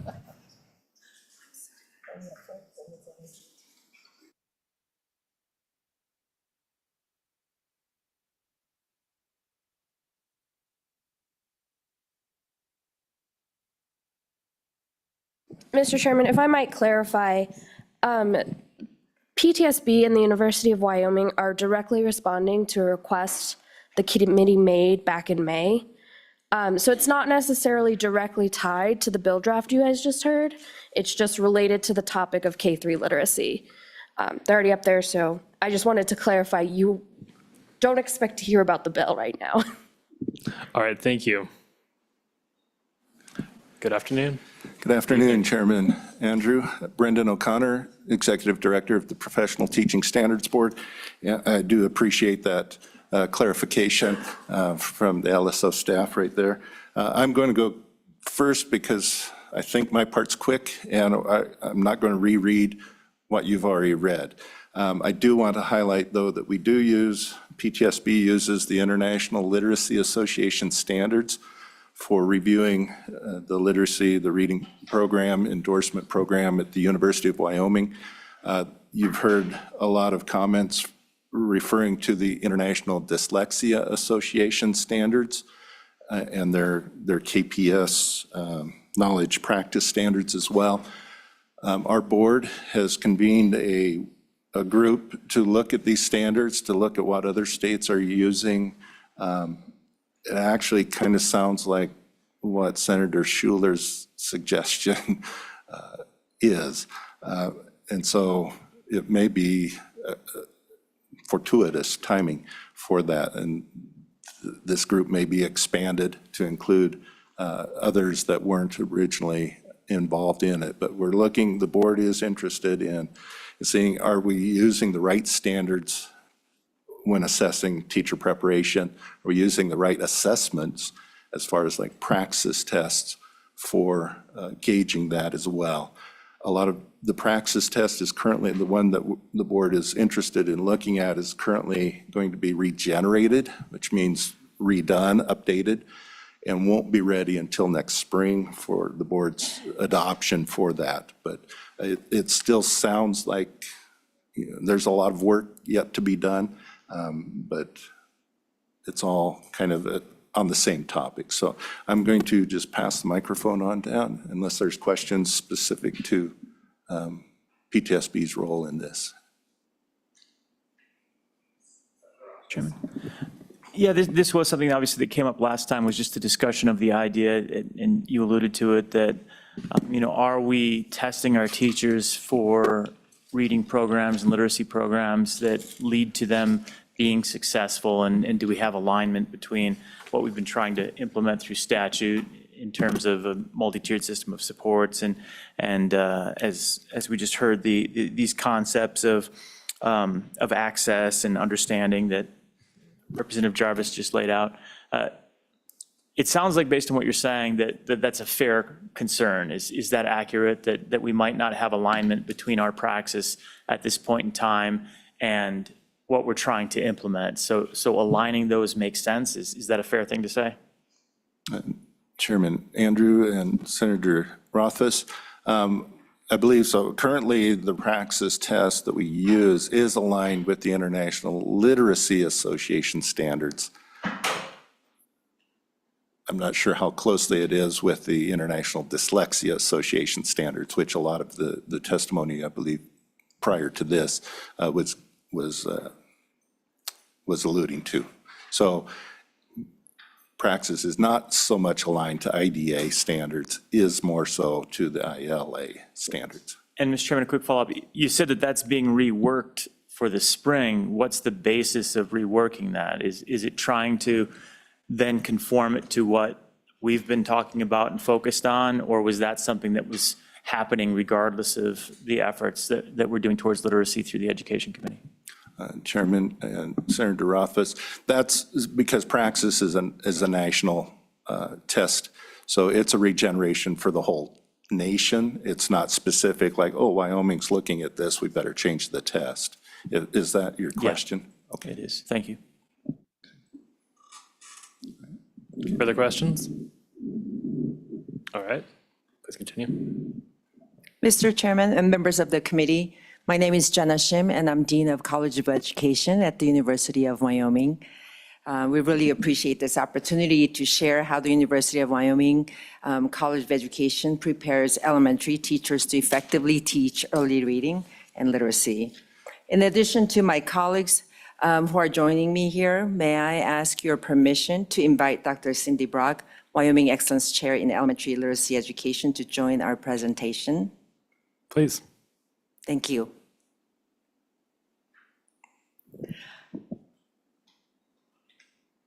Slightly on a side note, but it is related, that my colleagues have just drove here from Cheyenne, where they just provided professional development to more than 100 teachers at Central High School this morning. And they will soon be leading another PD with teachers in Wind River Elementary, in Pavilion, as well as in Sheridan. All this is to say that not only we train teachers to effectively teach literacy, but we continue to work with teachers across the state to sustain most up-to-date research, inform them with most up-to-date research, as well as equipping them with strategies that is applicable in real classrooms. Before turning it over to my colleagues, I would like to briefly highlight 3 points just for your reference and as a context. First, at the College of Education, among with other programs, we offer a bachelor's degree in elementary education, as well as elementary and special education. Both programs include comprehensive coursework in literacy, mathematics, science, social studies, and other core areas of elementary instruction.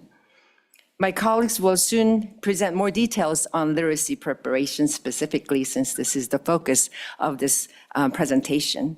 However, second, in 2017, we fully revised the required literacy coursework in both programs.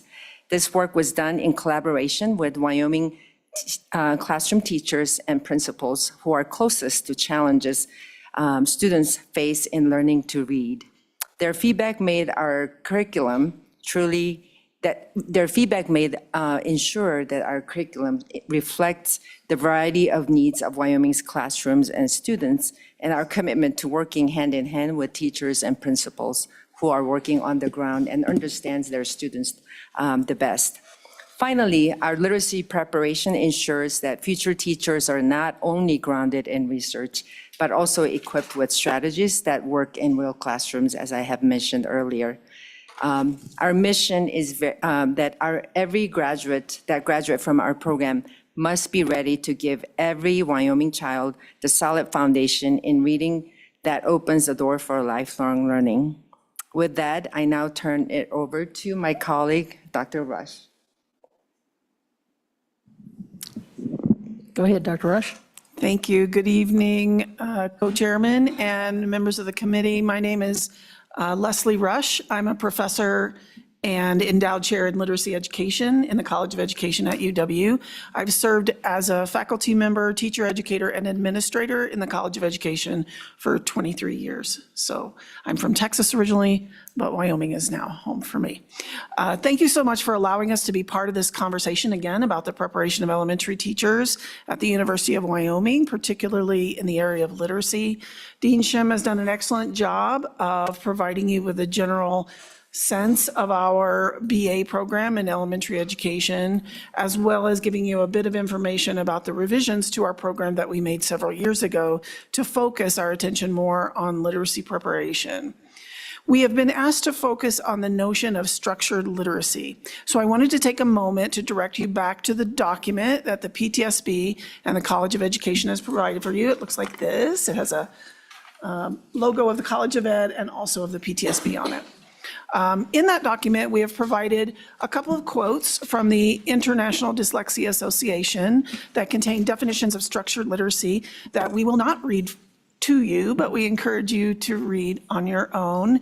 Generally, structured literacy has been defined by the International Dyslexia Association as providing systematic explicit instruction that integrates listening, speaking, reading, and writing. That's a very nutshell-y kind of piece of the definition. There's more to it, more to that definition, and I would direct your attention to our document for more specifics about what structured literacy is. It's important, however, to note that the term structured literacy is a term trademarked by the International Dyslexia Association. The term was originally developed, as noted in a blog post by the IDA president, as a way to help the organization more effectively sell its instructional approach.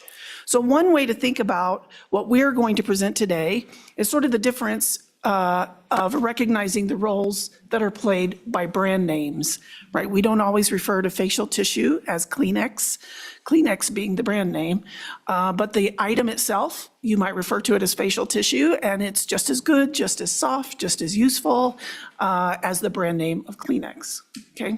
Just a little example of the way sometimes terms get used, and we're going to go by instead the aspects of that term. So in the College of Education, we don't typically use that term, structured literacy. However, we do provide instruction in the elements of structured literacy, the aspects of a research-aligned literacy instruction that are included in the IDA's definition.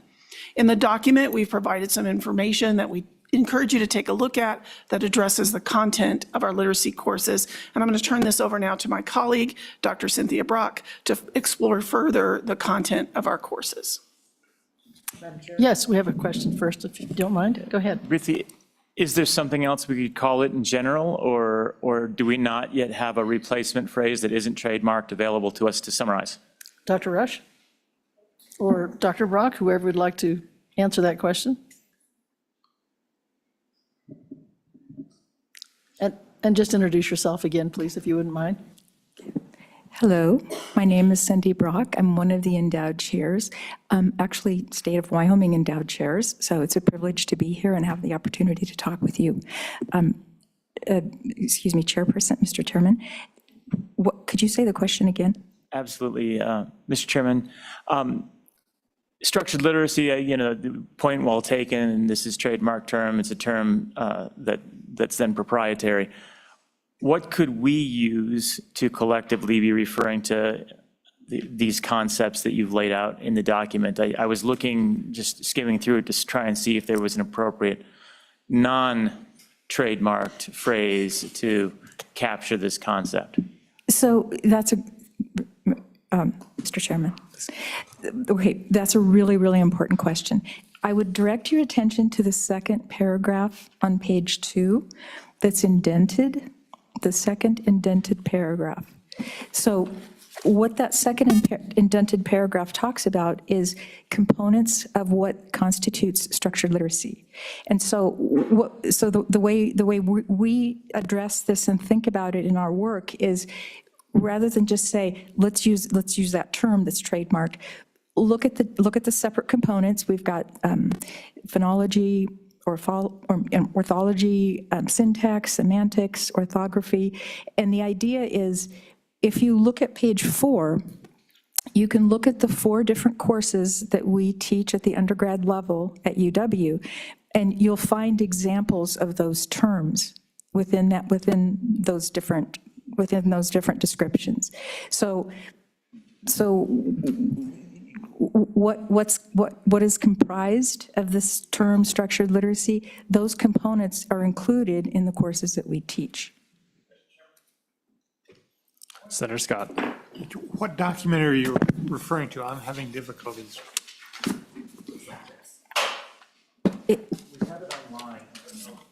Mr. Chairman, this document was sent out in your original packet. It was not a supplement handed out today. So if you have your original packet, it is included in that, and the last item under reading, assessment, and intervention. Senator Rothfuss. Thank you. So I'm going to take that as a no, we don't have a catch-all term. Mr. Chairman, yeah, catch-all terms can be problematic, as you probably know. We've heard a lot of terms used today.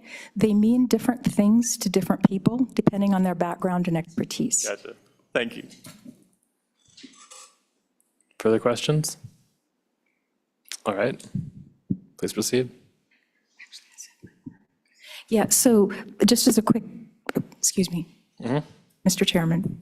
Go ahead. Yes, just to follow up, part of what I wanted to talk about, and part of my part of this, was to discuss the fact that the components of structured literacy, of that trademark term, you'll see woven throughout the courses that we teach.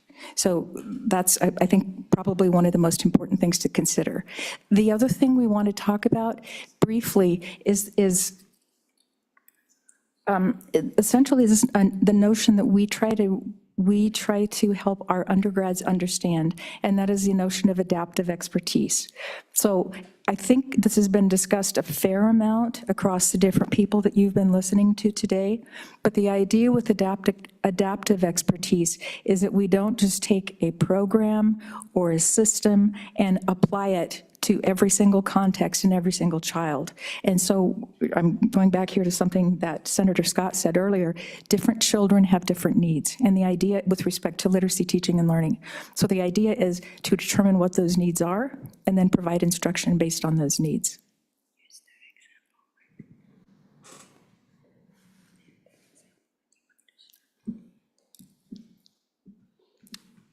All right, Anything further?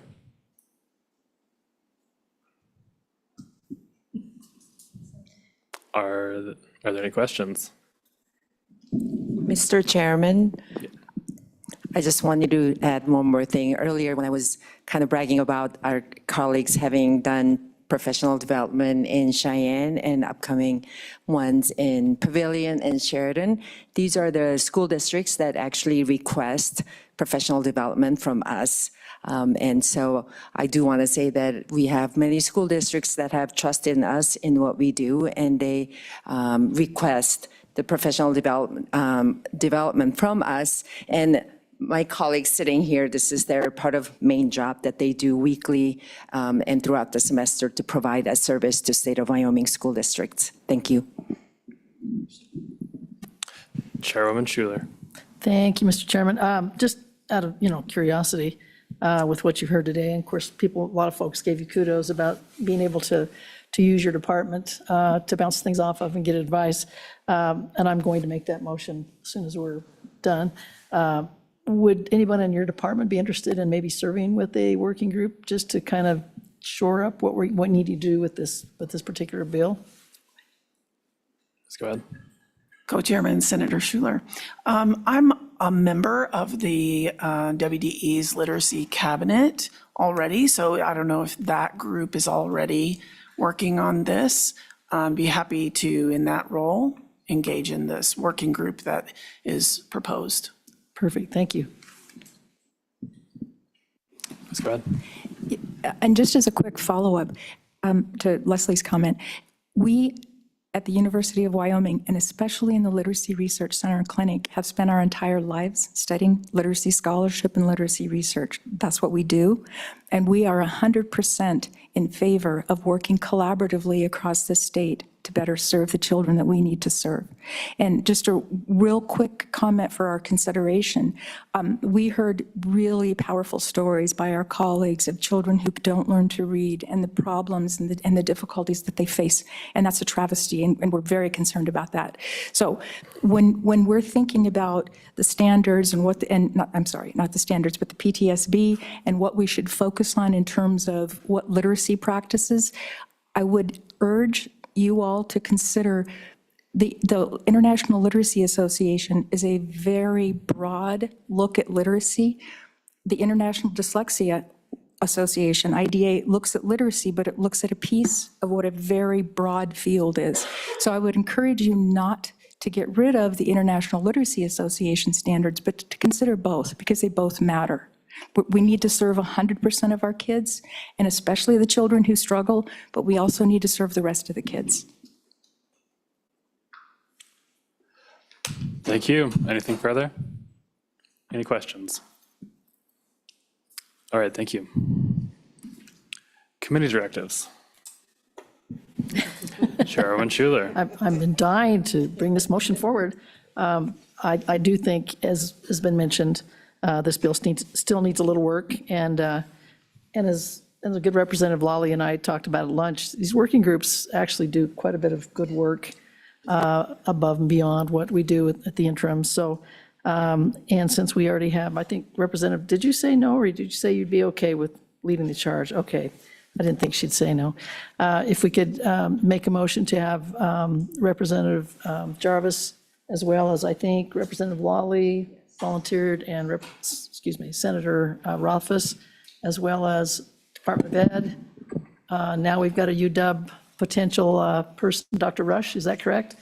And I don't know if your group would like to be a part of this, one of you, or maybe, we don't want it too big, but if that would work, I would make that motion that we set this working group up and put Representative Jarvis in charge. Sounds great. Madam Chairwoman, I would suggest that we have Representative Lawley as the one leading the group, since she is on the committee. I think that would Good point. Yeah, That's a good point. I'm happy to amend that motion to Representative Lawley lead the charge. Second. So you're the second. Second, I'm sorry. All right, all those in favor of the motion, please say aye. Aye. All those opposed? No. Motion passes. Mr. Chairman. Senator Olson. Yeah, I'm just curious if there's interest in this committee in advancing separately the Section 2 portion of the bill, that it seems like all the stakeholders testified that there's a need for this person in the WDE. I think it can be accomplished by budget amendment in the budget as well. So it's not completely necessary that we advance a bill, but there's enough interest to it that I'm curious if we should draft separate and apart from what the working group is doing, a simple bill that just creates this position and funds the 900 series. Is that a motion? Yeah, I make that a motion. Any discussion? Senator Rothfuss. Thank you, Mr. Chairman. I think this is the right way to go, and we can carry over Section 2 to the next meeting if we need to, or potentially we could have language for tomorrow. But these are obviously two distinct ideas. They should be two different bills, and we as experienced legislators understand that separating out the appropriation is often a really good idea if you have a different appropriation concept so that it doesn't muddle the rest of the legislation. So I support the motion. Further discussion? Seeing none, all those in favor say aye. Aye. All those opposed, no. The motion carries. We're now, where are we? At the order of business of charter schools. Since the committee would like to move a different direction on charter schools from what we discussed at the May meeting, rather than having LSO walk through the bill, I'd like to open public comment on 26 LSO 93.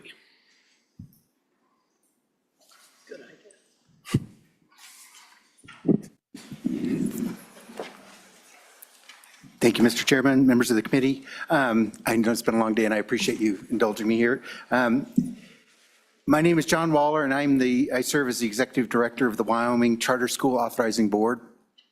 I'm here to provide context for the proposed changes to the charter school legislation, and I believe you all have a copy of this, the wording, new wording. The intent behind these amendments is to enhance the effectiveness and integrity of the charter school authorization process while preserving the transparency and accountability expected by the public. By slightly extending the application window, the review period will be extended, providing authorizers with additional time to evaluate submissions without affecting applicants who still have ample time to prepare for their school opening. The key objectives, there are 4 of them. Number 1, increase flexibility for authorizers. The amendments remove overly prescriptive language while maintaining the core requirements. This will allow authorizers to carry out their responsibilities more effectively within their available resources without compromising the overall timeline for the application process. Number 2, it extended the extended review period. By lengthening the review period, the authorizers will have the necessary time to conduct more thorough evaluations and facilitate meaningful discussions with applicants. This will help us ensure that only high-quality, sustainable charter schools are approved. Number 3, the structural flexibility in the authorization process. The revisions introduce a degree of flexibility within the framework of the authorization process, enabling authorizers to tailor procedures needed while still meeting statutory requirements. And the last one that's important is the public transparency. If we were to make this change, it would go through the rules and regulation process with WDE. And that of course requires that any changes go out for public input and review. These revisions are critical to our mission of thoroughly vetting charter school applications to ensure that approved schools are academically sound, operationally viable, and align with the needs of the Wyoming students and communities. Additionally, we do have folks here that would also be able to answer questions. Ms. Bayteski is tuned in online, and we have our Vice Chair, Fred Von Ahrens here, and Ms. Klein is also here as well. So at that point, I would entertain any questions. You do have a copy of this, but I would be happy to entertain any questions about that. Thank you. Are there any questions? Seeing none, is there further public testimony? Good evening. Mr. Chair, members of the committee, thank you very much. I'm Fred Von Ahrens, the Vice Chair of the Charter School Authorizing Board. The only add, just in the interest of time, I would say is it was really important to us that any changes we've made would still give the schools a full year to stand up after we authorize. This does not change that. Thank you. Thank you. Are there any questions? Seeing none, further public testimony? Seeing none? Oh, I'm here, Mr. Chairman. That's fine. Carrie Klein with Wyoming Public Charter Schools Association. I'll just say that we're here supporting this effort and can answer any questions. thank you. Senator Scott. Mr. Chairman. And I've got a concern, and I don't know whether this is really the proper time to bring it up or not, but, you know, in the recently passed reconciliation bill in Washington, there was a new program in this alternate education field with a tax credit funding, a scholarship type program. And it's not clear to me exactly what was passed. And Senator Scott, I did talk to the WDE for you as we discussed on that, and I can talk to you about that after the meeting if you'd like. I've got an answer. okay, at some point I want to talk about that in formal committee, but if you don't want to do it right now, that's fine with me. All right, thank you. Committee directives? Oh, I'm sorry. Chairwoman Schuler. Thank you, Mr. Chairman. So I guess my question is, we go ahead and 26 LSO 0093, we probably just move to table that indefinitely and just make these proposed changes to WS 21-3. Is that correct? LSO or? Mr. Chairman, Madam Chairwoman, you don't have to make any action or any motion with regard to the 26 LSO 0093, and that will result in the bill dying. Okay. What about the proposed changes that came from the charter schools? Madam Chairwoman, you could just make a new motion to reflect the bill, the draft that was spoken to just a few minutes ago. Yeah. I'll make that motion then to accept the proposed changes to WS 21-3 on charter schools. To draft. Draft as a Yeah. bill. Yeah. It doesn't need to be drafted though, right? It's just an amendment, or does it need to be Does. drafted? Mr. Chairman, Madam Chairwoman, it does need to be in a Okay. formal LSO bill draft, and then at your next meeting, I will walk it just like I have the other bill drafts. Okay, that was basically what I was asking, yes. I would ask that directive be made. So, thank you. Do we have a second?